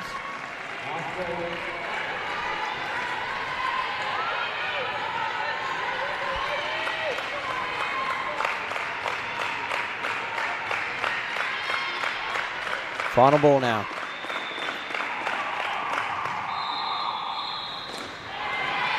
Chance. She's thrown it into her opposite number there. And 2 to finish the over, 11 runs from it. A very good one for the Australians. 22 on the board now, on their way to 30 plus. Yeah, particularly good because Mashevsky, although she's not the leading wicket taker for New Zealand, she's the most economical by a long, long way. In 7 games, she's only leaked 10 runs, if you can wrap your head around that. So to be able to get that many runs off Mashevsky is a good outcome for Australia, as it looks like it'll be the captain now, Lucille Matthews, to come into the attack. We just saw there Coach Wendy Kemp of Australia talking to Valance and Wright, who obviously coming in 3rd for the Aussies. And here is the New Zealand skipper, the last over of the partnership. Oh. Krebs gets in the way.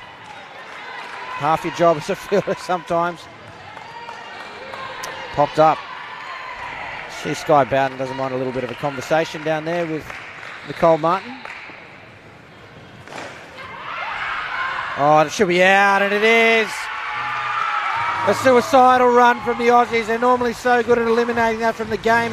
They've pushed a couple flat through that gap, and they have pulled off some runs. This time, not so. Krebs, a great bit of fielding, and Downs completes the play.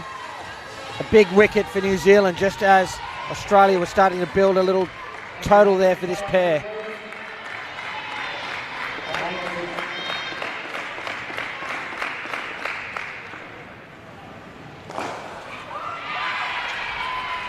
Really tough game plan New Zealand's trying to play here. They're trying to bowl it full and swing it. And if you bowl it a foot too full, this Australian side is going to hit you. So it's brave, and I applaud the fact that it's brave. They think they've got an area to bowl, and have had some success. They want this to be basically aiming the batter's knee.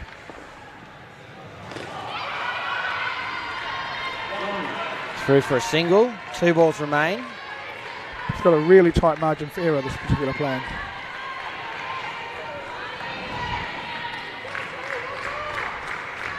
Yeah, Sky Bowden absolutely throwing down some chat there at the keeper's end. Oh, just goes to the wrong end. Yeah. Can understand that. It's instinctive there in the front court to sort of tap it back in quickly. The call was there. It's got to be there. Top. Get the ball in hand, turn and throw. Yeah, Sky Bowden needs to pick it up. Cam, I don't mind a bit of chat as long as it's with us. We want the relationship between New Zealand and Australia to be a tough one, but a fair one. A bit of chat's not the end of the world, providing it's not personal sledging. And through for 2 to close out the partnership. 27 runs from it in this fascinating contest here at the Women's World Cup Final. We're live on KO Sports, exclusively here in Australia and on YouTube right around the world. And Valance and Wright coming to the crease for the Australians. I'm curious, what do you think the New Zealand team believe they can chase? Do you think, do they believe they can get 120? I don't think so. Do they believe they can get 100? You bet. Yeah, I think you're spot on the money, Cam. I think they believe they can get 100, and they'll be really delighted with this because they've got the 2 wickets. They've bowled a few more dots. Normally at this stage, Australia might be 70, 75, so they'll feel that they're right on track. And what New Zealand has done against them a few times is take a couple of wickets in that last partnership and just drag them back, and they'll be looking to do that. But certainly 100. Your view, Gary? 102. That's the max you can see New Zealand scoring? That's it. Well, there you have it. What's interesting to me about Sky Bowden having a chat today is I haven't noticed that before. Now, that may just be because I'm ignorant, but I don't know if that represents a change in tactic. Here's Lily. Starts with the leg side. Yeah, I haven't noticed it, so does that mean, is that possibly it's a deliberate plan? They're going to go in there and just try and take the Australian bats' minds off the game? She's talking so much. I wonder if she's actually talking to the fielders. No, definitely not. No. Look, the thing is, if you do what you've always done, you'll get what you've always got, right? Yeah, true. Again, they should be highly cognizant of the fact there's a 20-run gap here they need to find from somewhere. I'm suggesting they find it with the ball. Oh, look at that. Just placement. Valance has been one of the most solid players for the Australians, both with bat and ball. Yeah, she's been impressive all week, hasn't she? Yeah. And obviously, Sky Bowden thinks that she can erode away at some of the confidence of the Australian batters. Playing a bit of your yarn in their ear. New Zealand coach Tass Williams didn't mind the chat. She didn't mind saying hi to a few people out there. Again, I doubt there's no response from the Australians that suggests there's anything ridiculous that's being said. Sure, She just chips away and chips away. I want to be clear. Away. I'm not asserting that at all. It just seems to be a tactic change. That's all, a tactical shift. Yeah, I wonder what she's saying. There's only so much you can say in a game of window cricket when you're keeping, Eventually you've got to say well played at some point, don't you? There's not much else left to say. Well, as someone who loves a bit of a chat myself, I can say that, the idea is to just try and take the batter's mind off anything other than playing the ball. Yeah. Oh, Valance follows up a 4 with a 7. And what a huge over that has turned out to be for the Australians. We're just sitting here talking about how New Zealand were very happy with where they were sitting and that it looked as if they'd be keeping Australia somewhere around 100. Well, that over changes the complexion of things. New Zealand staying with that game plan of bowling full. Just a little bit too full. And through she goes for the first time. And over she'll go on the second time. Bang. That's the difference between shins and knee, and that's how tight the margin is. They're trying to bowl at the front knee for mine. You get just below that, and these Australians will dominate you. That's a tough thing they're asking their bowlers to do. Again, nothing to lose. Why not try it? Van Tilburg to bowl over number 10. Valance on strike. And look, the thing is, there's been some really good indoor cricket shots there by Australia, but New Zealand are actually doing better than the expectation. Realistically, Australia would usually be on around 76 or 77 runs by this stage. It's because they've done particularly well in the first and second batting partnerships. So New Zealand can still remain pretty confident.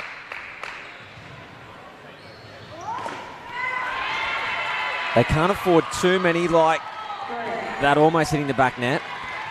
They're kind of bubbling away right on the line here.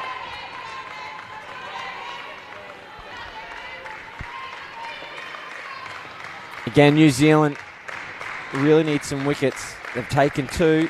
They need 5 or 6. No ball off the pitch. +2.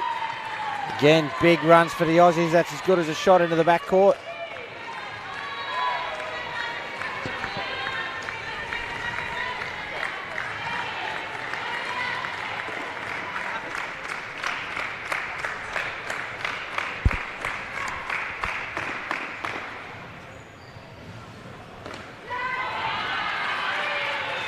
Lovely shot there from Matty Wright. Grabbing 2 on the onside.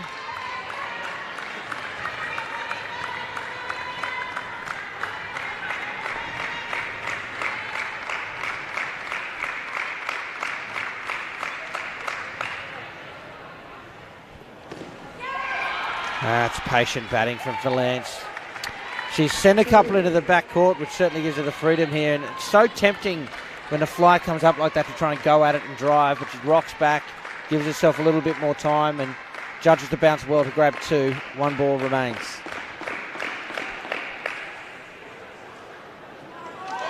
And beats the bat of Wright to close out the over, but still another good one for the Australians. 13 from it, and all of a sudden 29 with still 2 overs to go. Yeah, New Zealand will be looking for a wicket here, and really, they don't need to look for a wicket. They just need to calm this down, get back to bowling their plan, try and get back to dots and ones, and put a little bit of pressure, and a wicket will turn up.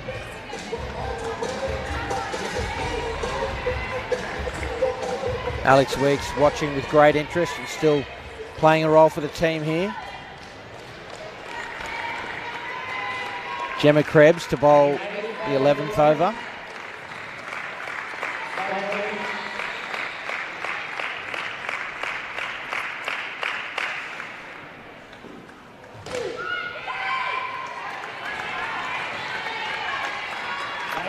Third ball. I've seen a couple thrown away by New Zealand. Here's another opportunity for them. Valance on strike.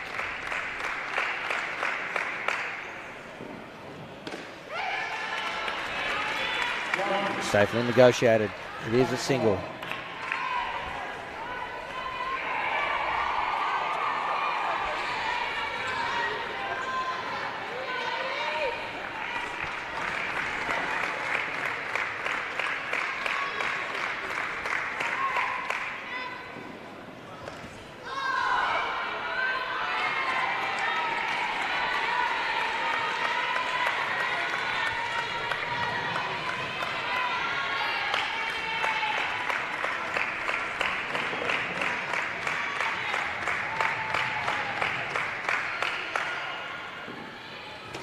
Oh, straight through.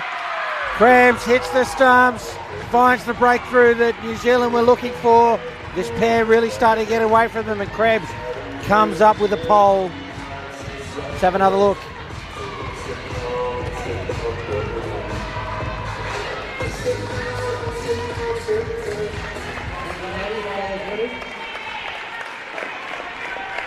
Two balls remain.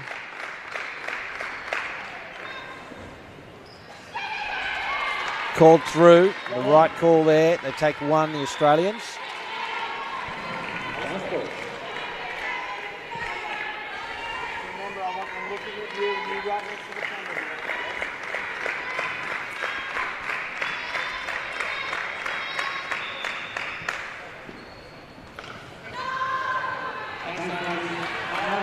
And that brings the over to an end.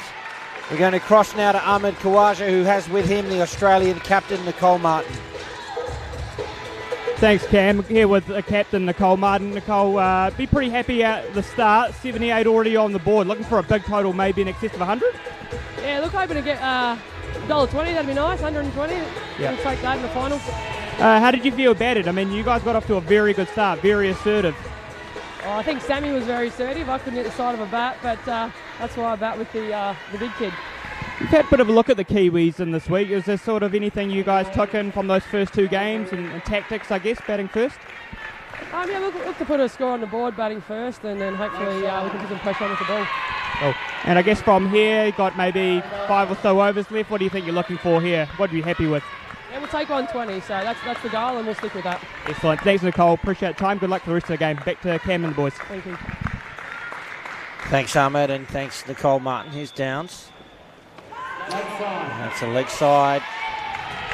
Bowden not happy with the call. It looked pretty reasonably leg side to me. What's interesting to me about that little conversation is how Nicole Martin was still, the aim was still 120. So even after those first two pairs, a good piece of fielding, which was a little bit behind par for that. They were still aiming for 120. Yep, I think she's right. I threw out a 121 pre-game, so I think Nicole Martin's right on the money.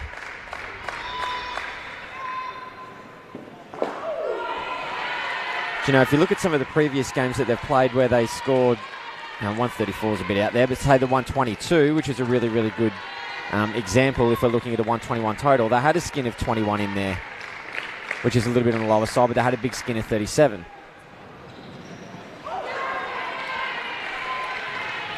So they do end up balancing each other out, but you're quite right. If you're 52 after halfway through the match, you generally double that, project it, maybe 104, but I still think we're looking down the barrel of that 121. And that's what's on the line. The 2022 Indoor Cricket World Cup. A 2 for Matty Wright. Yeah, I sort of made that point at the start, I think at the end of that first pair, that Australia do occasionally get a pair that sort of battles for 20, mid-20s, but then they get these pairs to come out and put on 40. And that's why I think Nicole Martin was still fairly comfortable that 120 was what they were after. 2 balls remain. Still, Cam talked at the start about the fact New Zealand need to get 3 wickets in the first 12 overs. They've done that. They'll also feel like they're in this game. I think Australia will feel like, they're probably ahead of the game. New Zealand will feel like they're still hanging into this game, and they were looking for a couple of wickets in the last partnership, maybe keep them down on 110 and chase them down. So lots of cricket to come in this game. It's a dot to finish the over, 37 runs from it. And Paul, you just take a short break now. We'll see you again shortly. Gary, what a batting partnership that is from Australia to, as we've been talking about, get them back on track for that total that they're looking for. Yeah, well, when they did score that 122 against New Zealand, ironically enough, the largest batting partnership that they had, lo and behold, was 37. And that's exactly what the batting partnership here is. Also, interestingly enough, it was the third batting partnership. So the third batting partnership in that other game scored 37. The third batting partnership in this game scored 37. So there's a lot of similarities between what happened last time and this time. And Ali Maxwell coming in to bat last, which he does a lot throughout the World Cup campaign, and Nisha Earls joining her. And speaking of joining, we're joined now by former Australian World Cup winning captain Donna Dolby, a member of the Australian Indoor Cricket Hall of Fame. We'll just see Gemma Krebs get us back underway here. Isles and Maxwell at the crease. And 2 runs to start for Maxwell. Donna, put yourself back in the Australian camp. How are you feeling right about now? Look, I think they'd be feeling pretty comfortable without being overconfident. I mean, that last partnership was just a quality partnership from, 2 of the last time they played World Cup was in the World Cup Juniors. So it's just nice to see that talent coming through. From New Zealand's perspective, they want a wicket here, and if Australia can grind out another 20, they'd be pretty happy with where that landed if they could get to there.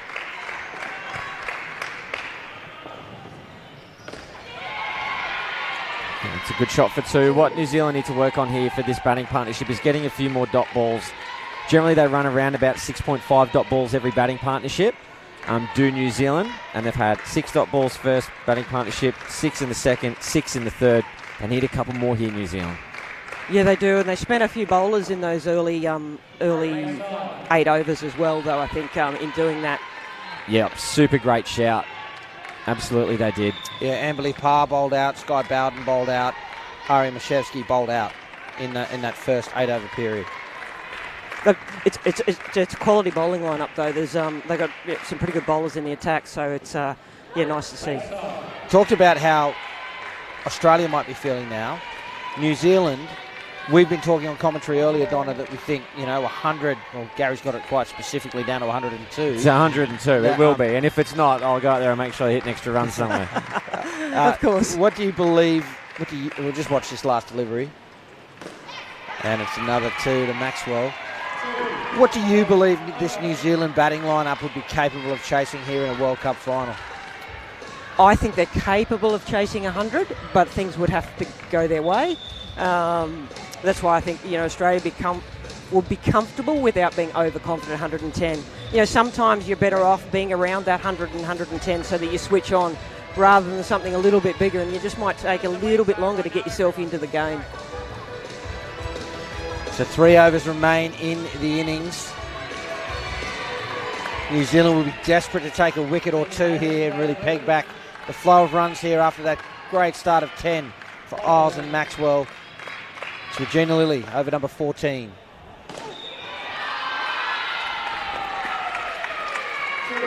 More runs through the bat of Maxwell. I know you were here during the under-22 women's grand final. What a great game that was, Donna. Oh, it's an outstanding game of indoor cricket. That's what you want to see. As an Australian, it's hard to lose, but heck, what a great game. And, for indoor cricket, what an outstanding result. Yeah, unquestionably. That's why prior to me sitting here in the commentary, I've been the Australian #1 supporter in the stands. So I'm trying to settle myself down a little bit so that I don't get too emotional. It is a bit of a tone change, isn't it? Cheering in the stand and moving into the commentary box. It is helping, though, my voice. I might have a voice at the end of the game, though. Lily continues, having bowled that dot. Driven on the up. Gee, I tell you what. I'd be having a look. We are having a look. Yep. Let's go to the video umpire. Hey, Sportscast, we have a referral at the bowler's end. Can we have your best vision, please?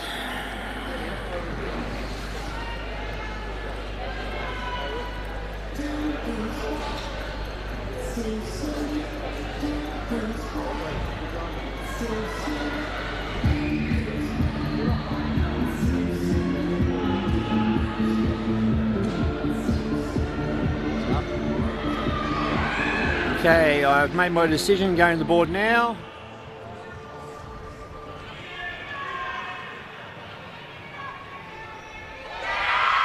There it is, and the Kiwis are pumped. That was a little something from nothing, really, wasn't it? And I tell you what, not much of an appeal, just a slight little kind of, hey. It looked can we out have a to look? the naked eye It as really well, did, so didn't I it? was surprised. It kind of showed you a little bit of the state of the mind the New Zealanders were in, and now they need to use this energy created there to create themselves another wicket. It was really only Van Tilburg who appealed in the front court. Matthews kind of had a bit of a how's that and then ran away to get the ball, wasn't really interested. Van Tilburg gets the 5 runs for a team with a inquisitive appeal. That was our video umpire Michael Guest from Australia. Last ball of the over. It's a nice shot. Yeah. I know Maxwell was just run out and she's faced a couple of leg sides, but other than a dot, everything's come out of the middle of her bat. 2 overs remain. 102 on the board. Now, Gary, you think this is as many as New Zealand will get? So every wicket from here crucial for the Kiwis. Yeah, it is.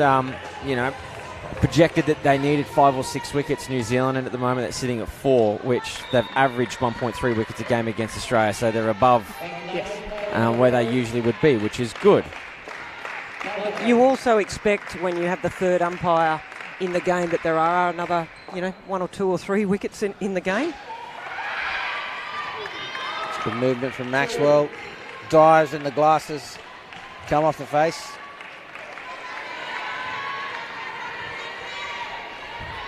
There's a fellow glasses where I wish I could relate, but I'm not good enough to dive.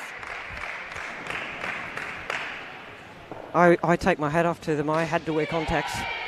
Yeah. Yeah, it's even Laura Shaw I saw batted in glasses as well. If I were ever good enough to play at a level with a ball, this is quick, and the fielding as sharp as this and diving, I certainly would wear contacts too, Donna.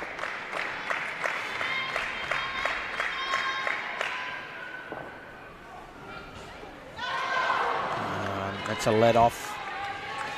She wasn't wondering about what she was going to do with that, though, was she? Yeah. And Sky Bowden probably wishing she did a bit more than that. Golden opportunity there. Maxwell well short of her ground.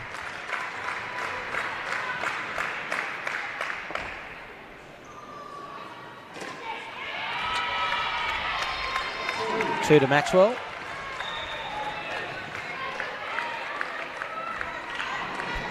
I don't think Australia's seen much of Van Tilburg at this tournament. Might have played him once. Just got a shoelace here.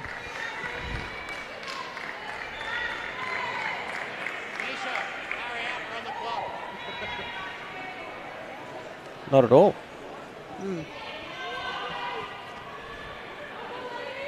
Yeah, 0.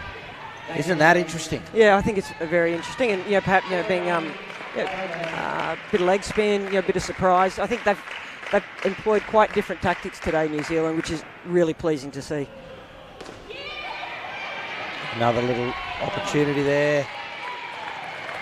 Keep it to 1. They keep it to 1, however. Van Tilburg, of course, in the prelim final against South Africa, hit big runs. 2021, I think it might have been, off her own bat. After the first two pairs, it struggled. So really, broke the game apart. Definitely. There's another chance it goes begging there. Bowden not taking those two. They make no mistake, it's quite difficult to take when the ball is on that leg side line and the batter is in the way. So Australia to get a couple of chances there. Lucille Matthews is going to bowl the final over of the innings. And it's going to mean the difference between this 120 that Australia are targeting and the 100-ish. Yeah, New Zealand really love a wicket here.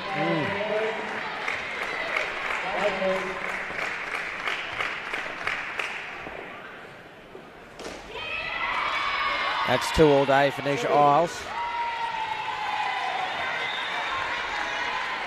She's been such a competitor for a long time, hasn't she? Yep. Just know you loves a big game. Yeah, you get a strong performance out of her when it counts.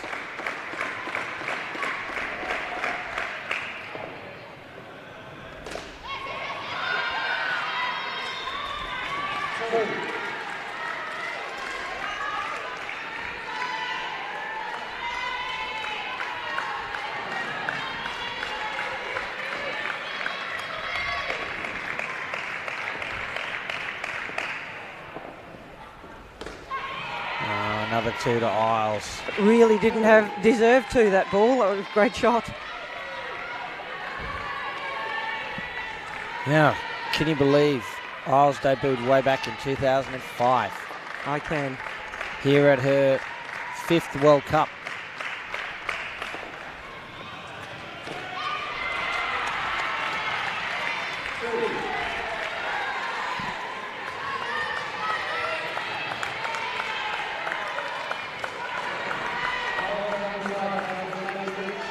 Looks to me, other than Carson, Isles is actually the most experienced player in the side. Yeah, I would think so. Yeah, I'm just trying to see.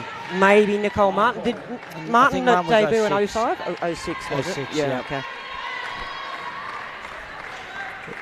And unlike Isles, Martin went to the 07 World Cup. So Yes. Martin's 6th World Cup. Finds the net, but they don't run. It's a good call, I think. It required a misfield, otherwise it would have been out if they'd have taken the run. Indeed. But a finish of 28 and 117 on the board, batting first in a World Cup final. Australia, I think, as we take in some of those highlights, will be quite happy with that. New Zealand, they certainly had their opportunities. They'll end up ruining, I think, a couple of third ball opportunities they didn't convert into wickets. A couple of chances there in the penultimate over there from Van Tilburg. But otherwise, we've seen a good contest. Perhaps, though, just a few too many runs if you're a New Zealand fan. But we did just see the New Zealand 22 side chase down Australia's total. Granted, a smaller one, but the junior comp. New Zealand, nothing to lose here. World Cup to gain. They will throw everything at chasing in these 117 runs from Australia as we see. Here's that wicket, a run out there, that good piece of fielding from Krebs.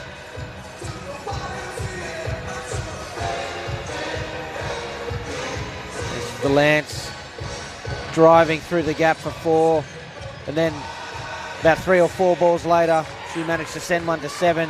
There's DJ Andrew, a local from the state of Victoria, a great part of the world. Let's have a look at Gippsland, a wonderful part of the world. Gippsland is home to beautiful national parks, rustic seaside villages and rolling green hills.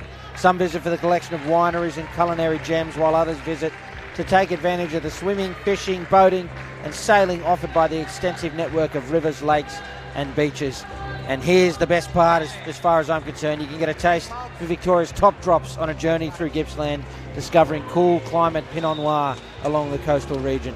Stretch your legs in some of Victoria's most spectacular national parks and amble along 90 Mile Beach. Set up camp in Wilson's Promontory or set sail on the Gippsland Lakes.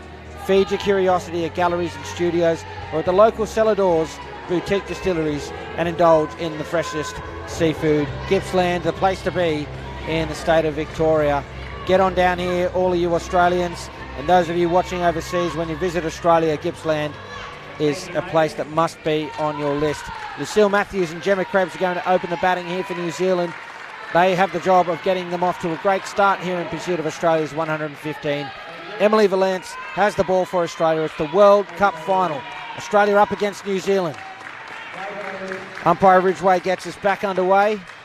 Here is Emily Valance. Great start from Matthews. A little half chance in the front court there. But 2 to the New Zealand skipper.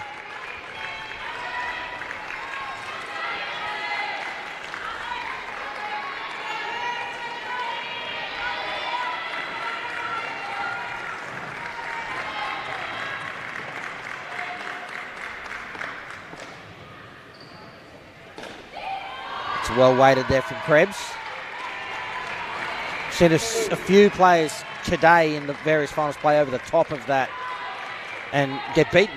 But Krebs waited well, found the net for 2.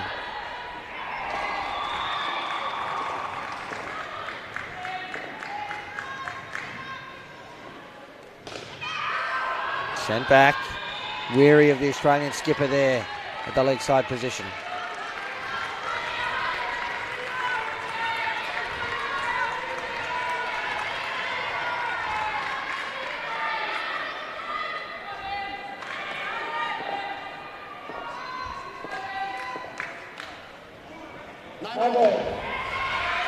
And no ball off the pitch, +2. Big runs for New Zealand.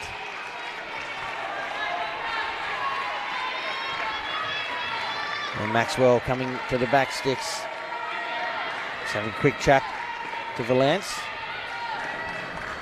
in support of her.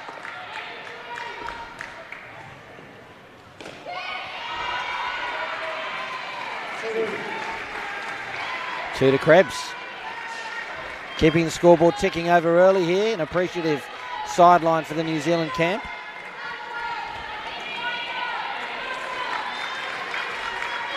One ball remains.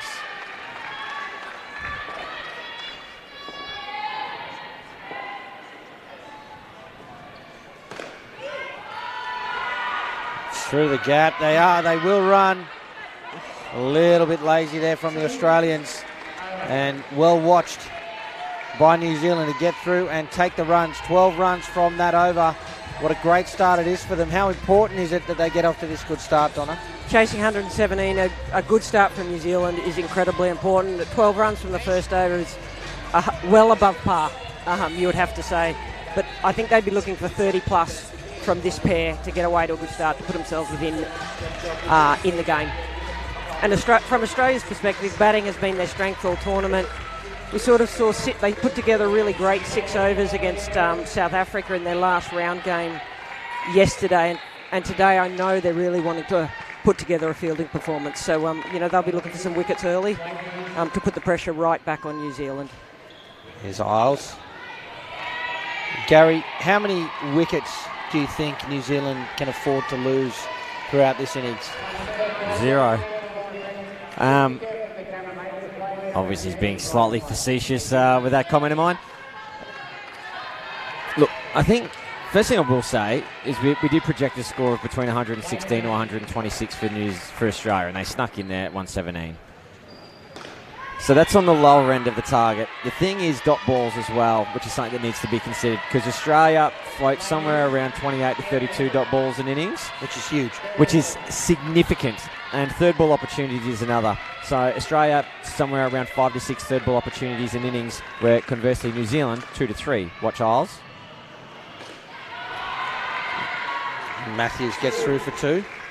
So I guess what I'm saying in amongst all this is, for New Zealand to win or have a chance of winning, they need to not have so many third ball opportunities against them. So they need to continually rotate that strike, and to be able to do that, they need less dot balls, of course.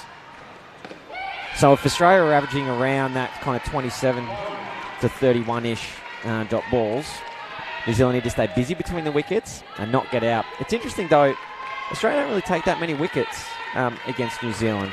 Only 3 or 4. I think that's what we've seen over the years. New Zealand play a more what we would now call the Australian style of game, which is that grind. It is the quite disciplined approach to batting, and be watchful of the good balls, put away the bad balls. Well, it's a really good point. Right, and you just build the score over and over. It's why this game will be a grind. And New Zealand went an entire innings and only got out once against Australia, so they can do it. For me, as that over comes to an end, 5 runs from it, where this game's going to be won and lost, I think, is in some of these young players for New Zealand. If they stand up and bat, the best innings of their lives, we saw Van Tilburg certainly capable of it. We know the likes of Scott Bowden are capable of it. If players like that stand up and put on big runs for New Zealand here and get them to that, albeit in a grind, if they get them to those 30 a pair, Australia might be in trouble here. But it requires those players to stand up and produce for New Zealand. Of course, at the same time, they need their experience to do the same thing. Absolutely. Here's Maxwell to the New Zealand captain. Rocks back, grabs 2 through square leg. And it's all good and well for me to sit here and say New Zealand's going to score somewhere between 97 to 107. But what all of this doesn't take into consideration is a World Cup is on the line. That's the big variable, right? Absolutely. A World Cup grand final. Use to the feet. Well batted again from Krebs. And speaking to your advocacy, Cam, in relation to your previous comment about the younger players standing up, doesn't take into consideration their grit, their determination, the passion in the jersey, who's in the crowd, who's listening and watching at home. All of those things.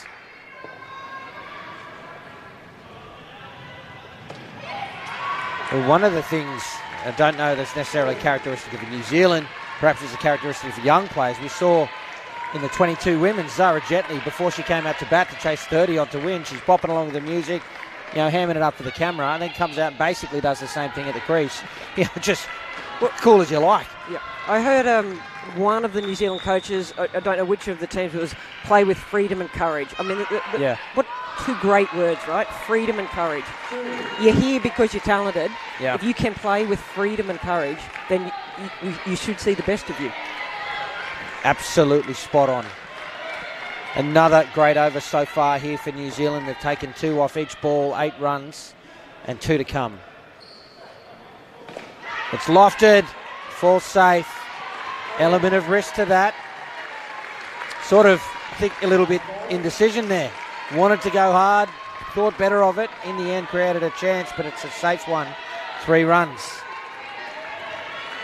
And what is happening here is New Zealand is staying busy between the wickets. They're rotating that strike. They're not getting bogged down in dot balls, which is what they need to do. So you pile the runs on, then you can afford to lose a wicket or 2 in the chase. Yeah. Dot ball to finish. Another good over there. A great one, in fact, for New Zealand. 11 runs from it. They are well on their way here in this run chase. Could not have asked for a better 3 overs from a New Zealand perspective. And we've been talking about it throughout the course of the game. There's about a 20-run gap between Australia and New Zealand. Usually Australia would have bowled somewhere between like 6 to 7 dot balls by now, but they've only bowled 4. So those additional runs, I know it only sounds like 4, but an extra 4 each batting partnership will get you pretty close to the 20 that you need to win. Laura Shaw is going to bowl the final over to the partnership.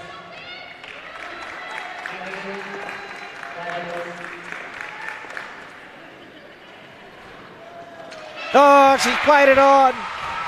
Laura Shaw, the arms in the air. These two have batted so well. And the wicket hurts. Let's take another look at it. Throws it up there.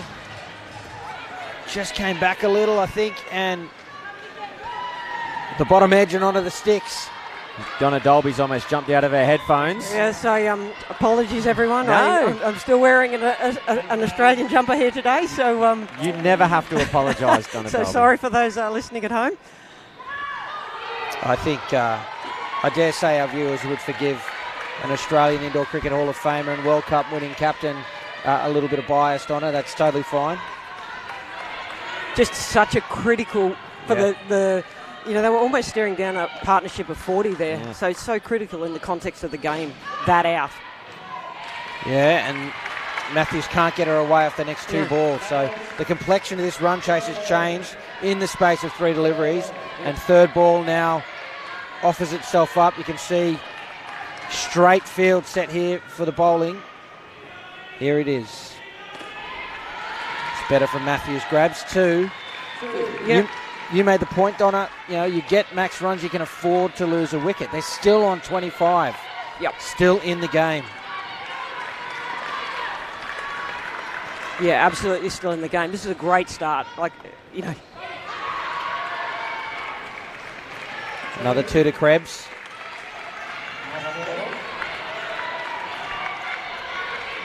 Gee, Krebs has been good.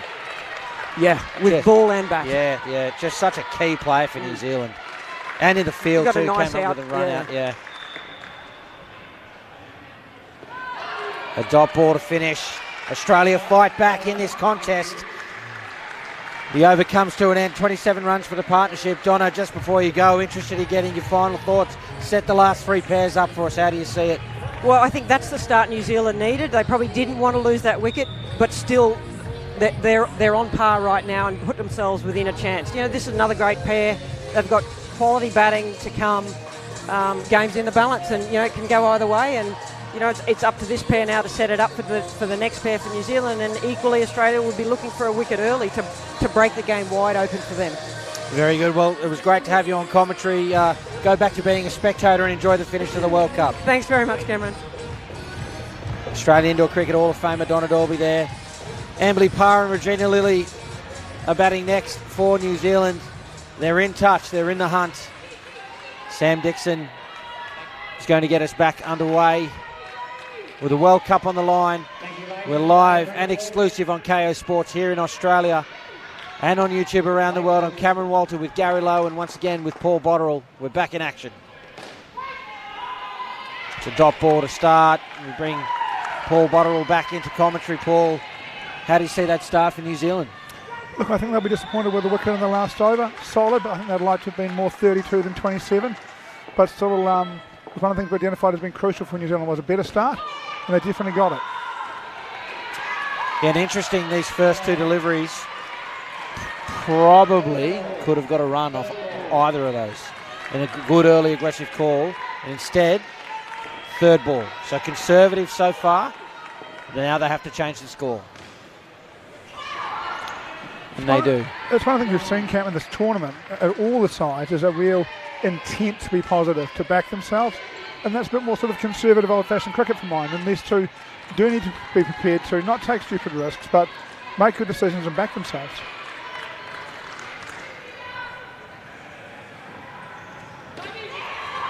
A little opportunity there. It's hit firmly enough. It skips up off the net. Safe 2 for Emily Parr. Her innings is underway.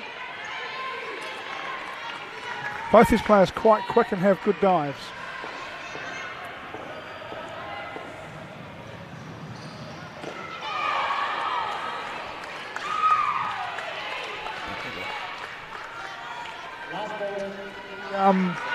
The plan to Lilly seems pretty clear already from Australia. They're looking to bowl outside leg stump in here and take away the ability for her to free her arms.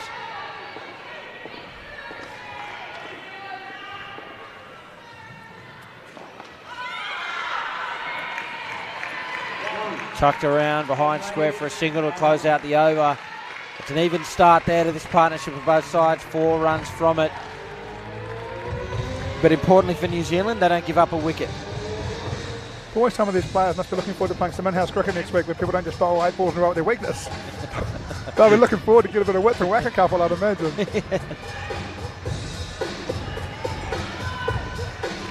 Boy, they've got a lot of bowling resource, Australian side, haven't they? They've been quite aggressive in the second partnership. They want a way in here.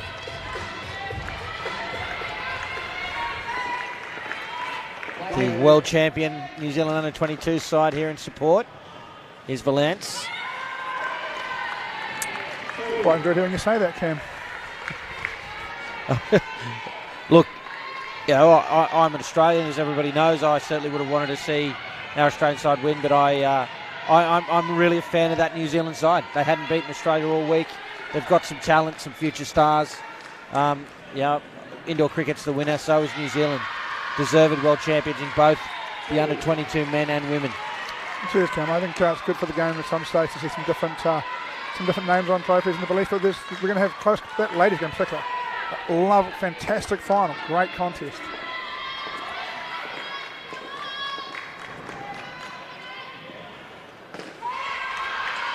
There's a excellent 2 from Lily. He just missed that line a little bit, let her free her arms, and as soon as he does, then Lily looks a very good play.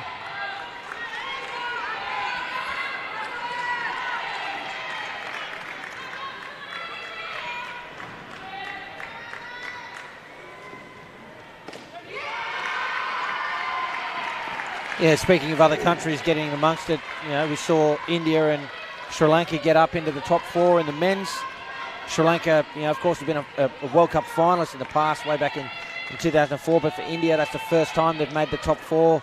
How amazing is that to just see some of the other emerging nations competing well on the grandest stage?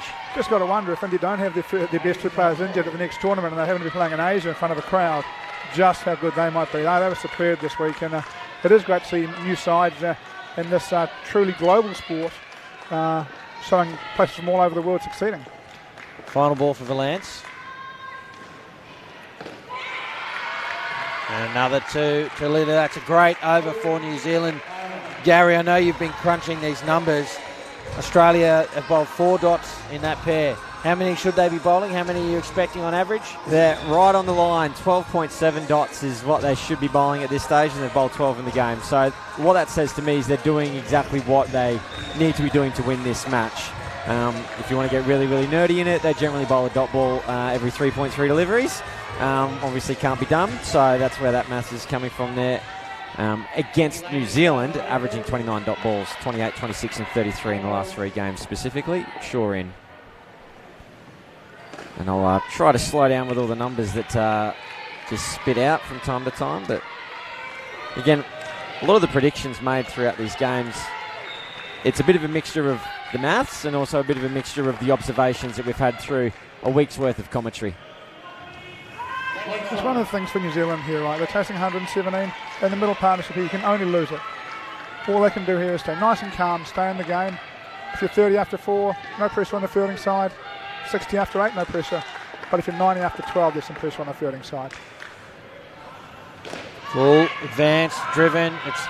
Oh no. This is a gift for New Zealand, for the Australians from New Zealand. We'll have a look at this. Video umpire Michael Guest. Sportscast, we have a referral at the keeper's end. Can we have your best vision, please?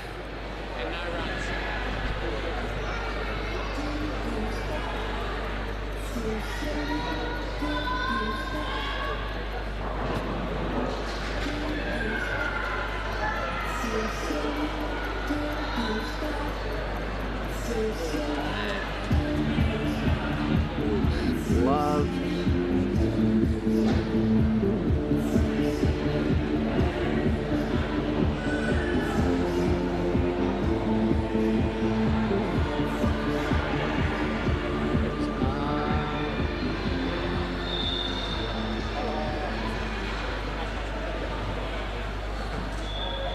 Goes on the line there. Bails are up. Can we zoom that in at all, please? Let's have a closer look at that.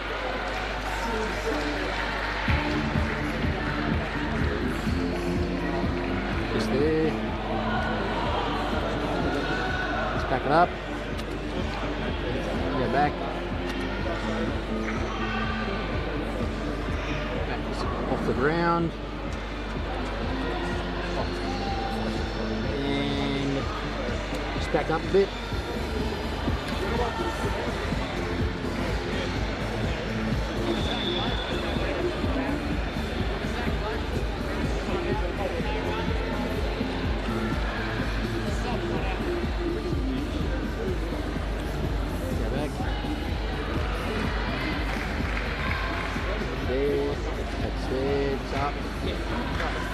Get forward.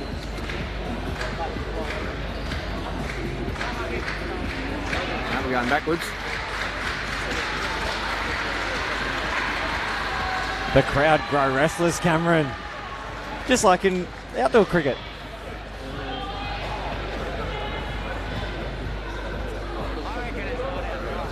Okay. Right, made a decision. You can go to the screen now.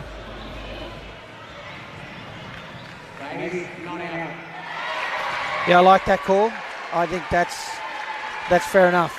Identical to one of the calls against one of the Australia players earlier on. Bat on the line, see the bail up when it's just going over. Too close to call. Yeah. I think benefit of the doubt, it's exactly the right decision in both occasions. And, you know, it took a while to get there, but, you know, we don't want the wrong decision made. So we take the time. It's a dot. Shaw's going to get us back underway. An opportunity. It sits up nicely. Australia can't hit. Get through for a single. I'm sure that, and I agree with you, I'm sure we'd all prefer the extra 30 seconds taken to make sure the decision is accurate and good. So I think that was the New Zealand crowd clapping. I think they were trying to move it along to ensure the benefit of the doubt call came. I think it was a bit more gamesmanship than anything else.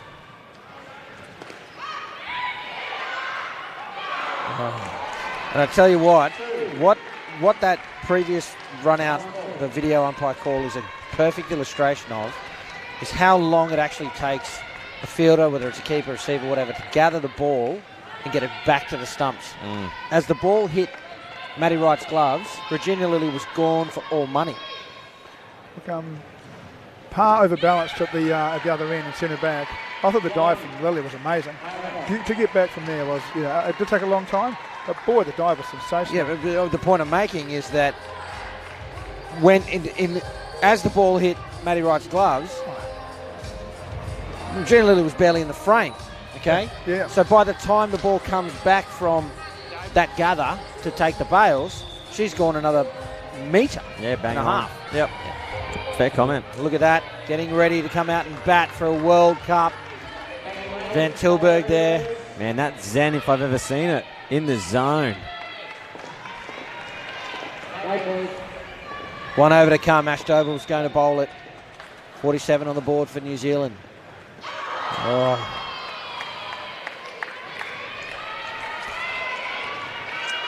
Honestly, Cam, I think players often have a moment before they bat where they wonder why the heck they put themselves through this. Yeah, definitely. The waiting is a lot worse than the batting, you know. All she wants to do now is get out there and get into the game.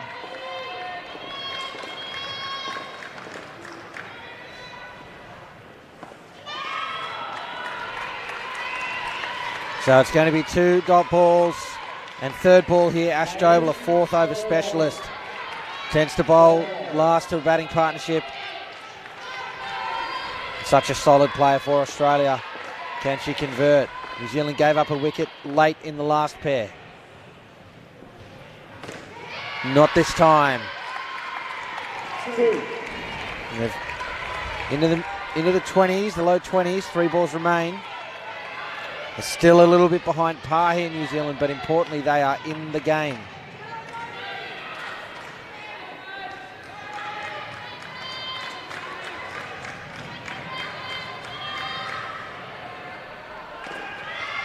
That's well done from Parr. Thought for just a second that it'd come back in enough, but she was going to chop that on. It was well batted. She moves to 10.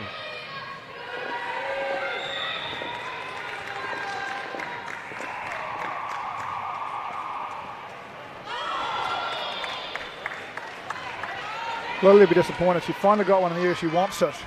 But I think she thought it was going to be another one at the body. Got a bit pre-prepared for the pull. Could have just waited on that, dropped her hands on it, and hit to an offside net. It's the final ball of the partnership now.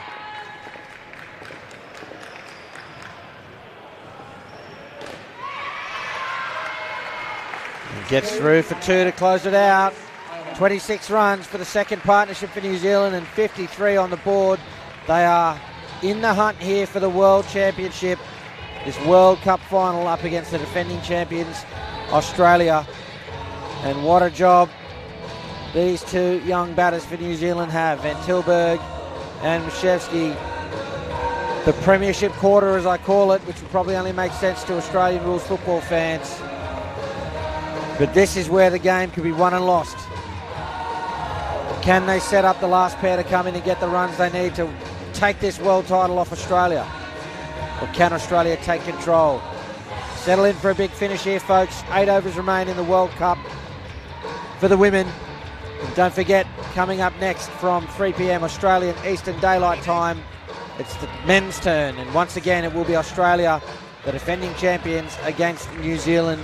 Hope you can join us then, and of course stay with us for the conclusion of this match, live and exclusive on KO Sports here in Australia, and of course on YouTube right around the world. Thanks so much for your company.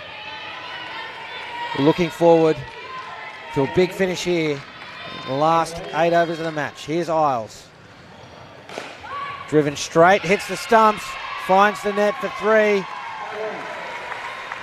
There's a little bit of fortune there for New Zealand, but sometimes that's what you need to win world titles. And look, Nisha Isles, one of the only players in the World Cup who doesn't actually cost any runs when she bowls. Runs conceded average is minus 0.63. So it's rare for her to go for any runs at all. Very, very few players in this tournament with that stat.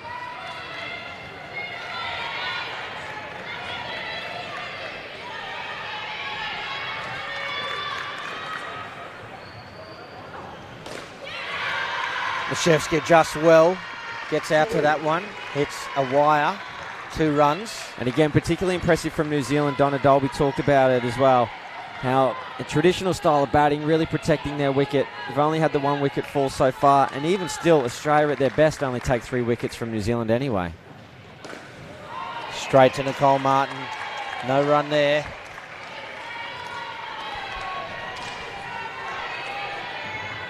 Let's not forget that New Zealand have gone an entire innings against Australia and only got out once. Looking to replicate that for sure. Oh, this should be out of the keeper's hand. It will be. This time, Australia make no mistake. A little deflection from the field. The decision to run was probably right, but needed to come a little earlier and respond earlier. Instead, it's a run out. Let's take another look at it. Little misfield. Yeah, the problem is Mashevsky had gone back. You can't blame her for that. Also can't blame the decision to run. Big wicket for Australia early in this third partnership.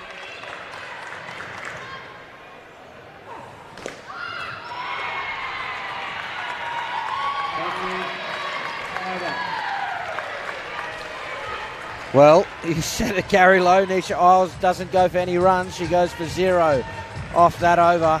The perfect start for Australia here. I mean, she's just an unbelievable athlete and a fantastic indoor cricketer. Just to know that you can give her the ball and you can go, all right, well, nothing's coming off this over. I mean, how do you do that for 6 deliveries? Well, this is the effect that a wicket and a big total has.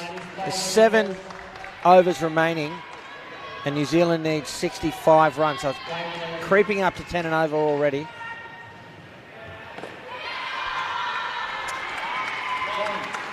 Look, all the things that New Zealand don't want to be accumulating are beginning to be accumulated. Dot balls, in particular, sitting at 19. 30 is the real number that New Zealand don't want it to get to.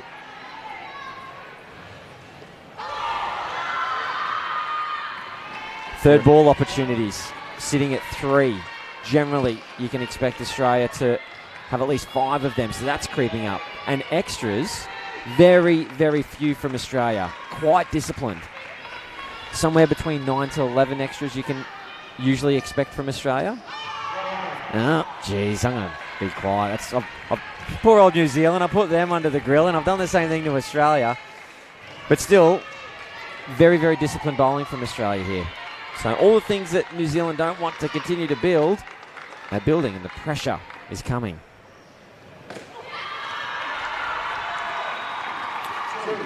Yeah, New Zealand would be disappointed. They've had one calling error mistake there, perhaps when Van Tilburg run when her partner turned her back and was definitely stopping. She just needed to stop, and these things really compound against bowlers who are hard to score nets off.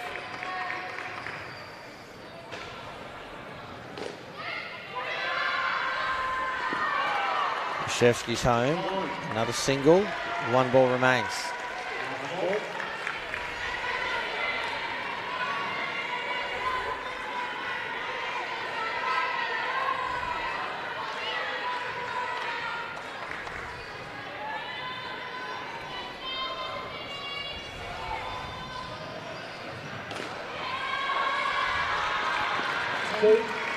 2 runs from the final ball of the over. It's a good fight back there from New Zealand.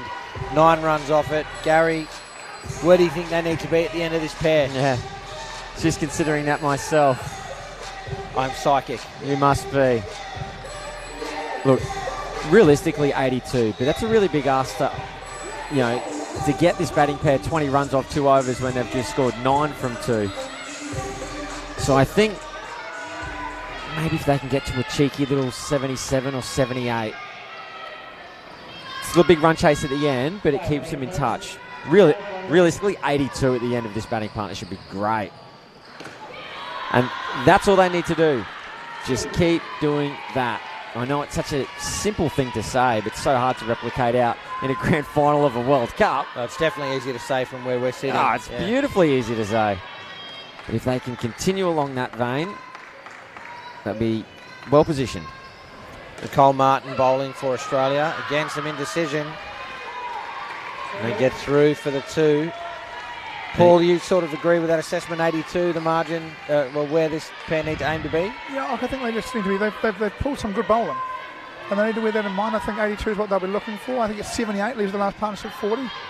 But they hit it pretty hard yesterday. And I'll be waiting to see whether they get a half volley blocked up here. And if they do, I think they'll go at it.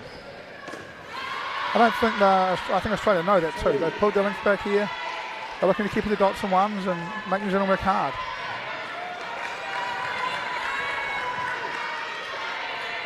And this is good. It's been 6 deliveries since there's been a dot ball for New Zealand. That's a good win for them.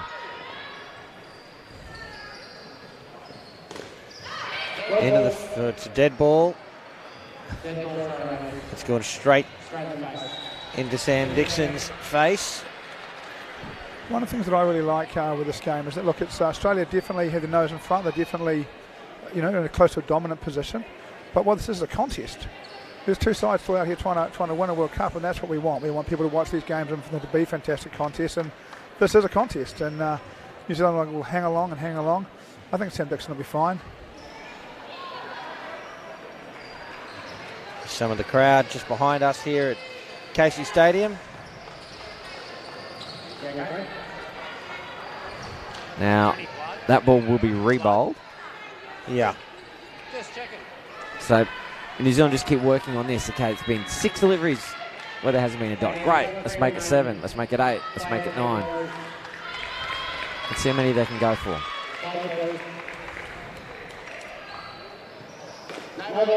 It's a no ball. So, saying that would have passed through it above the shoulders of the batting stance. I'm not surprised to see that. Weskowski got a short one from the South Africans yesterday and fended it away in the air and got caught and looked pretty ordinary. So I'm not surprised that they've had a look at that as well. Played it very well. Gets through to the back net for 4. Van Tilburg, she did this yesterday. Sent some to the back court. Put on runs. Had a premature end to the over there. We've still got one to come. Here it is on the replay. Over pitching and sent to the back for 4. Valiant dive from Shaw. Can't stop it from catching the back net. Back live. Edged. And a dot to finish. 14 from the over. An excellent one for New Zealand. We've been talking about 78, 80, 82 being somewhere at a minimum they need to be heading into the final partnership. These 2 are on 76. A big over coming up. It's going to be Matty Wright to bowl it. Now, I was suggesting it was quite a big ask to put to these 2 batters out there to score 20 in 2 overs when they'd only scored 9 from 2, but they're doing things their own way, marching to the beat of their own drum today. 76 the total. Here's Matty Wright. Left alone by Van Tilburg, and rightly so. It's a leg side. Runs and the extra delivery, as it is the last over of this partnership.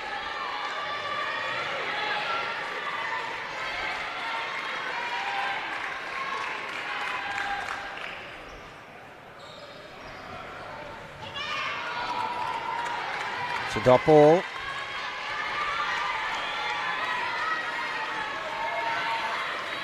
Really important that this partnership see this through. It just looks a little tense at the all of a sudden as they've got a few runs towards the end of the partnership. They just need to keep doing what they're doing, play good shots, make good decisions. Oh, call through. And they they steal that run, the New Zealand side. That's courageous. Yeah, a bit of a smile and a laugh between the two of them going, should not have done that. Exactly.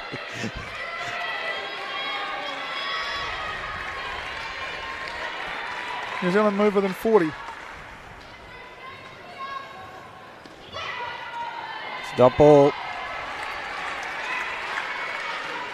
So 3 overs remain now in this partnership.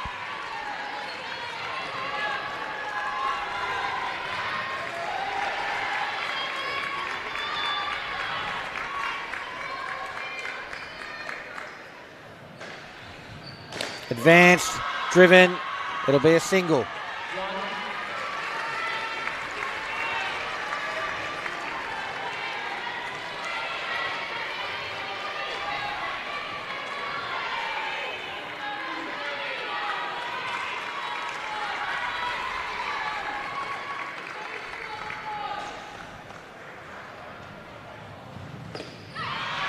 Van Tilburg tucks it away for 2. She's going to finish on 17 after grabbing 21 in the prelim. That's good batting. That is great batting.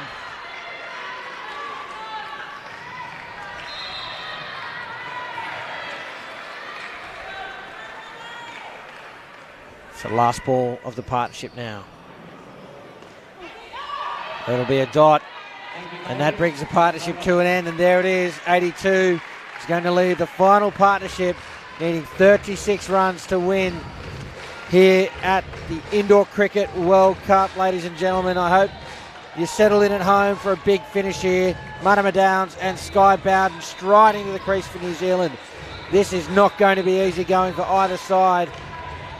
But on the line is the Women's World Cup. And we had an exciting finish and a big run chase for the under-22 women's. Are we about to see history repeat itself? Or can the Australians do what they've done for so long, for so often? Find that late wicket and take control of the World Cup final. Gary, one-word answer. Who's your money on? Australia. Well, it might need to be 2 words because I suppose New Zealand is 2 words. Paul, your prediction? Too close to call. Too close to call. Well, that's 4. He's cheated. Yeah, really. Yeah. Here's Maxwell to Sky Bowden. It starts with a 2. What I will say is this: if there were 2 ladies in the New Zealand team that I want out there batting for my life, it'd be these 2. And if there's anybody who's going to do it, it's these 2. One New Zealand goal, 117, had to be to get these 2 in the game with a chance. Yeah. They've done that. Now they've got to keep going.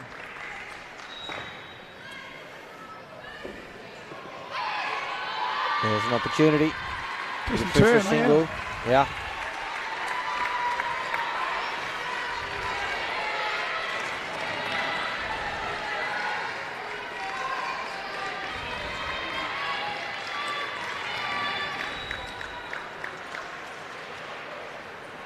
Advances.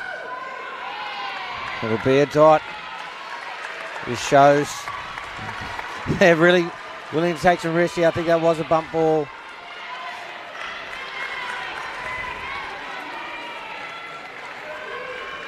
New Zealand prepared to roll the dice here. Bowden takes strike. Advances again and put into the back court for 4. My word. 7 runs off the over already. 2 balls remaining.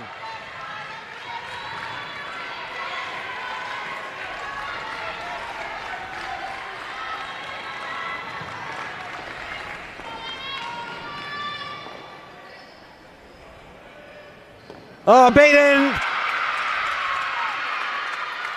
We're going to have a look at it. Looked out for mine. Sportscast, we have a referral down at the keeper's end. Can we have your best vision, please? It's an Australian batsman. We've gone back a little bit in time. Yeah.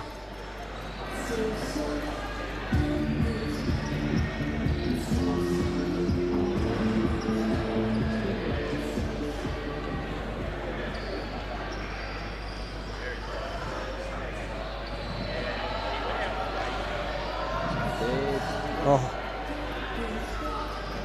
Can you zoom that in, please? Zoom it in. Zoom in.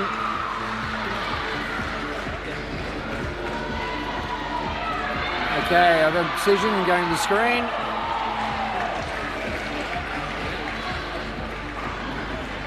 Talk about indoor cricket being a game of millimetres. That was out by millimetres. You disagree, Paul Bottrell? That's on the ground by the line. Don't know about that. Shoes did that. Wow.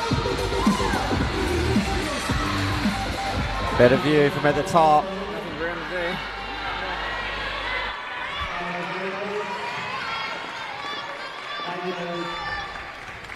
So there it is, big wicket. Here's Maxwell. And grab 2. There's still 4 runs off the over for New Zealand with that wicket.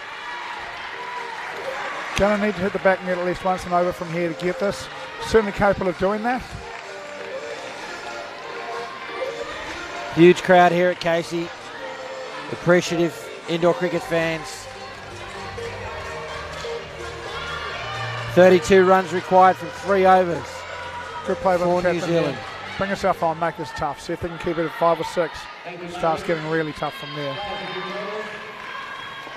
New Zealand want to stay in their crease. Beaten first ball. The other issue at play here for New Zealand is they can't afford too many dot balls. They need over 10 and over from here. Need to find the net, keep the strike rotating.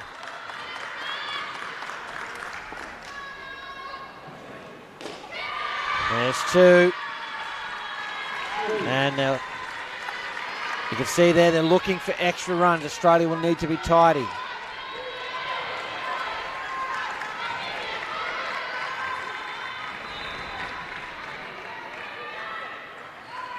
Straight field to Bowden. Chance at the top, next to hit. It's 2 runs to Bowden.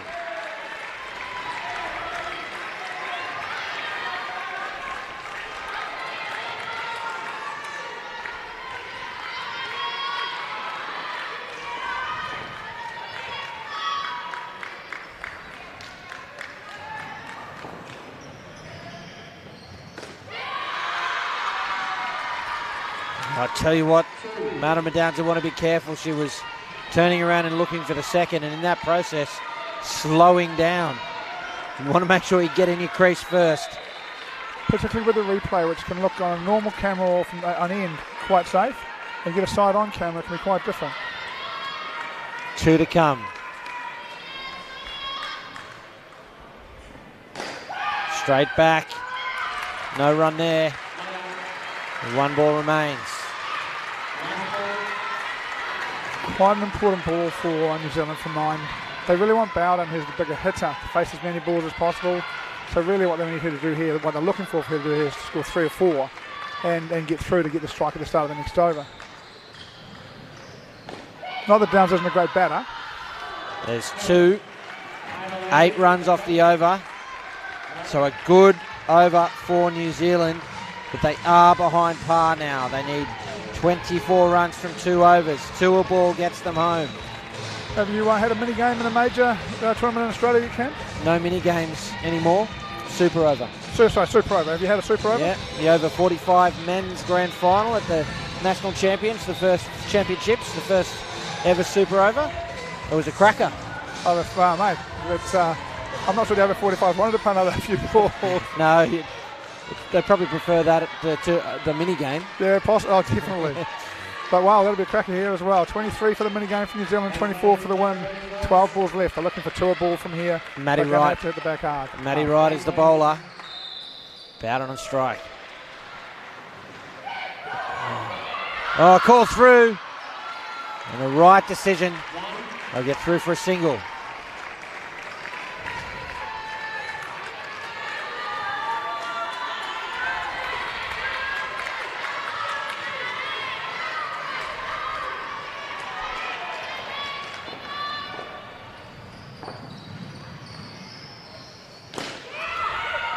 Straight back to Shaw. No run. Can't afford any more of those. New Zealand. It's the problem when you start hitting straight. You end up, when you don't get it through, you take dots. If you're patient, hit that for two, you keep the strike going. You can't just go to the back. They've got to be prepared to take some twos here and wait for the right ball to come to the back. And there wasn't nothing wrong with the shot. Just that this is what happens when you try and hit the back regularly. Had a quicker one. 2 for 2.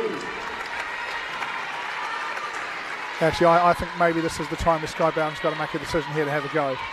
Somebody to come running. Slower bowler. Last over won't be easy. I'm not sure she wants to need 12, 15 off the last. I need 21 off 9 at the moment. Straight and short at the front court. And there'll be a single. 20 off 8. And they're going to have to face Ash Doble off the last over of the match. Won't be easy to get her away.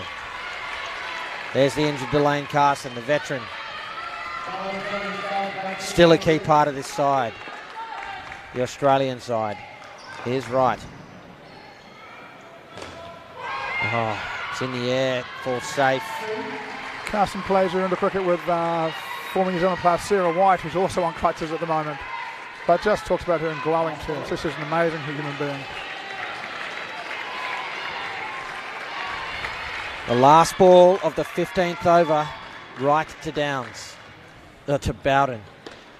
And it's hit the sticks. We're going to have a look at it. Important moment. Hey, Sportscast, we have a referral at the keeper's end. Can we have your best vision, please?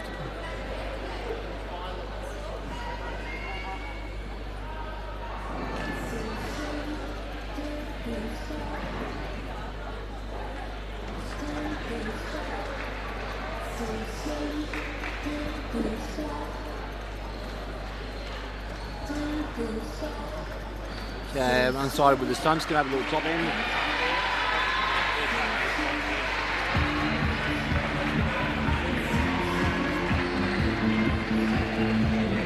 Okay, I've made my decision, going to the board now.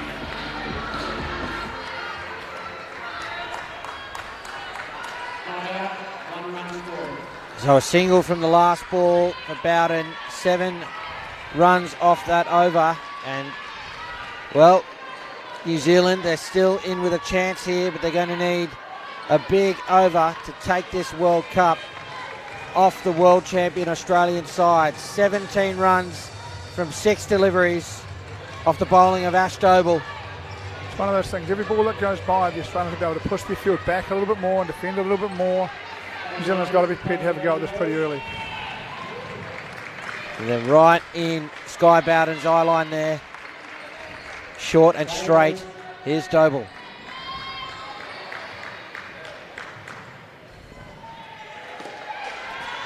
Two off the first delivery.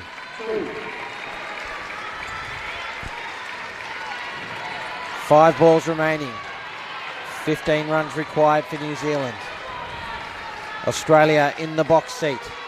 Great contest. Great to see our ladies final into the last over. Stuff on it.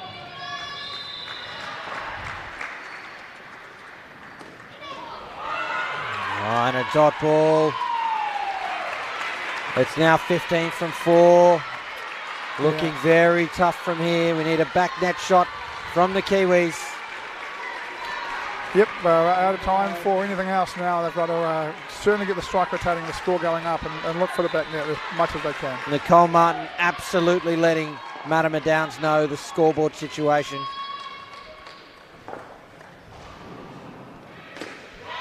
Tucked it away for 2. 13 runs required from 3 now.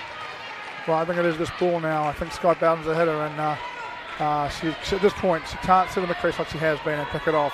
She's got to come down the pitch, prepare to go back if it's a wide, and other than that, So might get a call there. Some hands pretty close to over the pitch. I don't think they're moving. I think they'll be right. Straight to shore. We're going to have a look at it. I think it's safe, but more importantly, it's a dot. Sportscast, we have a referral at the bowler's end. Can we have your best vision, please?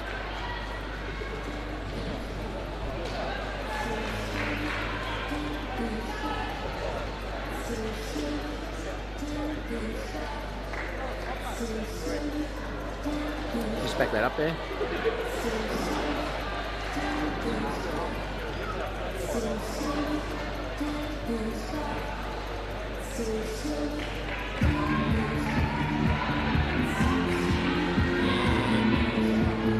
Okay, I've made my decision going to the board now.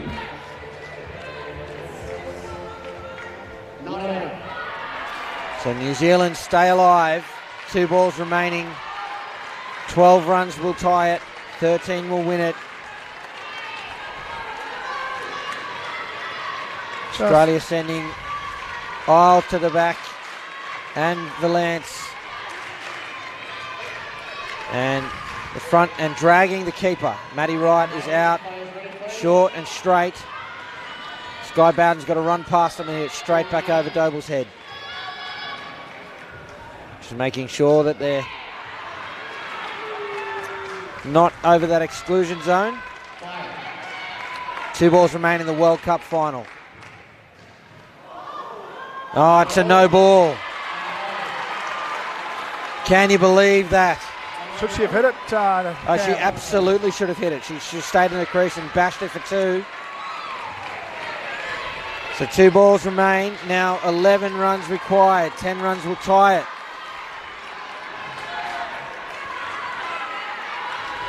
Keeper is still out. Still out on the back net. The 3 line fielders. 2 to come. It's up. It's down. It's safe. It's 3. So, New Zealand, Marama Downs. They can't just stand between Sky Bowden and the Iris is trying to run whilst she has to get the other end here. So, New Zealand, the final ball of the World Cup, will need 7 to tie the match and send it to a super over. We've seen 1 no ball in the over already. Ash Doble just needs to get this on the pitch and not go for 7. The final ball of the World Cup. And there it is. Finds the edge, and Australia have done it. Late in the innings. They've stayed in the game the whole time. The Australians kept New Zealand out of it. It's heartbreak for the New Zealand side, but Australia once again deserved champions of the world. Brilliant final. Nice to see a ball final coming down to the last ball. The last one came to the last ball, and the juniors, New Zealand got it. And the seniors in the last ball, Australia got it. Congratulations to them. This team has been a credit to Australia for a long time. Yeah, you can see the scenes out on court. How important it is to these Australian players. The tears are flowing. You can almost hear the champagne popping from here. You can see the relief, the exhaustion after a week's worth of World Cup competition, and the emotion flows. Your heart goes out to New Zealand down there in their huddle. Yeah, it'll be devastating for the New Zealand ladies. I mean, really, the disappointment of losing will be with them, but in a day or two, they'll reflect on a really good tournament and the growth of New Zealand ladies cricket and a really good finals effort. They have got it to the last ball. Maybe just a little bit of inexperience. Maybe could have pushed a bit harder in the 15th over and tried to force the pace. Yeah, well, the big difference, I think, for mine is I talked about it during the Australian batting.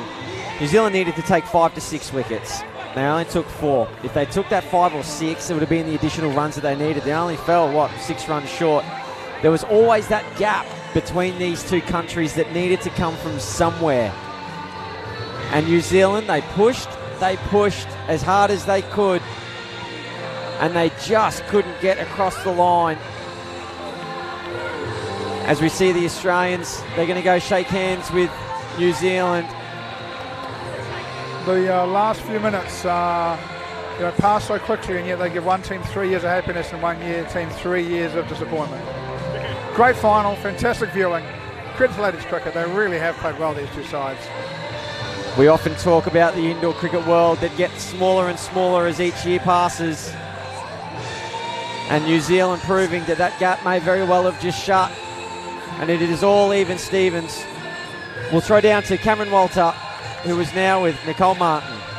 Yeah, thank you, Gary Lowe. I'm here with the victorious captain from Australia, Nicole Martin.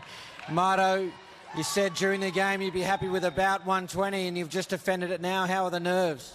Nerves are all right. So proud of the girls. They played so well in the Aussie fight. Well done, girls. Really good.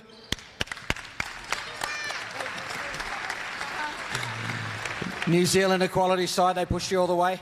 Yeah, absolutely. A really good side. We knew they were going to come out fighting today and never give up. But I'm so proud of the girls for sticking at it. But thanks to New Zealand for a great game. Well, congratulations, Nicole. Go and join your team. It's time now to present you with the World Cup, Joel Morrison from Cricket Australia. Ladies and gentlemen, here are your winners and still the indoor cricket champions of the world, Australia.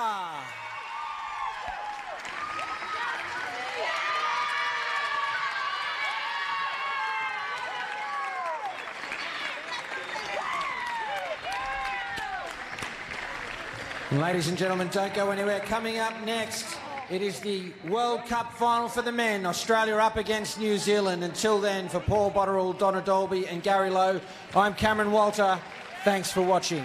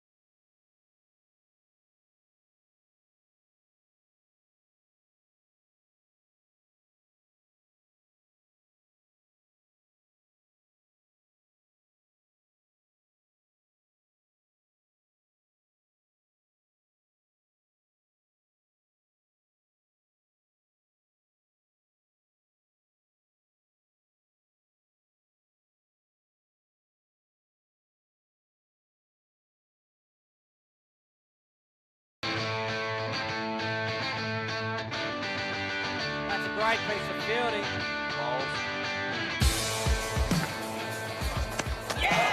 Got him, Niobioti. One for the leg spinner. Leg stump finds a gap. Can he hit the stumps? Oh, I reckon he was out, but that'll do.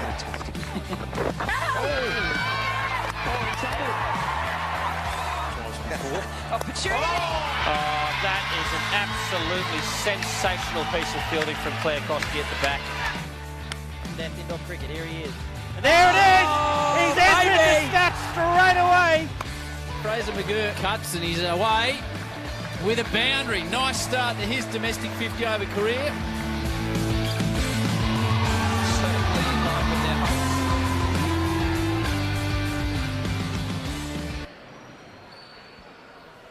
Well, ladies and gentlemen, good afternoon and welcome back to Casey Stadium for the finals of the 2022 Indoor Cricket World Cup. I'm your host, Cameron Walter, and I begin today by acknowledging the Boonwurrung and Boonwurrung people, traditional custodians of the land on which we will compete today. I pay my respects to their elders, past, present and emerging, and I extend that respect to Aboriginal and Torres Strait Islander people here today. Well, it's time for the big dance. It's the men's final here at the World Cup between Australia and New Zealand. Please join me in congratulating the umpire standing in today's World Cup final, Andrew Hall-Villiers from Australia.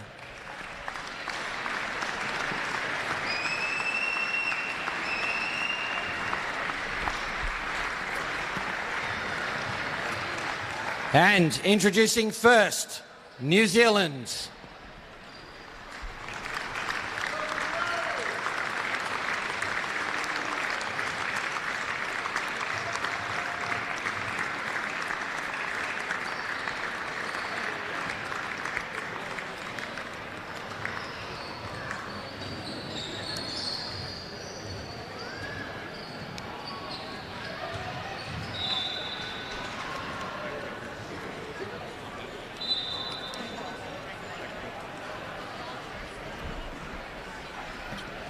And Australia.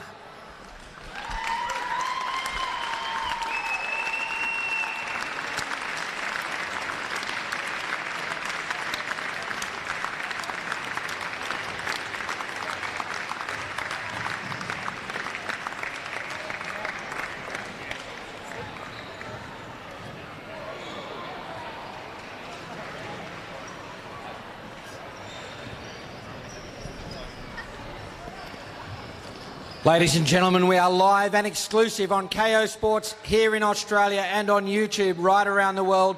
Thanks so much for your company. We're moments away from the World Cup final. But first, ladies and gentlemen, here in the venue, if you are able, I invite you to please be upstanding for the national anthems of New Zealand and Australia.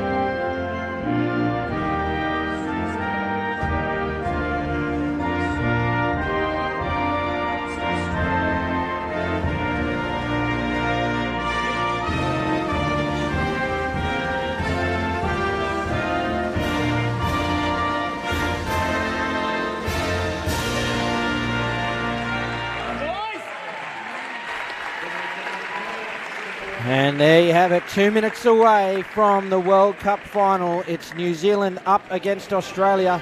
If you've just joined us, I'm Cameron Walter alongside Gary Lowe and Paul Botterill. And what a match we have ahead of us, Gary. I can't wait, and I also can't wait for you to take us through the two lineups. Thanks very much, Cam, and hello to everyone. Welcome to the big dance, as you would have heard Cam say earlier on. We'll start off with New Zealand, led by Captain Victor Davies. Gee, he has been sensational all week. Then we have Perrott, Watson, Hindman, Crook, Barry, Gardner and Ryder, coached by Lee Kelly. That is your New Zealand men's side. They won the toss and have elected to bat. The Australian side looks a little bit like this. Shirt number 1, Captain Lyle Teskey. We'll talk about it during the broadcast. A little bit of chatter about what his future might be like. Then we have Flores, Fitzgerald, Perkins, Ryan, Drever, Dearness and Bennett. Ladies and gentlemen, that is your Australian men's side, coached by Brenton Bryan. Two fabulous sides ahead of this final. Paul Botterill, what do you make of those selections? Yeah, interesting. New Zealand changing their side from the prelim final yesterday with Matthew Latham going out and Mitchell Gardner going back in. And look, it's one of those things, I've got to say, my heart goes out to Matthew Latham. He appears to have, he just manages to get in some really tough selection battles. He'll be so gutted not to be there, but he'll be giving us all for their team as they get ready for this. Now, New Zealand won the toss and have batted first. They had to chase in the major semi-final. They want to make the Australians do that here. Do you like that move? I do like that. I thought we might have seen the New Zealand haka today, but the team have obviously decided not to do it. You know, I do like that move from New Zealand. Their game plan largely, if you ask them how they're going to win, batting first is part of it. So they'll be looking to be tough and get some runs and then unleash a pretty useful bowling attack. And Gary, you've been crunching the numbers throughout. What sort of a score do New Zealand need here? It's really tricky, you know, because they've had a couple of games. Australia 104 played New Zealand 76, and in the other one, the first round, night one, New Zealand 75, Australia 58. And if you're just looking at them, this is where, yeah, stats helps, but also viewing the games throughout the week is probably more important, because there's some games in there where the scores have inflated things, games against Singapore and other nations of that kind of calibre. So, look, for mine, a nice kind of 90, 80 to 90s, probably pass, somewhere in the middle there. I think that Australia's going to back themselves to put on a big total, but I think New Zealand are going to come out with all guns blazing. So somewhere between 80 to 90. Happy to take suggestions from other parts of the broadcast team. But well, your view on that, Paul? Huge change to this New Zealand batting lineup. Jesse Ryder coming out to bat with Victor Davies. This is a Ryder who's been batted second and third throughout the tournament. Brought up with Latham heading out to make place for Mitchell Gardner. And Jesse Ryder opening is a bit of a surprise to me and will be for many people around New Zealand. My thoughts very much the same. I think if you ask Victor Davies what's good enough, he'd say whatever we get will make it enough. I think they'd love 90. So there you have it. New Zealand targeting something around 90 runs here in the World Cup final. Thanks again for your company, live and exclusive on KO here in Australia and on YouTube right around the rest of the world. And not only do we say hello to everyone here in Australia supporting the Aussies, but also across the ditch to the New Zealanders. Thanks for watching, and for everyone else around the world that's a fan of indoor, you're part of it. The World Cup final live from Casey Stadium. Victor Davies and Jesse Ryder at the crease for New Zealand, and Luke Ryan will get us underway. It is the World Cup final, Australia and New Zealand.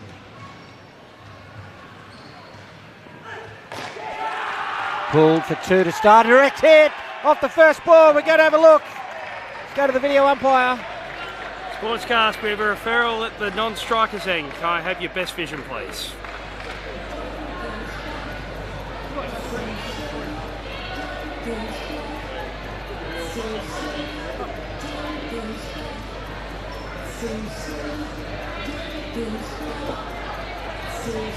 Slow right down. Bats up. Ball's hit the stumps with the bat up. I've made my decision. We're going to the board now. What an unbelievable first ball. Emblematic of what we're going to see in this game. Victor Davies has absolutely smashed that. He just hit it too well and it got to Fitzgerald too quickly, as you'll see here on the replay, and he does what he does best. Bang. Yeah, Robert Fitzgerald, I think he's an alien because he's not of this world. He is next level, and that's a beautiful first ball run out. Australia up and about early. Yeah, bat in the air for Victor Davies at this stage. It's such a disappointing thing first ball. He's dived for a length, just needs to get that bat on the ground to be in.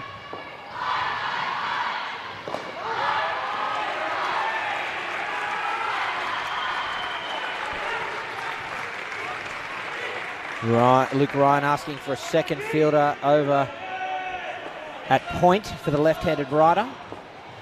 Backward point. And hits the hip. Very much the Australian bowling plan over the years to Jesse Ryder is to swing the ball into his feet. So we'll see if they do it again today, but it's the normal plan for them. They're going to try and get it, and Ryan shapes the ball the right way. They're going to try and get the ball just outside his feet and swing them at his feet. It's the third ball opportunity here for the Australians. And it's out, third ball. Victor Davies stopped. The New Zealand batters thinking that was a wide. It looked fine to me live. It'll be interesting on the replay. But Australia strike again early in this World Cup final. Fair delivery, Paul. Yeah, but the umpire put his arm out, Cam. Did he? Yeah, it makes it pretty tough for the non-striker when you get half a wide second he changes his mind. Oh. No, I think it is a fair decision, but the signal from the umpire killed off Victor Davies.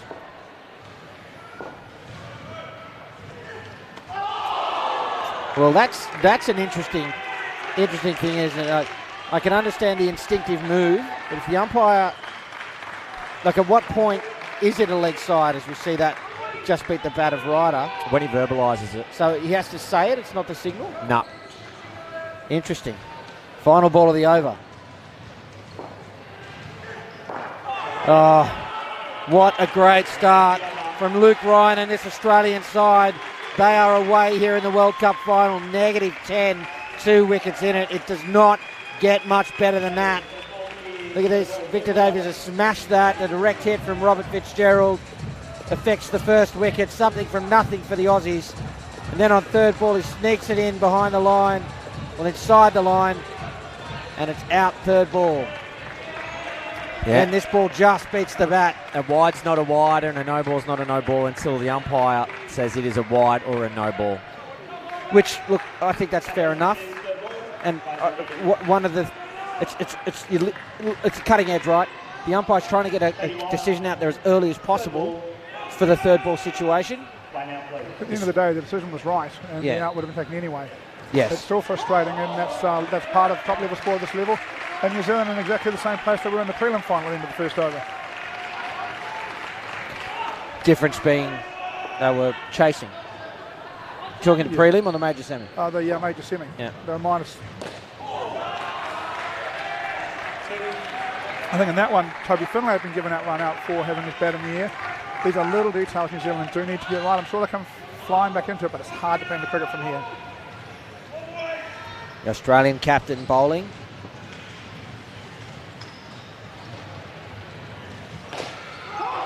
Straight to Dearness, a little juggle to Dot. Yeah, during the lineup of the teams we discussed Lyle Teskey, and there's been rumblings and rumours circulating here in Melbourne all throughout this week with what Lyle Teskey might do at the end of this World Cup campaign. It's yet to be known. We'll find out later, I suppose. I reckon there's been rumours of Lyle Teskey retiring for about 15 years now. Look, I was about to make the same point. You know, when Lyle wants to retire, Lyle will retire. Until then, here he is as captain of his country. He's got his opposite number on third ball. 2 balls remaining in the second over. Oh, just out of the reach of the Australians. It does go to the back net, importantly for New Zealand, and that's a good way to get off third ball. Interesting field position from Australia. Yeah. Quite surprising.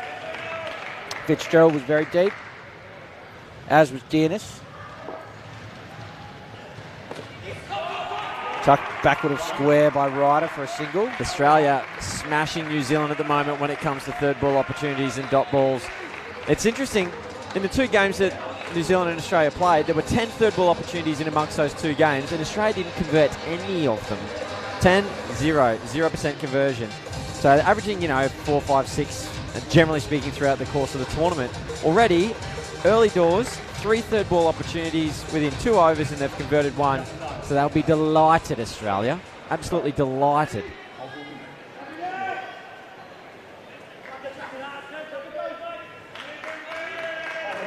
Clock on this game or no clock? Huh? No clock. No clock. Thank you, Vinesh. Vinesh Bennett will bowl now for Australia.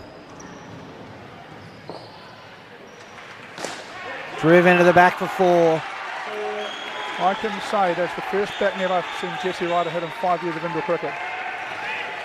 Right ball, right shot, but not a normal part of this game.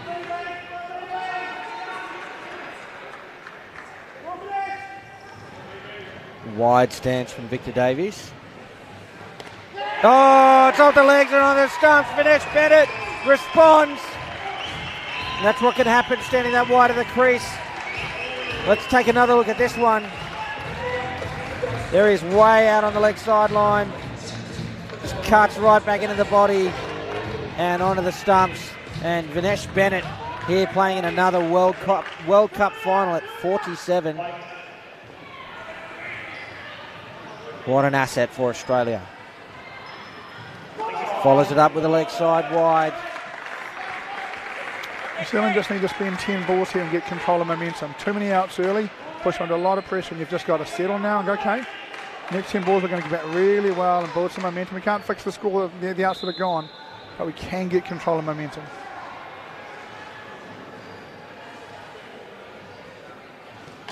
Oh, Victor Davies gets max value. What a fight back from him. 7 runs.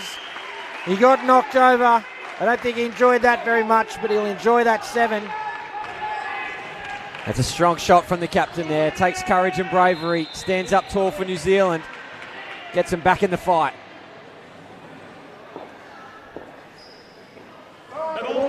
And a no ball off the pitch. Couple of extras here. 1 to come.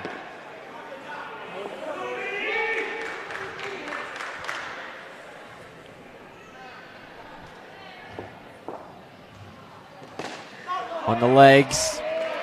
Patted away there by Ryder. No runs scored. 10 runs off the over. Another good one for New Zealand. They've fought back well here to get to 8. A couple of back net shots in that over. Keeping them in the hunt here. After all, we're talking about them getting to something like 90. If they can get to 15, 20, they're still in the hunt for that. Oh, absolutely. They've done a sterling job to be able to get back to 8. I mean, traditionally, Australia are only taking, 4 to 5 wickets a game against New Zealand, and already they've taken 3 in the first 3 overs. So from a New Zealand perspective, to be on 8 and still surging forward is a fantastic return of serve by the Kiwis. And showing your preparedness to counter-attack as well. There's a couple of balls there that could be hit. They hit them, and they put the runs on the board. Yeah, nice to see the positiveness from them. Rob Fitzgerald is going to bowl the 4th over, another veteran of this Australian side. New Zealand on 8. 2 fielders on the leg, 1 at backward square. And a leg side. It's the 3rd one in 5 deliveries for Australia.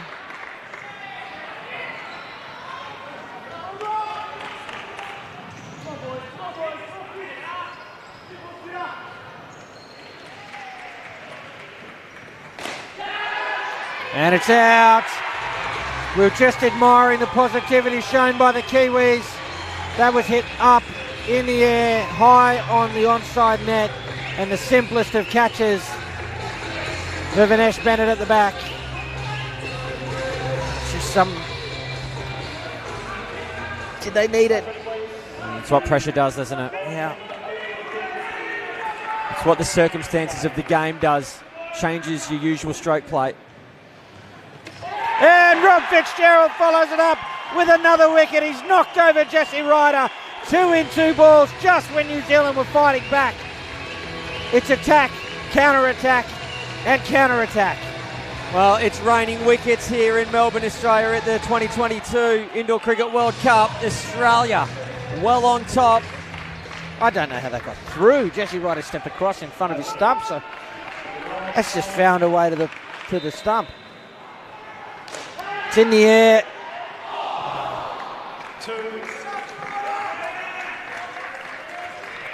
Well, sometimes in indoor cricket, you're the pigeon, and other times you're the statue. So 3 balls remain, New Zealand on 2, this opening partnership. Here's Fitzgerald. They just can't take a trick at the moment, can they, the Kiwis? The pressure building upon these two men out in the black and white jersey must be immense.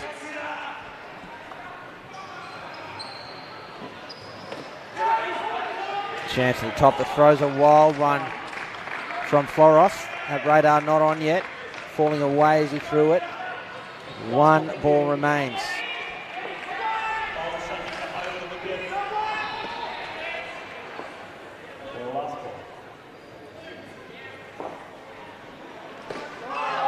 And a dot ball to finish. What a set of 4 that is from the reigning world champions, showing every bit of why they have that title. 2 wickets in the first over. A fight back from New Zealand, but losing 3 more wickets across those 4 overs. And what does that do to the confidence of the incoming bats? They've just got to reset here, Paul. Yeah, look, the New Zealand side quite fired up today about a few incidents from history. I've never seen them quite as grumpy. And that emotion's out there at the moment. They just need to calm down and play good cricket. They need to watch the ball, play good shots. They need to make sure that they're getting the decisions right. Another change to the batting order here with Michael Barry coming out with Stacey Hyman. They're 2 experienced players, and New Zealand just needs to take a breath and calm down. And what's gone is gone. What's upset them, they just need to let it be. And the way to make their point is to play good into cricket, not to get a little bit ahead of themselves and play a couple of reasonably loose shots. They need to take some time here. So there's something going on with some of the Australians here as well. It's a long conversation between Brenton Bryan and the Australian vice-captain. I assume, Teskey must have been off the court, maybe getting something strapped up, Band-Aid or something. So a little bit of a delay here as Barry and Hindman at the crease now for New Zealand. The dream start to this World Cup defence here for Australia. Just 3 runs and 4 wickets coming from that opening partnership.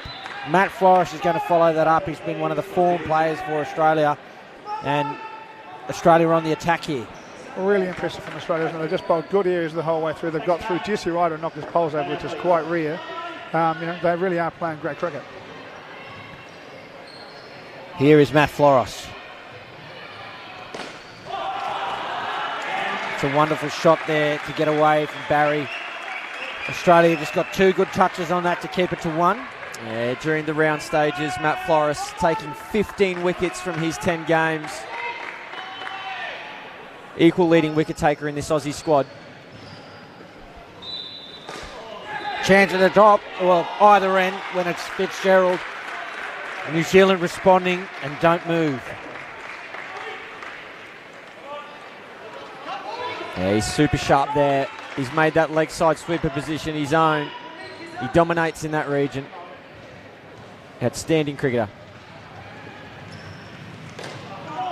Gets it through the field and finds the net as Hindman. His first runs, 2 of them. Hindman consistently improving through this tournament to date. He'll be a player now that needs to really stand up for New Zealand. This partnership must get 20.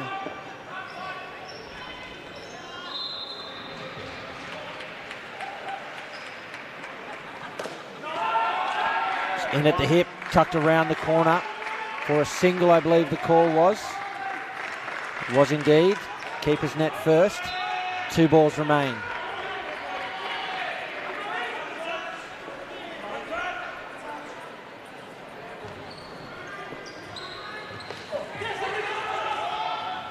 Oh, I tell you what, we're going to have a look. Sportscast, we have a referral at the non-strikers end. Can I have your best vision, please?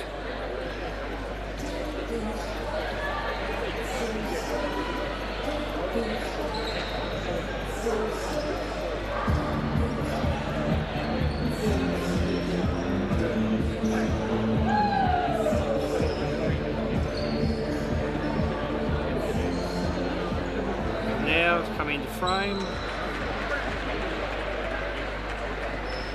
Going slow. That's still up. That's still up here. Bat's still up. Going. Just go back a little bit. Just make 100% sure of this. If we push it back, forward again. Let's put it there. Bat's up, up, up, up, up still. Going just down. Made my decision, going to the board now. And there you have it, confirmation, not out, just in, and Andrew Potts there, the video umpire from Australia.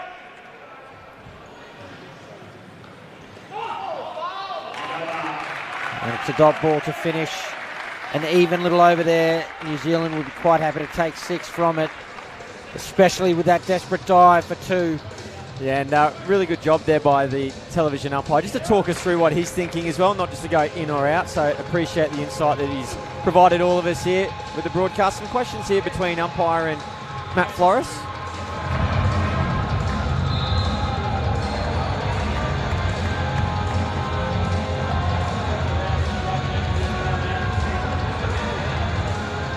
Some kind of discussion regarding 2. Flores holding up his fingers at 2, maybe asking if he needs to bowl 2 overs, or you do, Matthew. Perkins into bowl for Australia.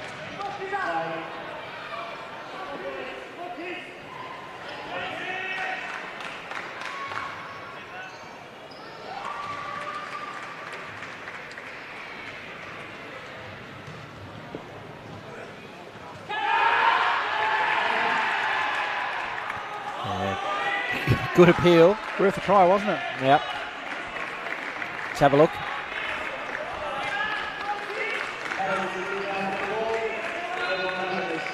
Yeah. All good. Third ball though. An opportunity now for the Australians. Quicker ball. Oh, and they get through the Kiwis.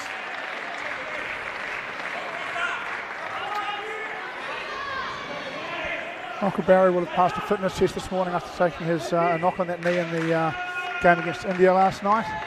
Looks to be moving reasonably freely.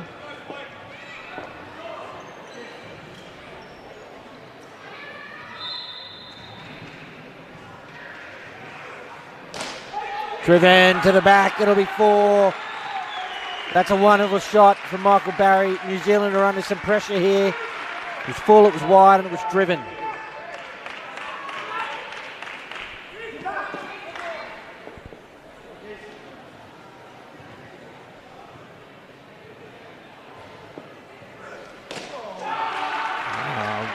Well batted from Hindman. Just gave himself a little bit of room. He picked the quicker ball from Perkins. Finds the offside net for 2. The Bennett family.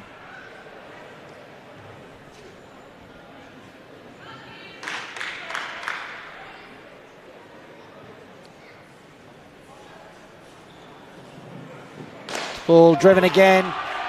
Finds the 3 net. Important runs for the Kiwis. Yeah, very much so, Cam. Vitally important. Around about 37% of the deliveries that Australia will bowl today will be dot balls. That's how much they're tying down New Zealand. So those extra runs are vital, particularly when there's been this many wickets.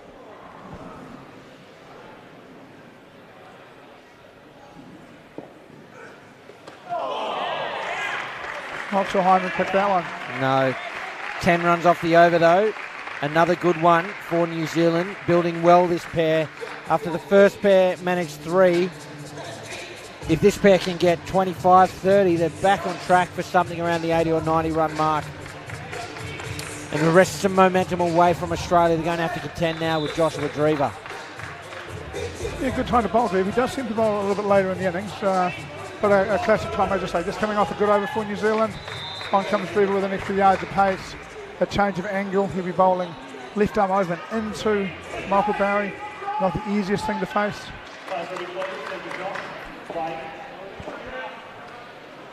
Here is Drever. Oh, Luke Ryan just gets a hand to the ball, puts a fraction of doubt in the mind of Michael Barry. So the call was no, and now on third ball.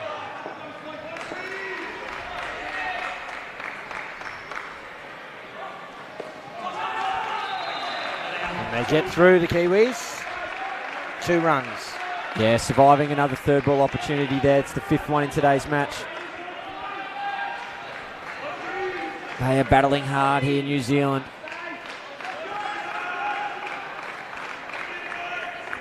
As you can imagine, a World Cup, it means a lot to them.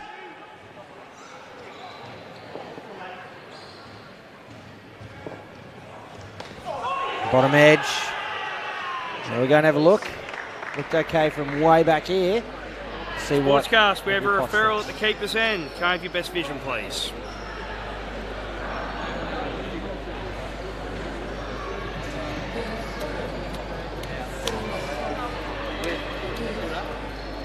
He's on the line here.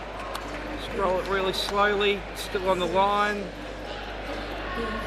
Keep rolling. Keep rolling. Keep rolling.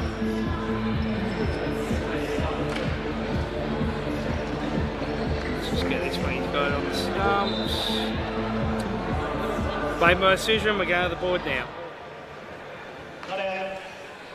We got back in time.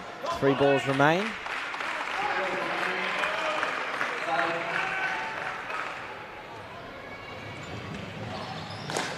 Driven into the backcourt for 4.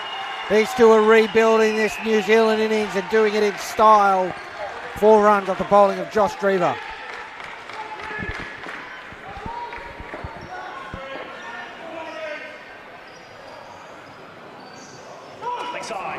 And follows it up with the leg side. So I think Drever enjoyed the 4 too much. That was appreciably quicker.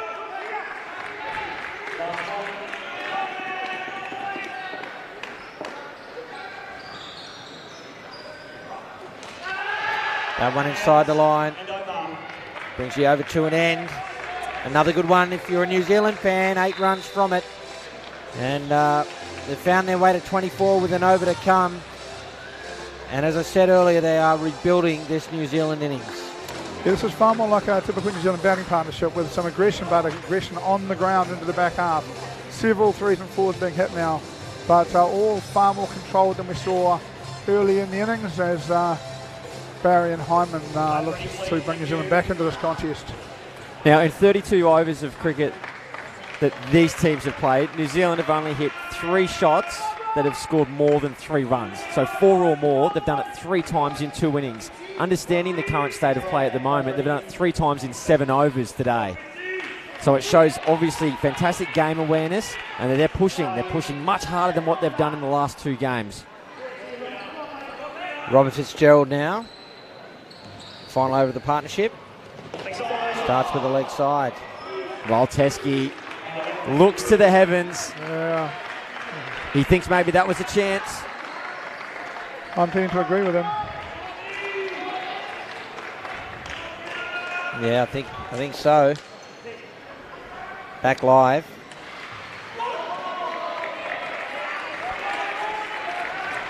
The extras is one key metric in this match that New Zealand can be quite happy with. Generally only bowling around about 3 to 5 extras a game, whereas Australia 9 to 11. A chance at either end. Needed a hit. New Zealand get through. 2 runs. 28 on the board for these two. 4 to come.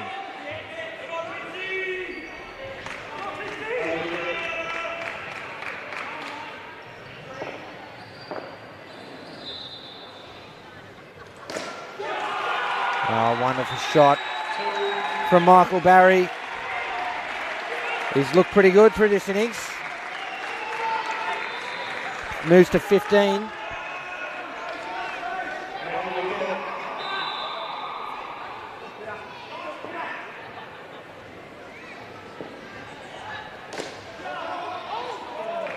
No dot ball, not chancing it this time. Yeah, nor should they. Done a fantastic job to get it up to 30. Incredible effort.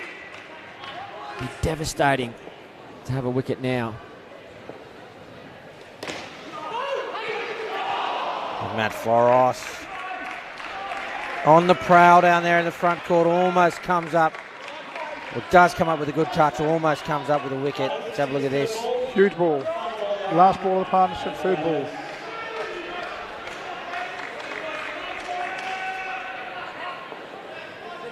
Score has to change. Driven to the backcourt for 4. What a finish for New Zealand, and a 34-run partnership for the second skin puts them right back on track here. 3 in the first, 34 in the second.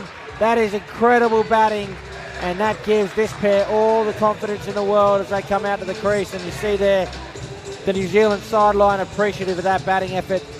What a performance that is in a World Cup final. 1, 2, 3 shots went to the back net. And both batsmen hitting it as well, as Mitch Gardner and Corey Perrott come to the crease for New Zealand.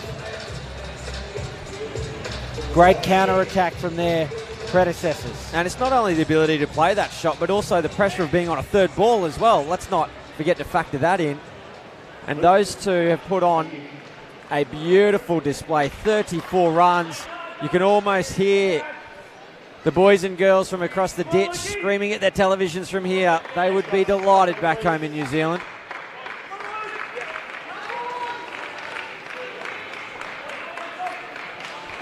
So Gardner and Perrott it is. Luke Ryan, who bowled the first over, he's going to bowl the 9th. And get us back underway.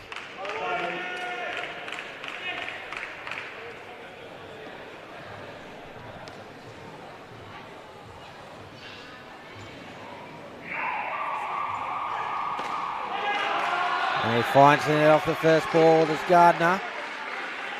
2 runs.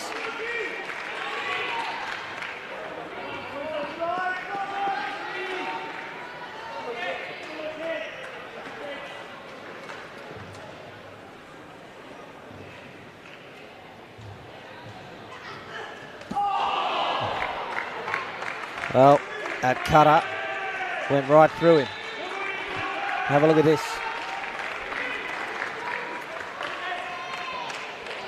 Boy, that has gone and bounced, hasn't it? It has indeed. What a delivery from Luke Ryan.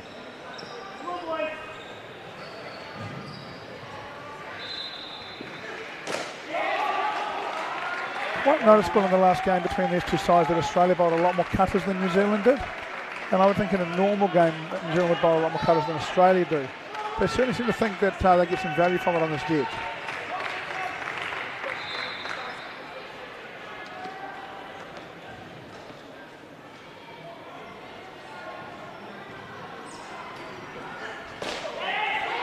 It's a great shot there from Gardner. 4 runs so far for him, all out of the middle of the bat. Yeah, you can just never rest when you hit it on the leg side towards Rob Fitzgerald. Even a really good shot to get through, Rob Fitzgerald still makes you work. There's just no respite. Oh, Luke Ryan goes straight through Corey Perrott. It's his 3rd wicket for the match. He is absolutely on fire here for the Australians. Let's take a look. Just brilliant bowling. The Aussies are pumped. The 2017 Player of the World Cup, Men's World Cup final. Looking like he's going to run at that again for this one.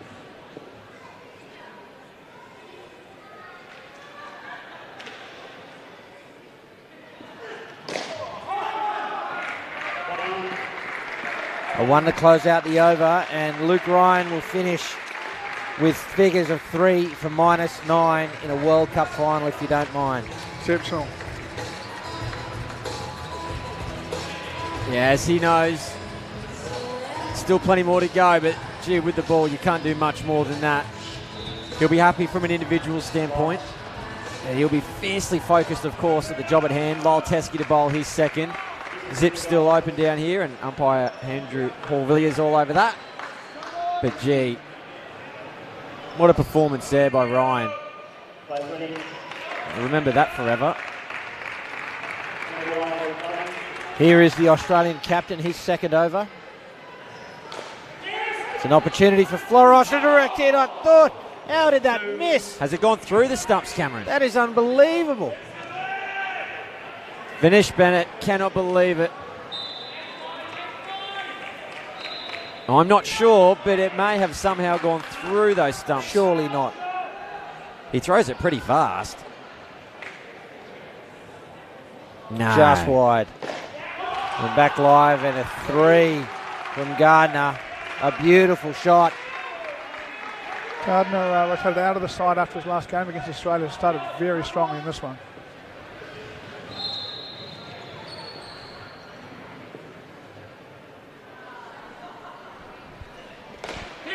Finds a net. It will be 2.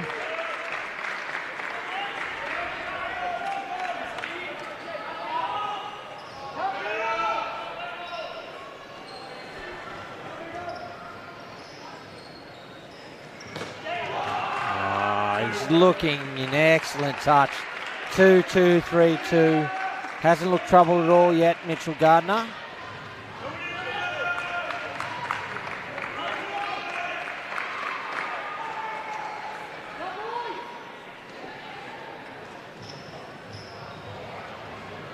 A little false start.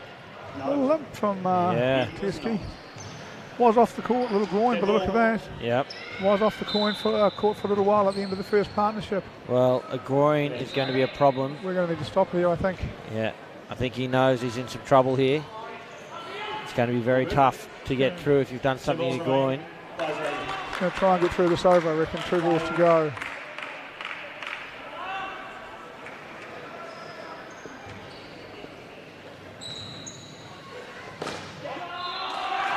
Yeah, that was not allow Teskey at full pace for 9. And he's coming back. We can see his face. He's head down, but we can still see his face, and there's a grimace. There's a bit of pain there. He is sucking in the big ones. Lyle Teskey, he's blowing a gale out there. He's hurting. Oh, that'll be out, surely. The call was no direct hit. Let's have a look. Broadcast, we have a referral at the keeper's end. Can I have your best vision, please?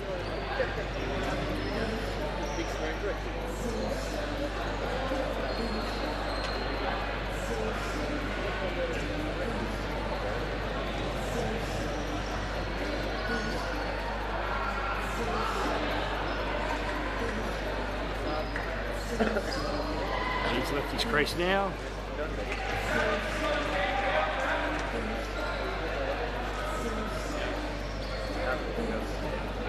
Ball's been thrown.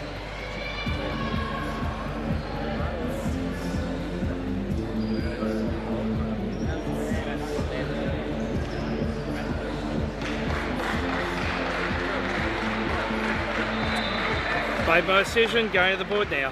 He just gets back. As you can see there, important from New Zealand, 11 runs from that over. And we'll cross now to Ahmed Khawaja, who has with him Matt Latham. Thanks, Cam. Just here with Matt Latham. Matt, pretty interesting start so far. Australia came out all guns blazing, didn't they? First set 3. Yeah, not obviously the ideal start that we were looking for, but the boys managed to fight hard and get through to get into the positives, so that's what matters for us. Yeah, just thinking about that, obviously got 49, 75 last night and last week. Was there anything sort of different, in terms of the tactics you were thinking about, learning from those last 2 games? Yeah, the last couple of games have been huge learnings for us. We know exactly what all the Aussie boys do, so it's just adapting and having all our work-ons to go into this game and execute our skills. Pretty happy with all the family support here. It's a pretty good atmosphere down here, isn't it? Yeah, it's huge. It's great for all the boys. We've had family dinners during the week, and it's great to see all the family here supporting all the boys. Excellent, thanks, Matt. And finally, what we'd be happy with here as a target?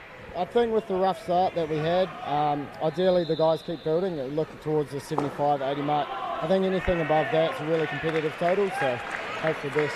Excellent, Matt. Hey, all the best for the rest of the game, and hope you get up. Cheers, mate. Thanks, mate. Cam, back to you guys. Well, there's the Kiwi and Ahmed Khawaja. Perkins is the bowler. Another 2 runs to Perrott.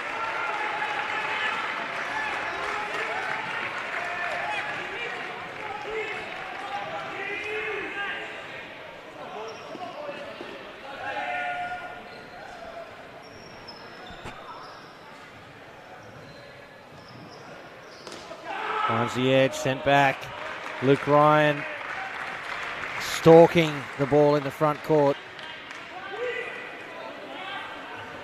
There it is, that's what's on the line. The Indoor Cricket World Cup.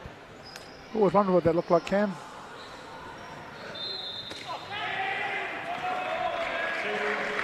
Two for runs. And one ball remains. Matt Latham saying they're looking for about 75. I think they're well placed to go better than that. 80 plus here.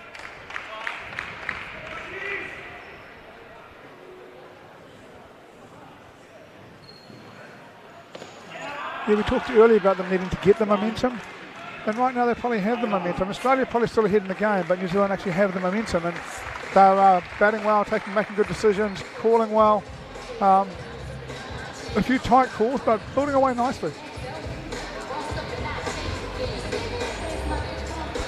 The good news for New Zealand is that the extras are coming through a little bit as well. I said New Zealand are particularly very, very disciplined with their bowling. Australia haven't bowled too many, but they've bowled a couple. That extra kind of 10, 12, 14 runs that'll accumulate to at the end of the innings is vital, particularly when you consider the start and the intense pressure that New Zealand was under. Is this Reece Dennis first over? Yes. They've kept him quite late. I thought he was also carrying Reece today. I thought he had a sort of hip injury. Interesting to see why they've kept him so late. That's only part of the game to come. Will Darren Crooks bat like he did yesterday? That could move this game along as well. Dennis.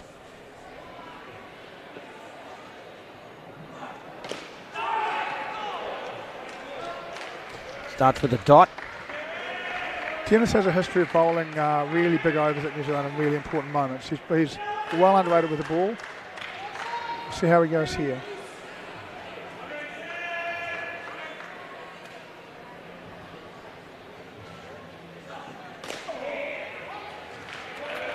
Another one that goes to the cutter early here.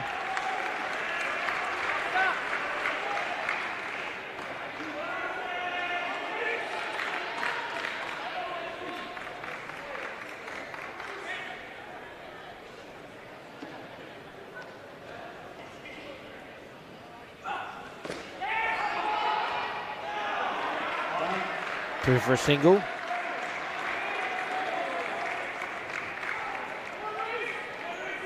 Three balls remain in the partnership. It's been another good one as New Zealand rebuild this innings.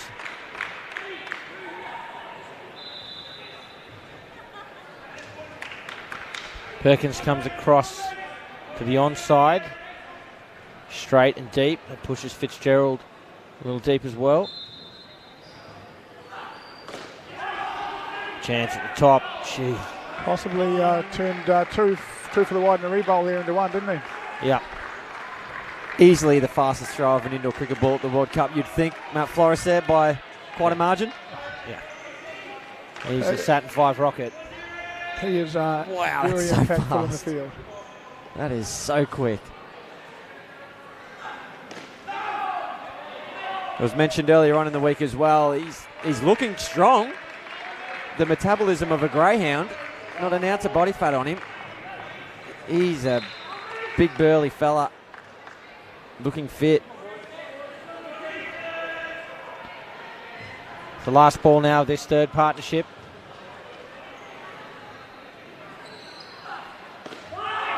There'll be a dot to finish. The gripping contest unfolding before you, ladies and gentlemen. Another good fight back set of four there from New Zealand. 23 runs from it. They've moved to 60 with 4 overs to play as Darren Crook and Todd Watson come to the crease. Thank you, ladies and gentlemen, for your company. Live and exclusive on KO Sports here in Australia and on YouTube around the world. If you've just joined us, I'm Cameron Walter alongside Gary Lowe and Paul Botterill. We heard from Matt Latham from the New Zealand side that they'd be thinking something around 75 is where they could get to. They may go a little better than that. Yeah, I still think our original projections of 80 to 90 is still on target. Fighting back here well, New Zealand, in regards to freeing themselves up a little bit with the dot balls. Mentioned earlier on in the call that 37% of the deliveries from Australia will be dot balls, currently sitting at around about 31.9%. So scoring a little bit more freely than usual here, New Zealand. And we've also talked about the biggest shots that they've played. Scored more shots with 3 runs or more in this game than they have in the last 2 games they played against Australia. Here is Matt Flores. Right in at the legs of Crook. He calls no. Crook had an outstanding bout against India in the final yesterday. Interesting to see how he goes today.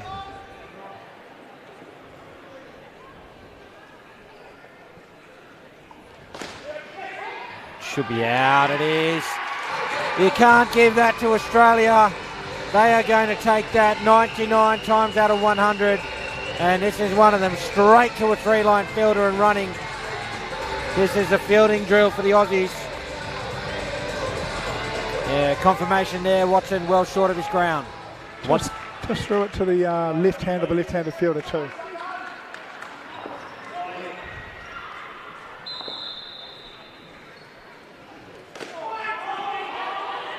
Oh, Drever has a crack at that and almost turns it into a run. Probably didn't need that. What's starting to happen here as well is wickets are starting to get a bit out of control. New Zealand probably only likely to take 4 to 5 wickets when they go out to bowl. At the moment, there's been 7 wickets here for Australia, much higher than average. It's a good shot there from Watson. He's just been run out. Face the dot, gets his first runs off the bat.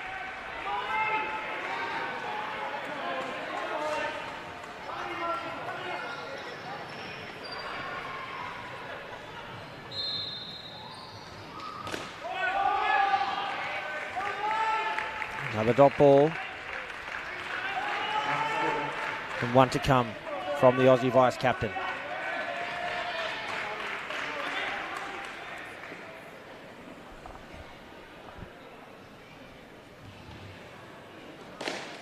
Straight to the fielder, Luke Ryan, and another dot ball. It'll be 3rd ball to start the next over. Matt Flores finishes with figures of 1 for 3. A great start to this final partnership from Australia. Yeah, Ryan's proving to be a very big presence there in the front court, isn't he? He's like an octopus. He's got 8 arms. You can't get it past him.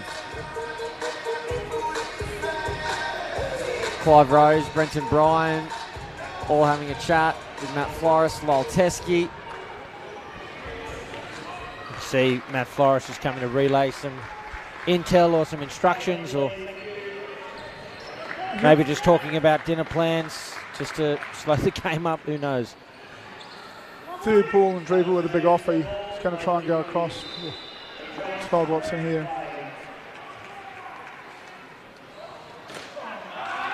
Watson up to the challenge. Well, whatever it was, Flores went and spoke to pretty much every single player on the court. He came out the back and then he went around, went past Reece Dearness, had a bit of a chat to him and then retook his position. So something significant going in to that Australian team huddle. And a chance at the top. Turn and hit from Fitzgerald again. We're going to have a look. I think he's home. Sportscast, we have a referral at the non-strikers end. Can I have your best vision, please?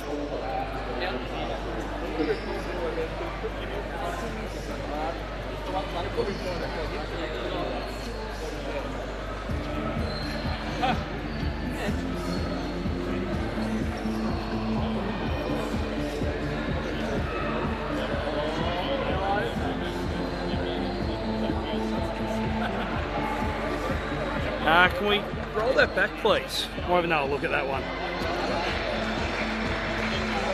Go really slowly if we can.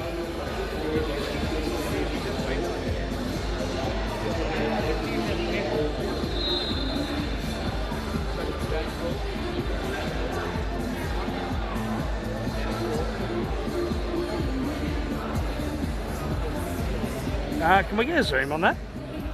Yeah. I haven't seen any part of the bat down when the ball's hit the stumps yet. So can we go back 1 frame, please?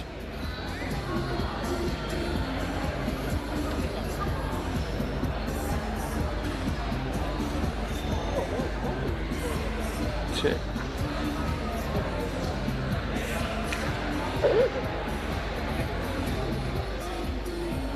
Next one. Stop it there, please. What I can see here is I can see the line clearly. I can see the bat's not down past the line. I've made my decision. I'm going to the board now. There it is, another wicket for the Australians. You heard the video umpire Andrew Potts talk through that decision. He couldn't see the backgrounder behind the line. You're not a fan, Paul? No, I think he's right. Yeah. I'm not a fan. I don't particularly like seeing international players run out with their bat in the air over the line, but from what I could see, to be honest, a few New Zealand players are reasonably unhappy. I was seeing something down to them. I thought it was bat in the air. Well, the thing that gives it away that there's bat in the air is you can see the solid white line. Yeah. If the bat's down, there's going to be a break in that line, but you can actually see the 3 line all the way through. The bat must be in the air. Now, while all of that was going on, I believe the Australians had the ball swapped. I didn't actually see if it happened in the end, but they were certainly talking to Andrew Hall-Villiers about that. It's third ball.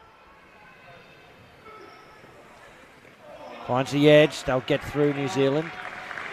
So the Australians can't just ask to have a new ball, but if there's a ball failure, they're entitled to have it replaced. And this late in the innings, they would get an innings old ball. So, actually dudding themselves a couple of overs, but probably necessary if there is an actual ball failure. One to come. Leg side to finish the over. No runs from it. Again, Australia on top at the moment. That's 75 for Matt Latham. It'd be just fine for New Zealand right now. We are finding this week that when the ball has its integrity compromised, that it's generally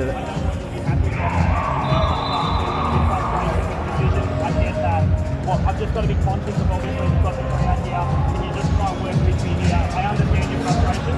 I get it. But I need you to work with me here. No, I appreciate that. I appreciate that. Thank you. Thank you. Yeah, a little hard to hear because the DJ's pumping his tunes around here. Yeah, I'm not sure what that was about. No, but when there is a failure with the ball, we're finding generally it's just the lacquers coming off it a little bit. It's not happening regularly. Very good standard of indoor cricket ball. But when it does, that tends to be what's happening. Here's Vinesh Bennett, the second last over of the innings.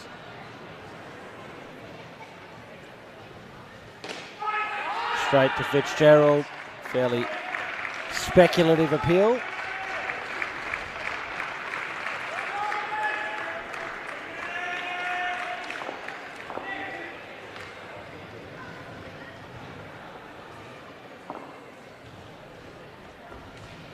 Oh, straight through. Vinesh Bennett does the job for the Aussies, and they are putting the foot on the throat right now. What a delivery it is from the veteran. Here he is. Just takes the leg stump. Well, this is twice as many wickets as you'd usually expect Australia to take against New Zealand. And that is what is making a big difference on the scoreboard today.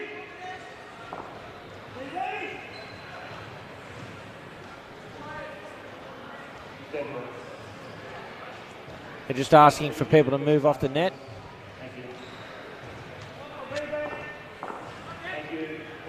And that's fair enough from Dearness and Bennett. They're the ones that are going to bounce into that side net and hit them.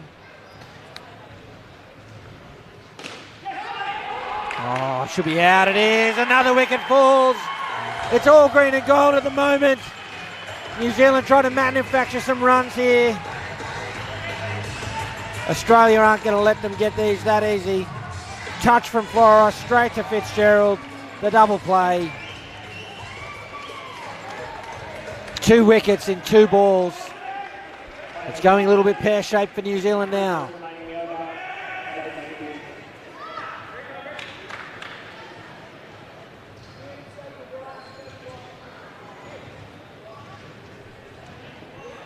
Just moves Fitzgerald back towards the net. Opens up some space for Crook. Oh. I think poor old Lyle Teskey just saw his life flash before his eyes. He just relived every indoor cricket match he's ever played. Talking about Matt Flores having a rocket arm, I think Drever's got a pretty handy one too. And wow. so close. So close. 2 to come for Bennett. Watson and Crook just need to really battle here and get New Zealand to 60. They've got a lot of bowling. They've especially got a lot of over ball bowling on this side. With Mitchell Gardner playing, they'll swing the ball early both ways. They just need to give themselves a chance here and to stay calm. Last ball.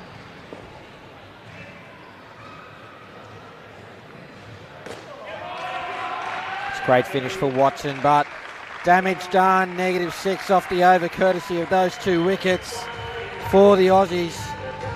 And you said it, Paul Botterill, 6 balls remain for New Zealand. They have to push to get past 60 here.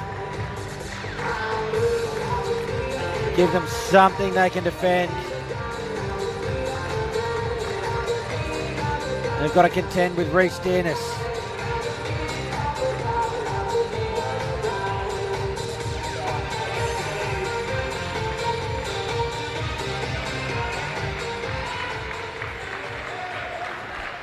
Remember, Australia defeated New Zealand 55-44 back in 2009. That was one of the best games of indoor cricket I've ever seen.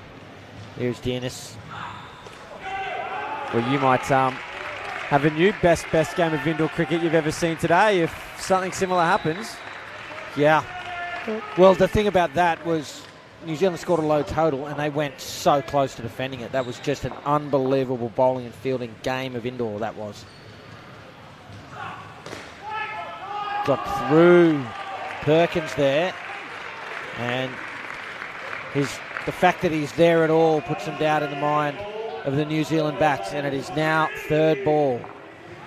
Crucial for New Zealand to survive this.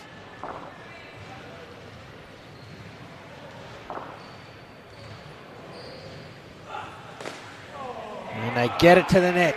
2 runs. What was the score in that game? 55-45? 55-44. 55-44. Wow, a couple more for New Zealand for the 55. I do think they've got a very special bowling side today. Let's see how they go.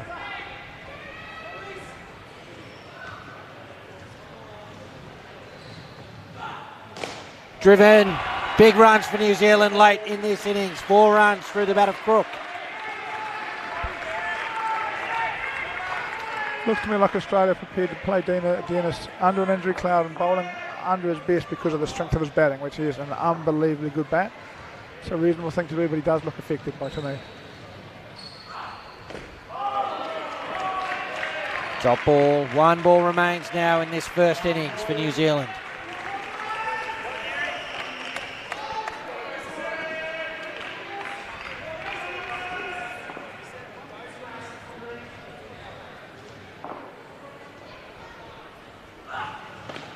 Straight to Floros. He rused the fact that he didn't throw it.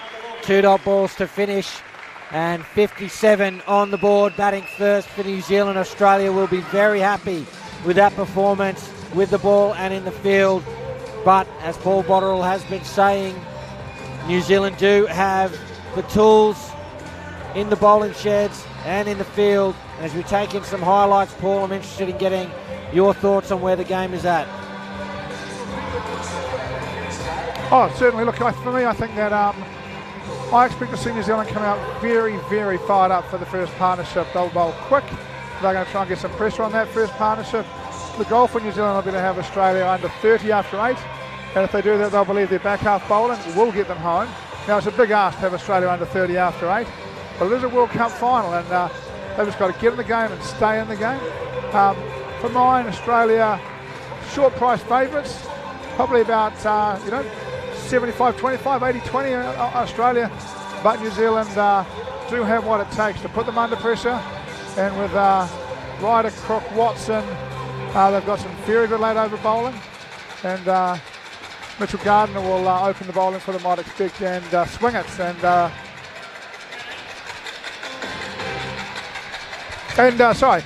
he will swing it and try and put some pressure on.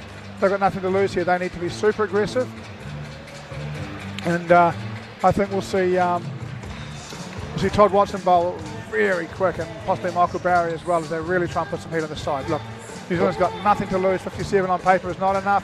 They've got to go out there and make it enough. and I sense we may see a pretty steely determination from this New Zealand side to make it enough. I think it'll be a really feisty first partnership if there's a wicket.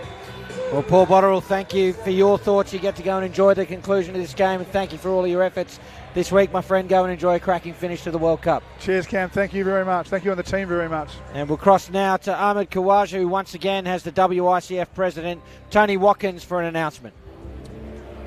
Thanks, Cam. With WICF President Tony Watkins, obviously Tony within the game, bit of a tough start to the match, but still got 16 overs to bowl at Australia.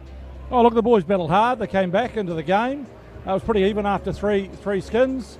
They're going to have to battle hard to defend the score now. But I think they've got a chance. Absolutely. Look, Tony, just wanted to talk briefly about obviously the tournament as a whole. We've been pretty happy with the feedback and overall success. Oh, look, it's been an awesome tournament. Cricket Australia have done a fantastic job putting the tournament on. Teams from all around the world competing. Having India being really competitive for the first time is just great. So hopefully it pushes on and we can get more teams involved in future World Cups. Absolutely. Now, in saying that, since we last spoke, I understand there's been a couple of new developments at the WICF. Yeah, so India have agreed to host the New Zealand Asia Cup next year, first week in May. So that'll happen the first week of May, which will be all the Asian countries in New Zealand. And then later in the year, Dubai will then host Australia with the men's and the women's over, and the under-22s over in Dubai. I guess it's pretty good, actually. Obviously with the Asian teams competing, it's good to see them now hosting. Is that a strategic move? Oh, look, I think it's really good to get them further involved. Some of them haven't travelled well, so playing away, not so far away from their country is great. But I think we're back into it. Excellent. Hey, Tony, thanks very much for your time. Good luck for the rest of the game. Cam, back to you and the boys. Thank you, Ahmed. Thank you, Tony Watkins, as Vinesh Bennett and Robert Fitzgerald take to the crease for Australia and start with two, and welcome on commentary multiple World Cup winning Australian player Jay Otto. Jay, hello. Hey lads, how are we? Well, how are you? What are your thoughts so far? 57 on the board for New Zealand. Look, New Zealand towards those middle pairs after a not a very good start from them was awesome to see, and unfortunately they haven't capitalised on that last pair, but anything can happen. There's a leg side there. We're actually talking about how it's a little similar to the 2009 final where New Zealand scored 44 and nearly defended it, mate. You know a bit about that batting last? I did. I was looking at that score, and New Zealand were hovering around the 40s at one stage there. I'm going, this brings back a few memories. Watson continues. Oh, it's called through. And they get there. Haven't we had some good cricket today? Yeah, fantastic cricket. It's always great to finish off the World Cup with some really great finals, and that's been the case wall to wall.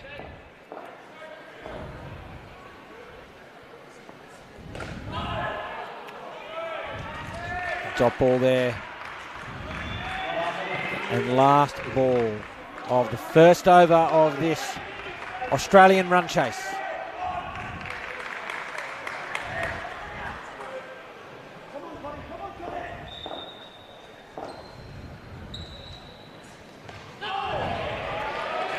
Great finish from Watson. 2 dots to complete the over. They'll start the second over on third ball. Jay, how do you go about chasing a low total, quote unquote low?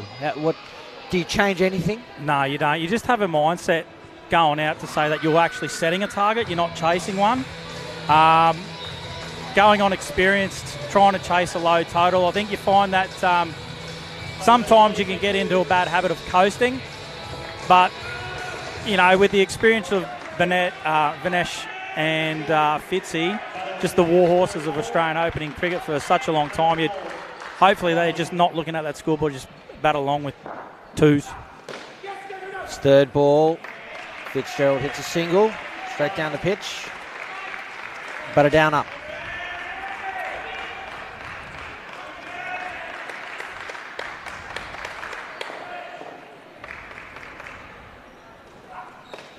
It's up and down, fourth safe. 2.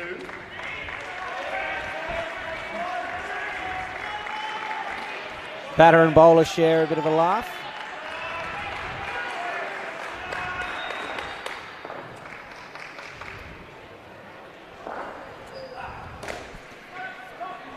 We'll go the opposite question, Jay. How do you go about trying to defend a low total? Do you come out all guns blazing? Do you think New Zealand might have in their mind a pair that they're just going to throw the kitchen sink at? Just depending. Defending a low total, I think you still go in with that game plan that you've had at the beginning of the game. You go in with that mindset of we've got a plan. We just need to execute our plans. But as the game gets going, the captain might have to just change a few things up. If there's an opportunity where he can identify that we need to bury a pair, throwing a kitchen sink is probably the good way to go at that stage. A dot ball, one to come. So in this instance, if this pair come off with 20-25, Australia would be in the box seat. And for mine, I would be trying to go really hard at the next pair to bring it back.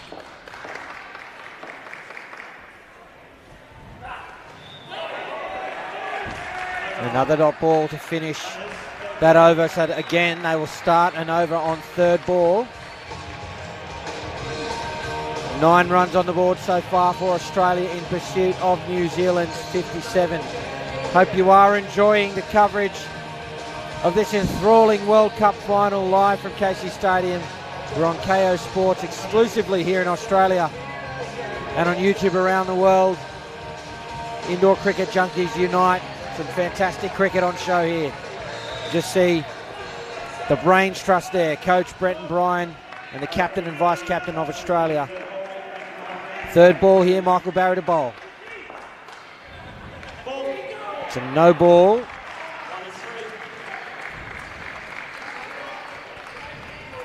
Did anyone catch what that no ball was for? Was it height? He did say above shoulder height. It was a little high. Yeah. I thought that's what he was calling for, but I didn't quite catch what he said. Yeah, I think it was. Yep.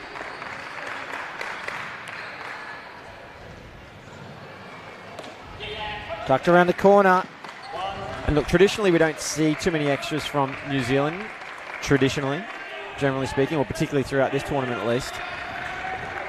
New Zealand really need to work their plan really well here. Talk about that in a second. You know, what Australia did particularly well is talking about that 37% of deliveries are usually dot balls. Ended up being 37% of the deliveries in that first innings were dot balls. It was, you're kidding. Well, 37.5, but I'm rounding down. Got to round down, yeah. So that was one aspect that was really pleasing. Chance at the top. And the other thing that was great is they took double the amount of wickets that they'd usually take. They took around 10. They usually take 5. In terms of extras, they halved that. They usually bowl about 10 in innings. They did, around 5 or 6. Third ball opportunities, they created double than what they usually do. So in all those key metrics, Australia were on their plan. And that's a wide. So what New Zealand need to do is work to their strengths. One of their strengths is not bowling extras. Unfortunately, Barry's just done 2 in 1 over, which probably isn't great. But they're pretty strong in creating third ball opportunities and dot balls. Last ball of the over for Barry. So where Australia sits around that 37% of their deliveries being dot balls, New Zealand sit around 32%. So slightly in, but still create a similar amount of third ball opportunities, which is interesting. So when New Zealand do have dot balls, they're usually consecutive and together and in clumps. Yeah.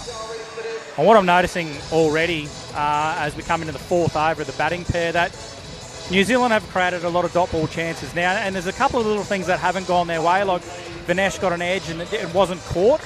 I'd think that New Zealand need to stay composed here and not get too frustrated and actually force an out. They need to obviously keep bowling their plans, and I believe that it's looking that once they get 1, they could get 2 here. Victor Davies, the New Zealand captain.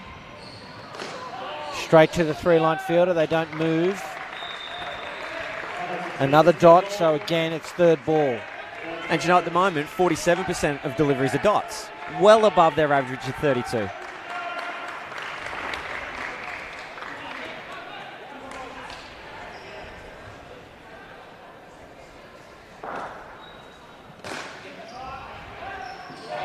Fitzgerald's home. Another third ball safely negotiated. I think the Aussies in pursuit of 57, they're not going to mind soaking up a few dots here, especially if they can see off third ball every time it occurs. For sure.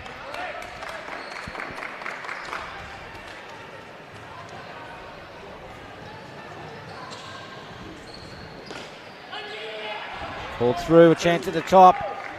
Bennett tailing off. Want to be careful. But in saying that too, Cam, I don't think Australia can afford to get comfortable with that. I think they still have to have a mindset of we need to keep attacking instead of holding some.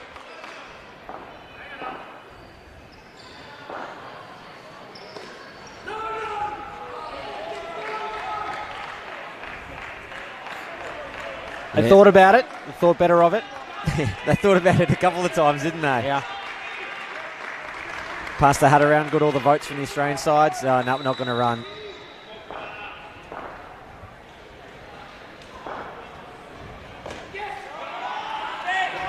There'll be a single, and one ball remains now in the opening partnership for Australia. And you can see the intensity there on Rob Fitzgerald. He's not remotely close to being comfortable with 21 chasing 58. They won't be, Australia. Not until that last delivery's bowled, or it's mathematically impossible for them to lose. Left alone by Bennett. A leg side will have it again, and they get the runs.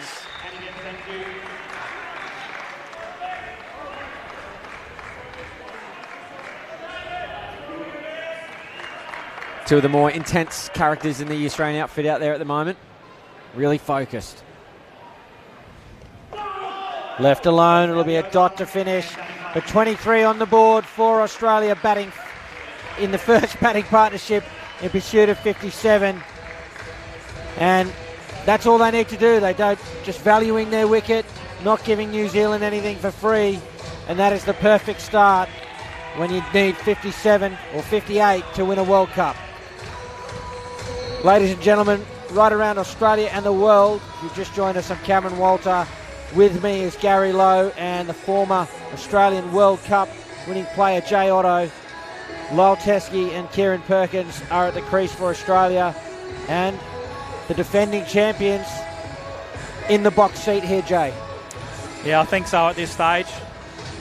It's very important now that Teskey and Perkins continue on with such a good opening partnership there. And on the other hand too, I think Lee Kelly and the boys over there have spoken about this is the pair that they can probably really try and nail. They really have to, I suppose. If you can't really afford Australia to get 25 here, and they're looking at burying this pair and come out with nothing, so they're still in the game. So Mitchell Gardner will bowl. The Australian captain is on strike, who starts with a 2 off his legs. Is Lyle Teskey okay? His groin is... You can tell that he's not at his best. You'll be throwing it to the end that he's running to every time, surely now. Well, if Lyle Teskey not at his best can still hit 2s like that, that's why he's still out there. But you're right, it does introduce a couple of run-out options for New Zealand. They have eyeballs just like we do. They'll know that there's some opportunities there.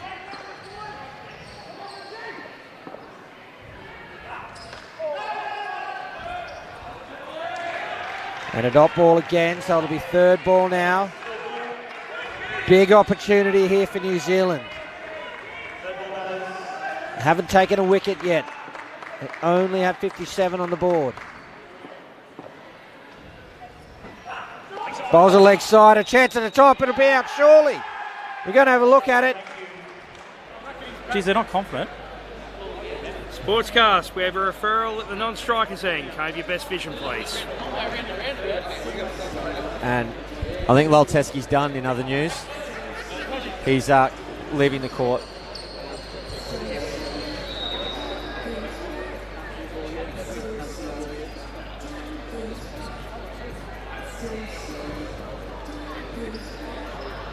Go real slow here.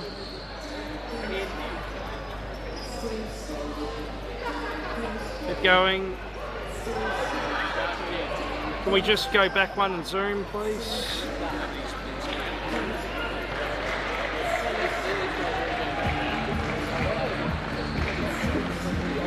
I'll make sure on this.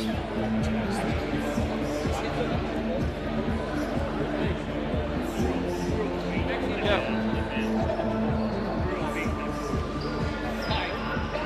real slow here. If we get to stop when it hits the stumps. Stop on this one, please.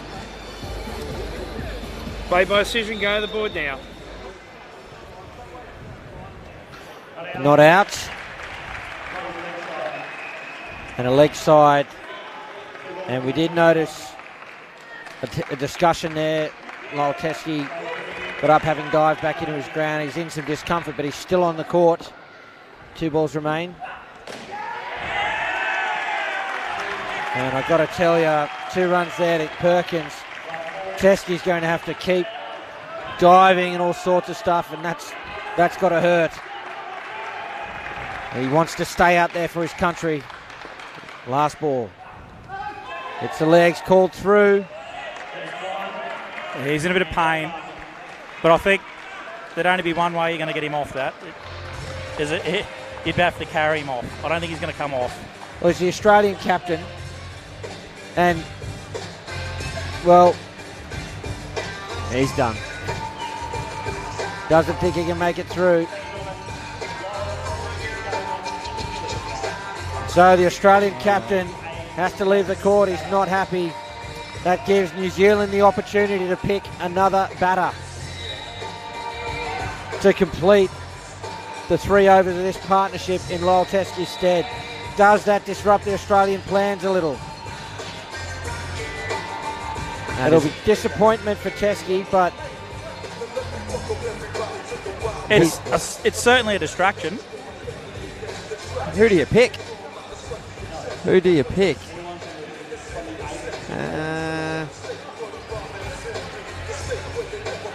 It's tricky, isn't it? All right, they might pick Drever. Because he's newish to the Australian squad. Not Put a bit expecting of pressure that. on him. they picked Vinesh Bennett, the veteran Vinesh Bennett, who probably thought his World Cup final was done and dusted. I was actually going to ask Jay Otto that question, like, what's it like for you when you get off the court? But usually you bat at the end and win glory for your country and all that kind of stuff. But do you mentally just, your job's done, isn't it? No, you feel like you're done for the 4? Or? You'd think so, but people like Vinesh and Fitzy, once they leave the court, their job's not done. And they would be even more intense on the sideline backing up their teammates. Well, you saw Vinesh Bennett as soon as he was picked. He grabbed his bat. He's out there in a flash. He's ready to go. Start with a no ball. Getting your money's worth, as they say. Well, it reminds me of the kid at the indoor centre that was there from 4 p.m. till about 11 p.m. Yeah, played just 17 games. Never paid $1 of game fees, mind Is there anyone short? Is there anyone short? Oh, Vinesh Bennett's been picked again. Doesn't he love it? Look, there is one school of thought that he's just batted for 4. He's only had a little rest, make him go again. But the guy's a carnival of physical efficacy. He's pretty fit. I like the Drever option. Someone young, new to this side. A chance to get under his skin. And no ball again. What's this one for? Front foot. Because in that situation, Cam, if you bring in someone like Drever who's not expecting to bat, bingo, and he comes in and his mindset's not right, say if they get into him a fair bit and he loses a few wickets, and then maybe he was down to bat third anyway, so then he stays out there. That's right. Under a lot of pressure. Another 2 to Vinesh Bennett. I tell you what, out of all the players on the Australian playing 8 here, they've picked the one that would love to bat another 3 overs. Love it. Yeah. He just loves he being might have been out of over his there country. putting his hand up. Straight to the fielder. Back he goes. And 1 to come. And he's already had 4 overs to have a look at the ball as well. Yeah. So he gets to go out there. He's already got his eye in him. I mean, they just banged 23 off the first batting partnership. Oh, great shot. To close out the over, 12 runs from it. So, look, maybe the New Zealand side feel that they've got something they can do to target Vinesh Bennett here with the last 2 overs. A cheek in the armour, perhaps. But, look, I don't like it. They've got a guy who's just come out as part of a 23-run partnership. Yeah, he faced a few dots, but he scored 11. He scores 11 again here. Australia are going to win the game. And he's such a focused guy, you know. Yeah. The biggest thing that Brent will be looking at now, he's probably been working out his partnerships all week, and these guys probably haven't batted together. So the biggest thing Brent and I reckon will be looking at is their communication between the wickets. Yeah. So see if they're on ball. Corey Perrott to bowl for New Zealand. Oh, lots of shape. Kept out there by Perkins.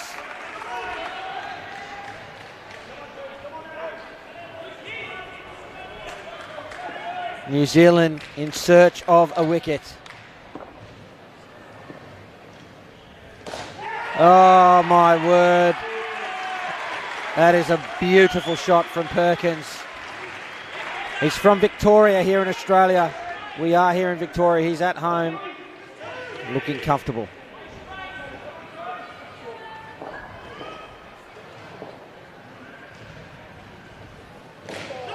Kept out again by Bennett. You reckon he's having fun out there?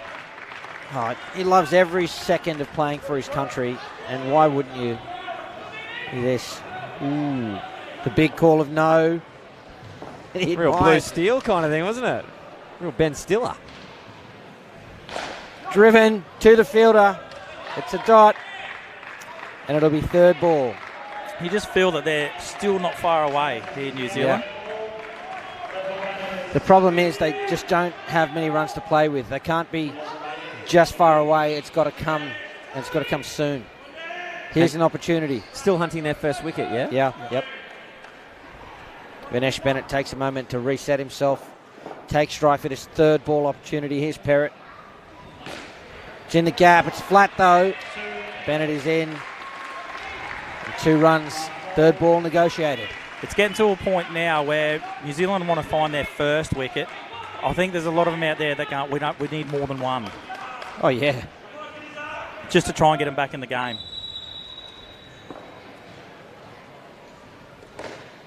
Oh, Perkins finds the net again. 2 runs to close out the over. Well bowled from Perrott, it must be said, but just some great cricket from the Australians. 6 runs from that over. They've moved this partnership along to 25, excuse me. And the total is 48. There's that shot from Perkins and the fist bump as well. And then this time on the offside, Victor Davies, the New Zealand captain, is going to bowl the 8th over here. Australia just 10 runs away with 9 overs remaining. New Zealand need wickets, and they need them now. And on the flip side of the coin, Australia are already, 4 or 5 wickets deep into the New Zealand innings.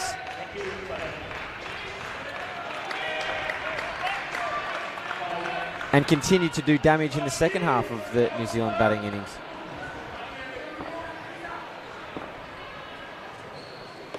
It's up, it falls safe.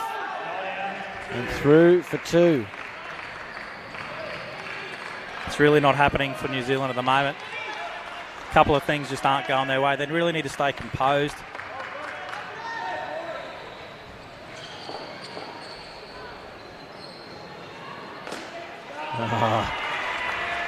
Vinesh Bennett. Another 2. Australia just 6 runs away.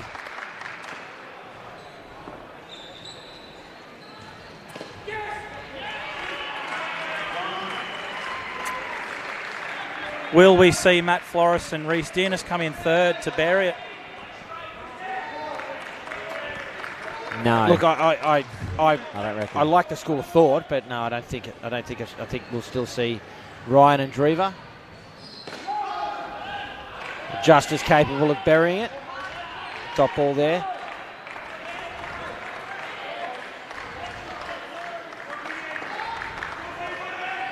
There they are.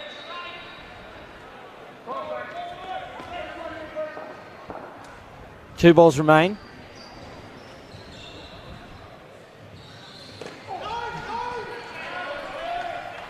And this partnership will face their last ball on third ball, so the score will have to change. Pretty big moment, this. They've got to convert this to a wicket, New Zealand.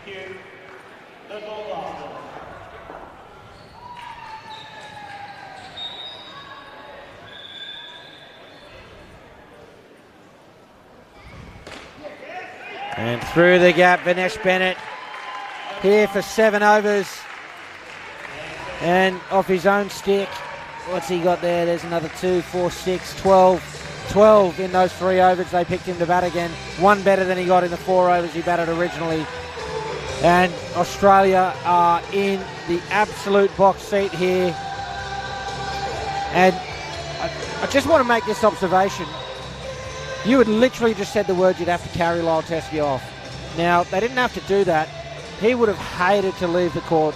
But what a decision for the captain to concede that he wasn't fit and to go off the court like that in a World Cup final, allow someone else from his team to be picked to come in again and run fit. Yeah. The only reason why I said that, I've known Lyle for a long time, and I felt like that you would dead set have to carry him off. But looking at him now on screen, he's still encouraging his teammates, but he knows he's in a fair bit of pain. He must be in a fair bit of pain for just to walk off like that. But obviously putting the team first there. That's right, and that's what I think it is. He knows that you made the observation he was going to be half a yard, a metre off the pace, running between the crease. So the right decision for his team, and Vinesh Bennett did him proud. So Luke Ryan and Josh Drever at the crease now for Australia. Darren Cook will be bowling the 9th over. Can New Zealand manufacture a miracle here? They need a negative pair, and they need it now.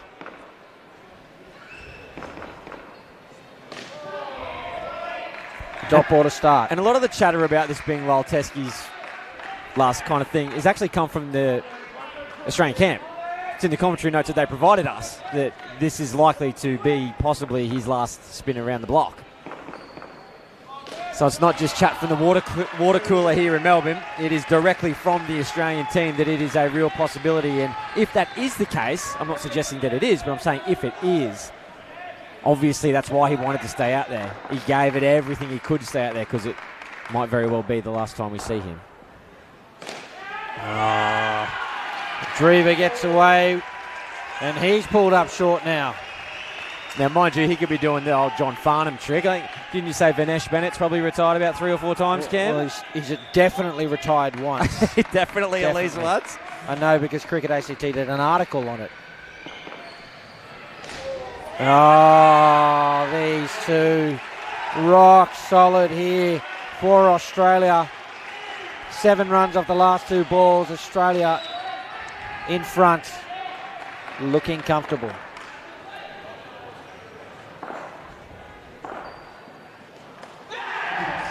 And the first wicket falls just as they go ahead. But when you've got this many runs already, you're chasing a lower total, you can soak up a few of these wickets. It's just important for Australia that they don't give up any others. Because a negative pair here, New Zealand are right back in this game. That was a sharp catch there too. That's so tough, keeping up the stumps. Drever responds with 2. He doesn't look too comfortable between the crease either. Just see him clutching the hammy there. Yeah, it's been a long week for all players, hasn't it? Has indeed. So Australia, they've moved to 61. They're 4 runs in front. From here, Jay, it's just got to be all-out attack from New Zealand, yeah? Yeah, 100%. This is what we spoke about before with the kitchen sink. You can't really leave anything now. You'd have to throw a lot at them. Stacey Hindman will bowl over number 10. I was just about to say, they're giving the ball to Stacey Hindman. He's had a lot of experience in World Cups before. He just needs to start something for him here. 2 on the legs of Drever. Victor Davies is a backward square. Leg side delivery.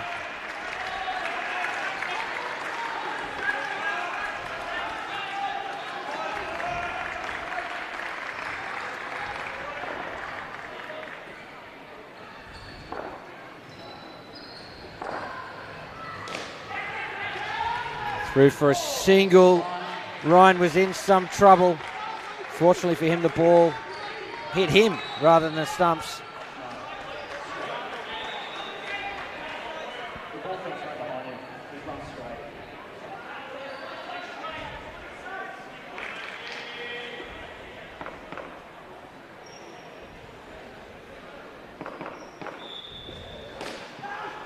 Sent back.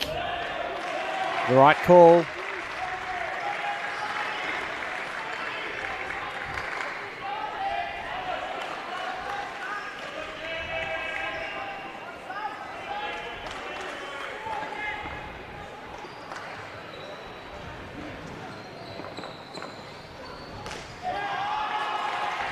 That's great position early to play that shot, wasn't he?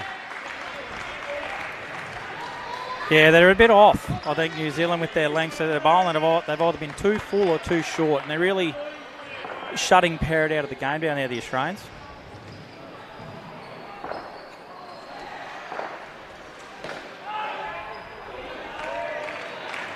The dot ball wants to come.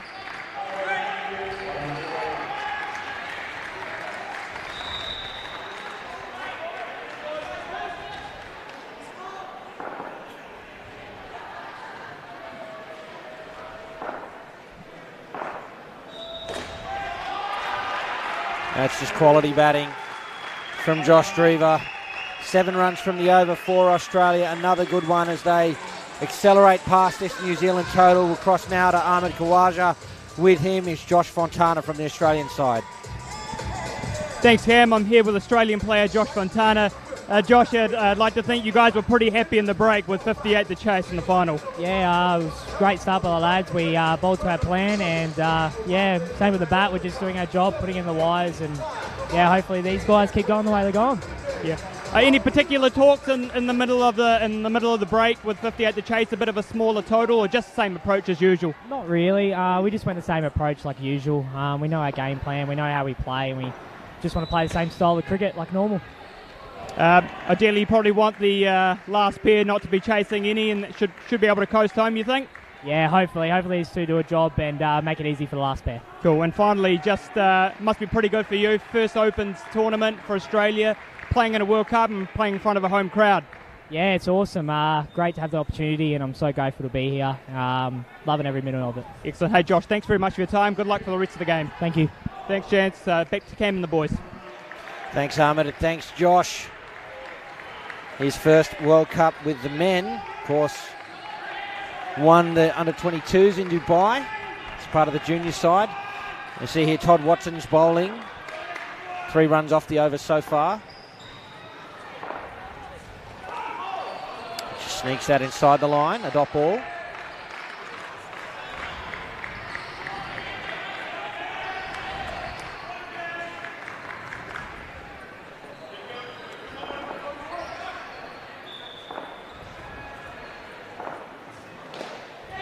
Oh, an opportunity. Needed to hit. Instead, it's 2 to Drever.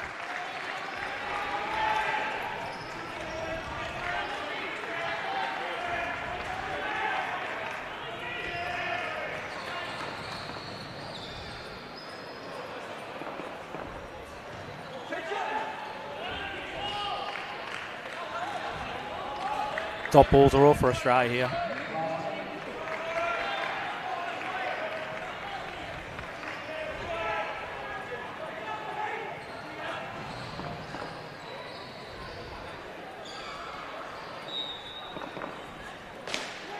Driven. I tell you what, 2 runs there.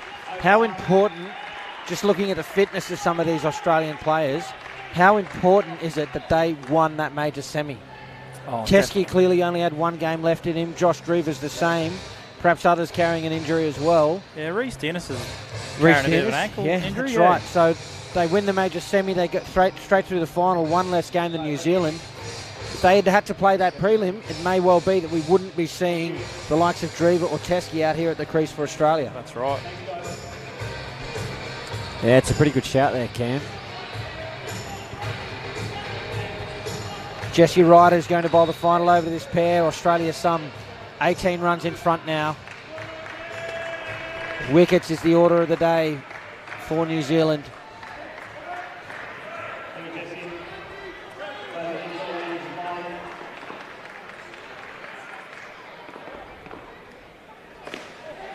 Through the gap for 2 for Luke Ryan.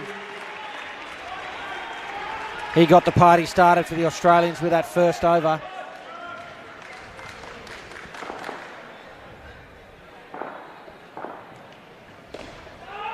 Sent back.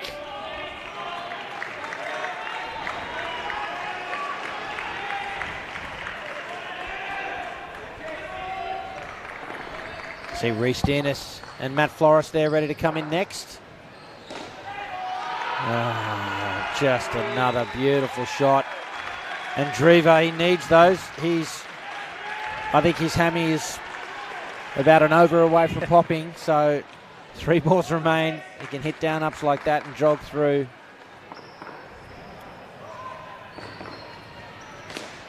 In the gap. Through for 2. Might even ask us to block these 2 out. Just about to mention, you'd nearly hold them.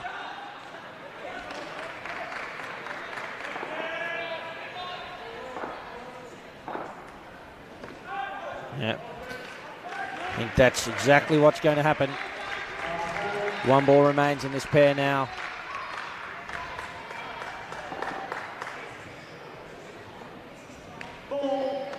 No ball.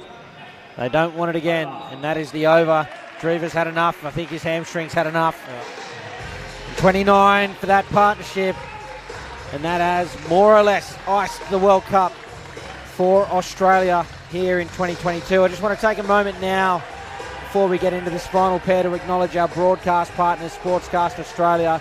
It has been a massive week from them, so to Brendan, to Kaz and all of the team at Sportscast Australia, we really appreciate all of your efforts. You've absolutely smashed it and helped us bring you this game right around Australia and the world, so a big thanks to them. And Sportscast Australia, we'll look them up. Matt Flores and Reece Dennis going to close out this World Cup, the final 4 overs of the entire tournament. I've batted last in a few World Cups, chasing runs. I would have loved to have been in their situation in a couple of them. It's a pretty good place to be, isn't it? Yeah. Look, I tell you what, New Zealand won the first encounter between these two sides, first game of the tournament. At that point, sure, there was a lot of comments about this Australian side. Maybe it's the final. This is it. This is the year that they finally lose a World Cup. We'll just see Crook hold his delivery. One of the things Australian sides have always done at World Cups, in my estimation, is build perfectly till final. And that's learning their combinations, learning about the opponents, coming up with the right plans. Crook again. And peaking at the right time and getting through those minor finals and into the big dance. And they're proving here yet again that trade has not gone anywhere. Yeah. This has been a brilliant performance from the reigning world champions.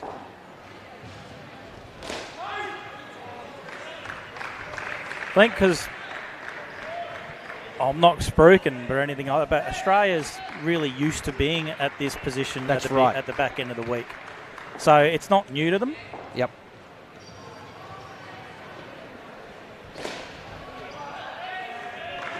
And they just know what to do to help get their bodies right and all that sort of stuff.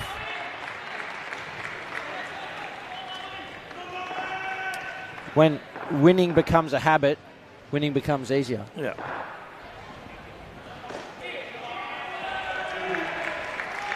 Two runs to Flores.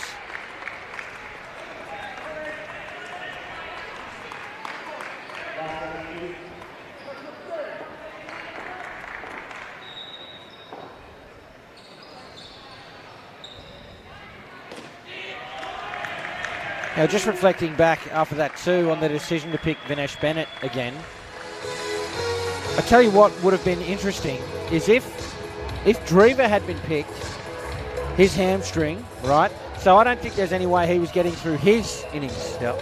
Now, if that were the case, Australia would be down to the minimum original 6 players. Yep. And if they lost a player, it's game over. You have to have 6 of your original players. So, well, you know, that didn't happen, thankfully, getting an actual game, but I think if New Zealand are going to reflect on this tournament, no doubt they are, this will be another World Cup where they've been a genuine contender and a real threat to Australia. Here's Hindman. And there's Reece Dearness batting the house down as usual.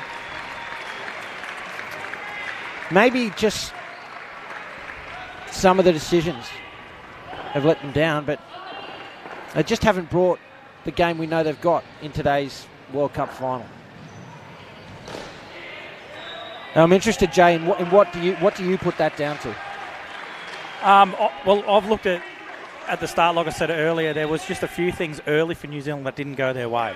And if it did go their way and they got those wickets and they capitalised on some third ball chances, we're probably seeing a different cricket game here. Yeah.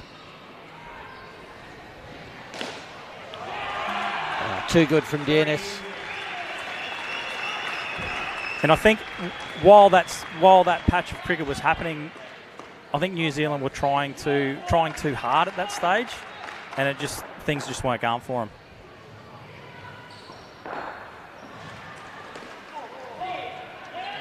Through for runs. And Brenton Bryan will be a very happy coach. Enormous amount of pressure on that man. Ross Gregory coaching the side for so long, and a new coach at a World Cup didn't want to be the first to drop it. No, certainly not. Hyndman in. Leg side. I spoke to him pre-game. I said, "Oh, how are you feeling?" And he said, "I'm nervous because there's nothing more I can do." He said, "That's it now." I thought, wouldn't that release the pressure? Because now it's all done. He's like, no, he wants to be able to have some influence over it. He's done a fantastic job. And I know that. We're going to have a look at this one. Sportscast, we have a referral at the non-strikers end. Cove, your best vision, please.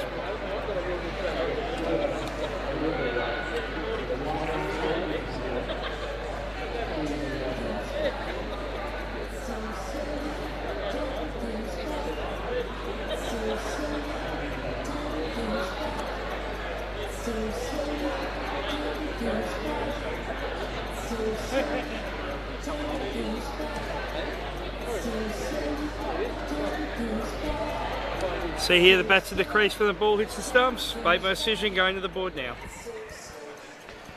And that's not out to finish the over.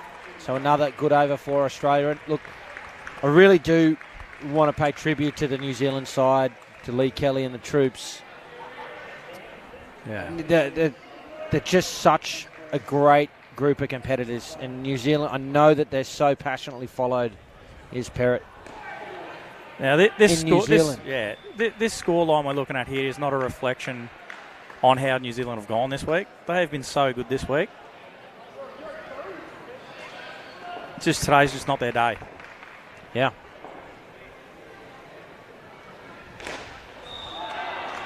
Well, they went through the round robin stages undefeated. They didn't drop a game. Yeah. I hate going through a tournament undefeated and coming into finals. Yeah.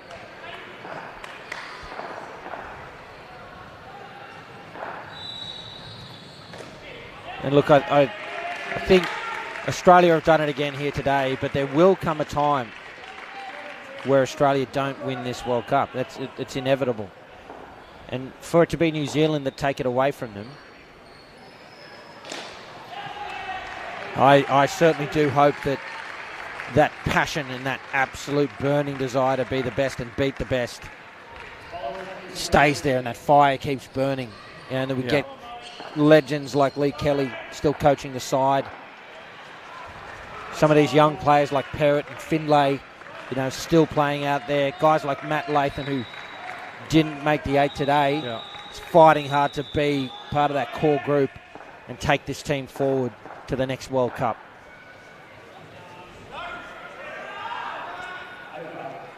And that brings the over to an end. 10 runs from it. And just 6 balls separate Australia from another World Cup title here at Casey Stadium. On the other hand, too, we were talking last night on how good India are coming through. Yeah, yep.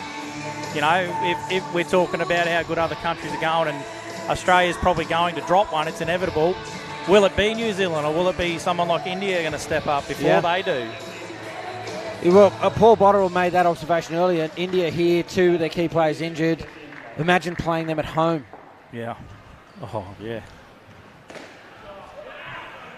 You played Sri Lanka at home in 2004 and nearly got done. Yep. And they'd put out the bat signal, I reckon, and they would fill any stadium. Oh, yeah. They would come from miles around to support their troops.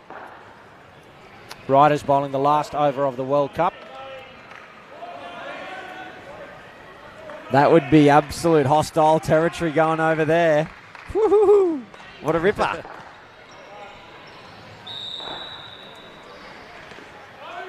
And with 3 balls to come, I do also want to thank you, Gary, Paul Botterill as well, Ahmed Khawaja, Donna Dalby, and of course Jay Otto here for joining me on the mic to bring you this coverage, ladies and gentlemen at home. No ball driven to the back court. We hope we've made the viewing easy for you. I can tell you we've enjoyed every minute of watching this World Cup from the best seat in the house. 2 balls remain.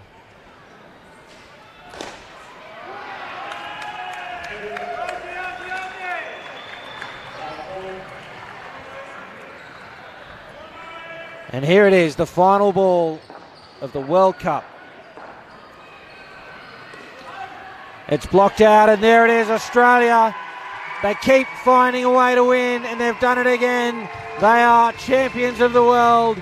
Once again, a comprehensive victory against this gallant New Zealand side, 120 to 57. Our commiserations, of course, to New Zealand, but congratulations once again to Australia, who have just done what it takes, and they will take home the World Cup once again. Yeah, well, it was almost a job done before they even stepped out on the court to start swinging the cricket bat around. Australia doing such a wonderful job with the ball in hand as we look at some of these pictures of a very, very happy Australian side. And that's one of the greatest feelings on the planet, that, Gary. Pretty special, isn't it?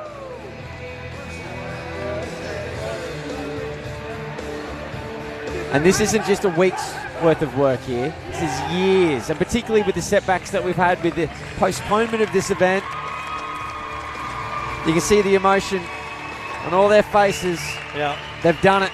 They are world champs. Now you look at players like Vinesh there. You know, Robert Fitzgerald is as fit as they come, loyal. You look at them there and you think, if they do want it to go out, it's what more of it, you know, they've got an unreal feeling. Nothing more to prove. Yeah. Thank you all for joining us. We're going to go to Cam Walter very shortly, so don't go anywhere. It's been a pleasure coming into your living rooms, wherever you've been right around the world. From a personal perspective, I'm nobody of any great consequence, but this week I've had the pleasure and honour of sitting next to people that are. And it's been a very special moment to be able to broadcast a World Cup. And Cameron Walter thanked a lot of people. He didn't thank himself. He's organised all the rotations of the commentators and got things going, so well done to you, Cam. A passionate advocate for indoor cricket. I look forward to throwing over to him now. There he is, Cameron Walter. Thank you, Gary Lowell. I'm here with the victorious captain, Lyle Chesky. Lyle, congratulations. Australia have found a way to do it again. We have, mate. Credit to these blokes. What an exceptional team. What a week we came together. We gelled well, and just a fantastic effort. Dropped the first game to New Zealand. I was noting on commentary that Australia just finds a way to peak at the right time. Yeah, New Zealand are a great side in their own right. Like Lee and Vic, they've got some great plans, and they just execute well, and the pressure they put on people is phenomenal. Like I said, our boys, like, hats off to you blokes. We came back, we stuck to our processes, and got the job done. Well, Lyle, I won't hold up too long, mate. Congratulations. Go and join your team. It's now time to present you with the World Cup. Ladies and gentlemen, here are your winners, and still the indoor cricket champions of the world, Australia. Now you just finish.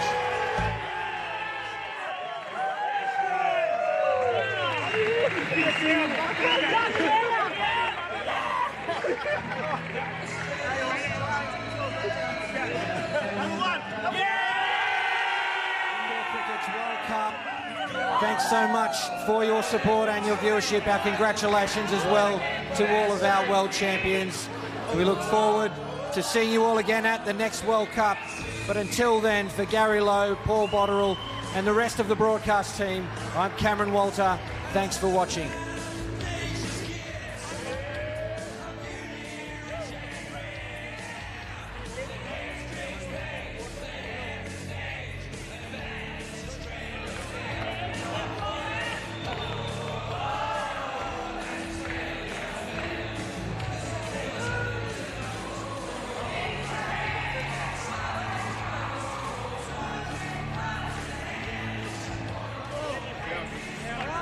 We got everyone? Yep, okay. You can make a bit of noise, boys. Yeah!